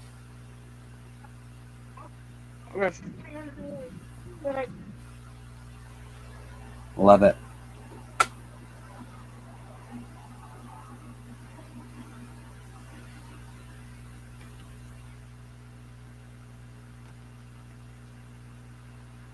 You got any comic books over there, Biggie? You want to show off some books before we get out of here? Yeah, I'm packing in groceries, but when I get done, I got some books. Nice. Biggie's packing in them groceries, baby. I made bacon and eggs last night. I'm gonna go reheat up some bacon and throw some egg. Maybe I'll have some French toast. I got it all, baby. You don't need to pick any of this up. I got it. Sounds good. French toast. Let me do it. I don't understand. So I love French toast, like immensely love French toast, and I constantly don't make it because I'm lazy. So I'm like, I gotta make it. I'm like, it takes 3 seconds and like 1 or 2 dishes. I don't know why I don't make it more often. It's like, French toast. Oh. I had to show Melody my method of making it. I don't know how you do it, but all I do, crack an egg, maybe a little sugar and cinnamon. I'll put like 2 eggs in a bowl. Yeah. And I'll take like 3 or 4 pieces of bread and just rub that shit on there, and that's it. Yeah, you don't make it like I do. Some people like milk and shit. yeah, I lay off the milk. I usually do pretty much what you do. A little cinnamon. Yeah. You know, a little bit of, and then just dip the egg in the bowl or whatever I'm using for the eggs. Dip the bread in there, slather it, throw it on the fryer, man. Yeah. I didn't know if my way was right or not. I've just done it that way all these years, and I think it is right. I think so. I think that's how most people do it. Yep. Some people add milk to the eggs and stuff, though, like a little cream or something is probably really nice. Butter and powdered sugar. Oh yeah, a little bit of. Obviously, I'm Canadian, so give me some of that maple syrup, baby. I'm in.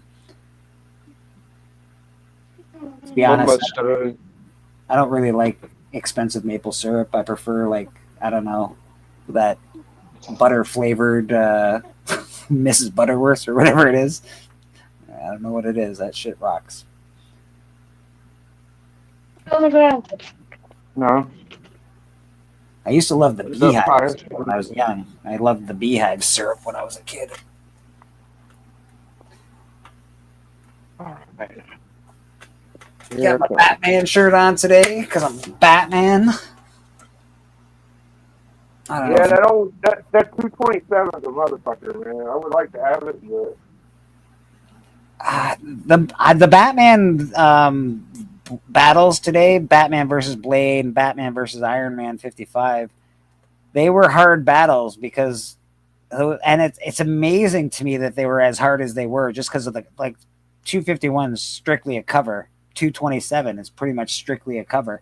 They're not real significant keys, but everybody loves those books, man.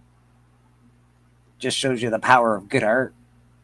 If you know, a good art versus a real key character, and good art almost won. That's pretty impressive. all right, I'm getting my books together now.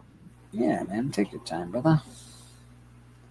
French toast flavored bagels are delicious. Ooh, I've never had a French toast flavored bagel, but now I want one.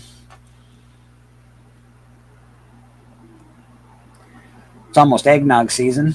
Eggnog season. Oh, Jimmy Olsen. There we go. That's nice.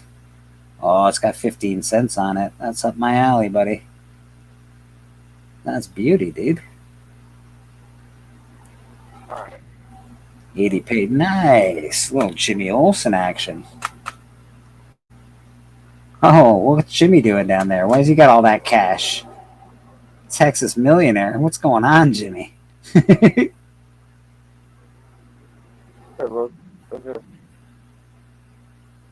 That's awesome, dude. I got those from Pop's Attic. Nice, nice. I put my big book up for sale on Marketplace yesterday. I had a couple people. Nobody said anything bad about it. Nobody said, but a couple of people asked me if I still had it. They didn't answer back. Some people said, "Oh my God, that's amazing." Ghost Town, but this is a big comic in the world of comics, just because it's such a rare error variant. If anybody hasn't seen it, this is a awesome error, worth quite a bit of money. This is a 9/8. Cool. It's supposed to have blue foil on it. It does not have any blue foil on it. Pretty cool. Really hoping that sells so I can move on with my life and pay off my debts. There we go. Biggie Shaq. The man, myth, the legend. There we go. A whole badass Sully in there. All right. Oh, all right. We got some Lego Batman action. Oh, Superman. Nice. Well, main man, Brainiac. Looks like Brainiac to me. Oh, beautiful Avengers.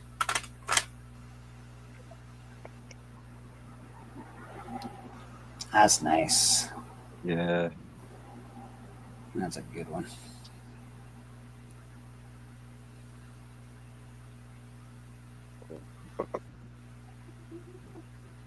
Hey. Jeffrey Darcy. Nice. Beautiful. And this guy, 1972. Now we're talking. Now we're talking. Little Sergeant Rock action. Awesome. Yeah.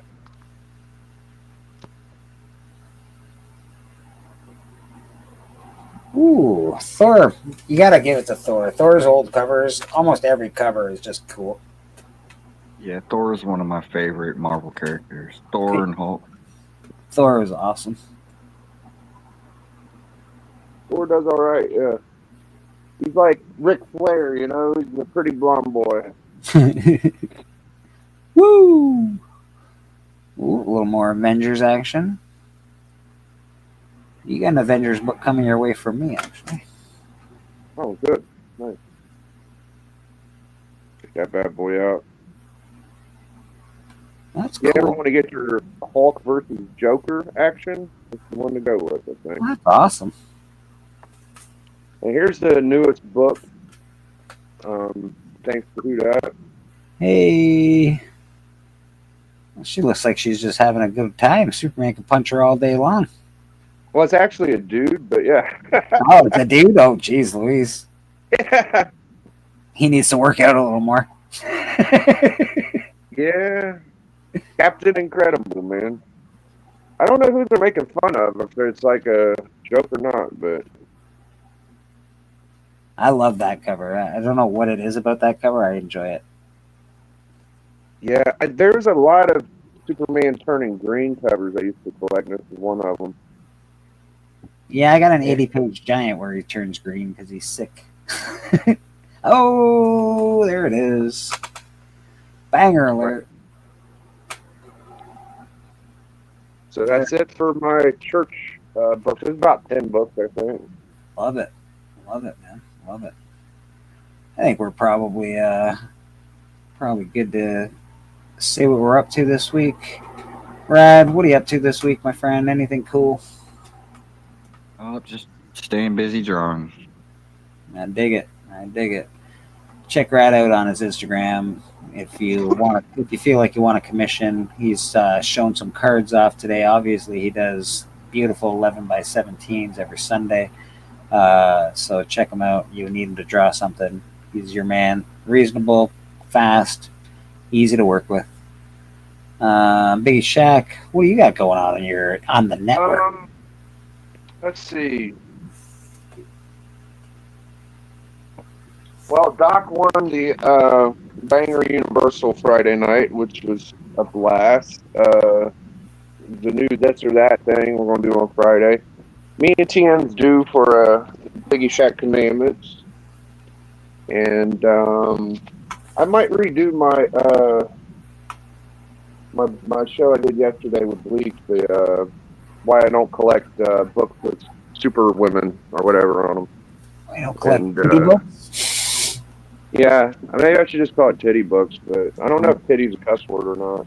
I don't think you can say that on the in the title for you. I think YouTube will be like, nope, you can't say that. But you can say bazongas. I don't like bazonga books. What are you gonna say, Rad? You don't like good girl art? No, I don't think I do. I mean, I like it, but I don't like it enough to keep it. Maybe once I get every book I want, I'll start keeping them. But as of right now, I don't have that many. I got like 4 or 5, I think. Biggie and I sort of share a very similar opinion on those books. It's not. I'm not against them. I love hot superhero chicks, but it's just not something I want in my collection. Not something I collect per se. I like looking at the art though. I think the art's really good. I don't value it to where it's equal to a like superhero comic or key. A Jack Kirby or something like that. Yeah, like this one right here is my go-to like good girl, and she's not that sexy, you know, like right. It's pretty good, but Yeah, I don't that's have good. a lot more. Yeah. So what you're saying is this kind of stuff just doesn't make the grade big. Is that what you're telling me? Not too much, no. Yeah, I might get him to try to sell to get something I really want, but yeah. And as you can see, this is in my selling button. It's on the wall for sale. Everything behind me is always for sale. If you watch my channel and you see something you like, usually I have price tags on some of the stuff, but I know most of the stuff's priced. So if you ever see something that you're interested in back there, let me know. I'm pretty easygoing. I sell books on the Sands auction and Cookie Shop, and I also sell on Astonishing Auctions, and I think we're probably going to bring back Band of Brothers in after Christmas. I think we're going to do a Band of Brothers. Nice. Yeah, I think we'll start bringing her back the end of January or something like that. Yeah, and then of course here you can find me every Sunday, Comic Book Church. We have an awesome time.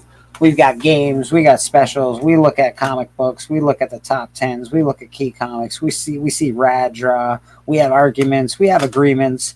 We have got a pretty good group of people that come on the panel here and chit chat for comic books. Appreciate seeing everybody as always. Bobby Delgado always makes his way on here.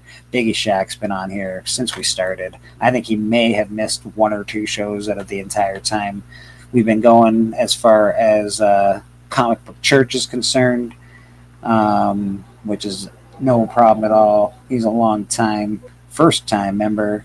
K-pop junkie as well. She's missed a few now, but that's okay. She's all right too. Go check her out Sunday night. She'll be having a show as usual. If you like Kickstarters and things like that, she's awesome at that. So she'll be having a show. I think it's at 7:00 tonight Eastern Standard Time. TM Nerdy, he's always hanging out with Biggie Shack. They do the top 5 commandments. I think they're probably going to wind up doing that this week. I know they were supposed to do it last week, but TM got sick. Yeah, we were set for Saturday. We'll definitely get one next week. We already got our books picked, so yeah. Nice. So that'll be coming up. TM, what else does TM do? He does chatting with the community, although I don't know if he's doing that anymore. TM's in the Kuma K. Actually, only the people that were in it can vote for him, but, support TM still. Like, he's 1 out of 4 people that are going to win. So right. On Son of Crom's channel, if you were involved in the Kumite and you want to support someone, go support TM. I think tonight, is the next round. Said tonight at 8. Yeah, so tonight at 8, Kumite, go support TM. Help them win some dough, man. Win that money, baby. Yep. Yeah, and check out Pop Wheelie every Thursday for Sweet Chin Music.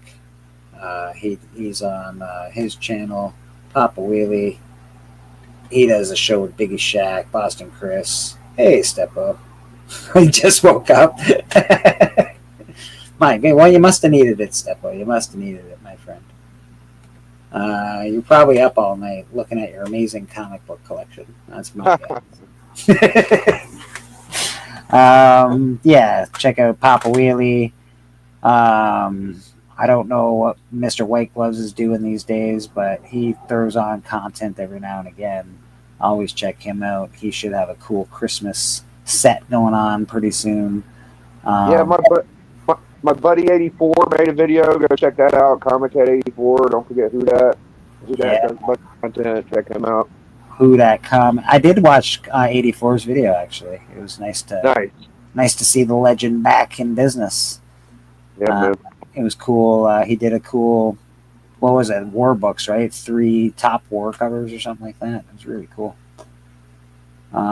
Yeah, so he's back, which is great. He's very talented, so go check out Comic Head 84. I think that's all we got to really talk about. I'm pretty sure. I think we're all right now. And this is the new Comic Book KO. Don't forget, every week for the next bunch of weeks, we're going to be doing Comic Book KO, the Comic Book KO event on Bleecker Street Comics channel. We're knocking out comics. Some comics are winning, some comics are losing. At the end of it all, we're going to find out which comics should be in your collection. The top comics of each age, Bronze Age, Silver Age, Modern, and Golden Age. What are the books that you should have in your collection? Don't forget Alan and Steppo, their Monday special, and Matt likes comics, Chonko, and Big Nasty. All those guys, go watch them too. Absolutely. Go check out everybody. Monday night special, of course, and the Friday night hangout. And with that, have a good night, everybody. Appreciate y'all. Lo,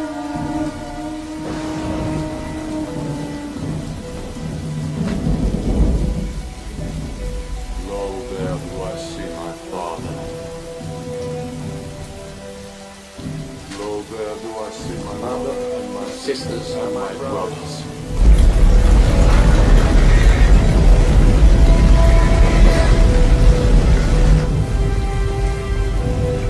Lo, there do I see the line of my people back to the beginning.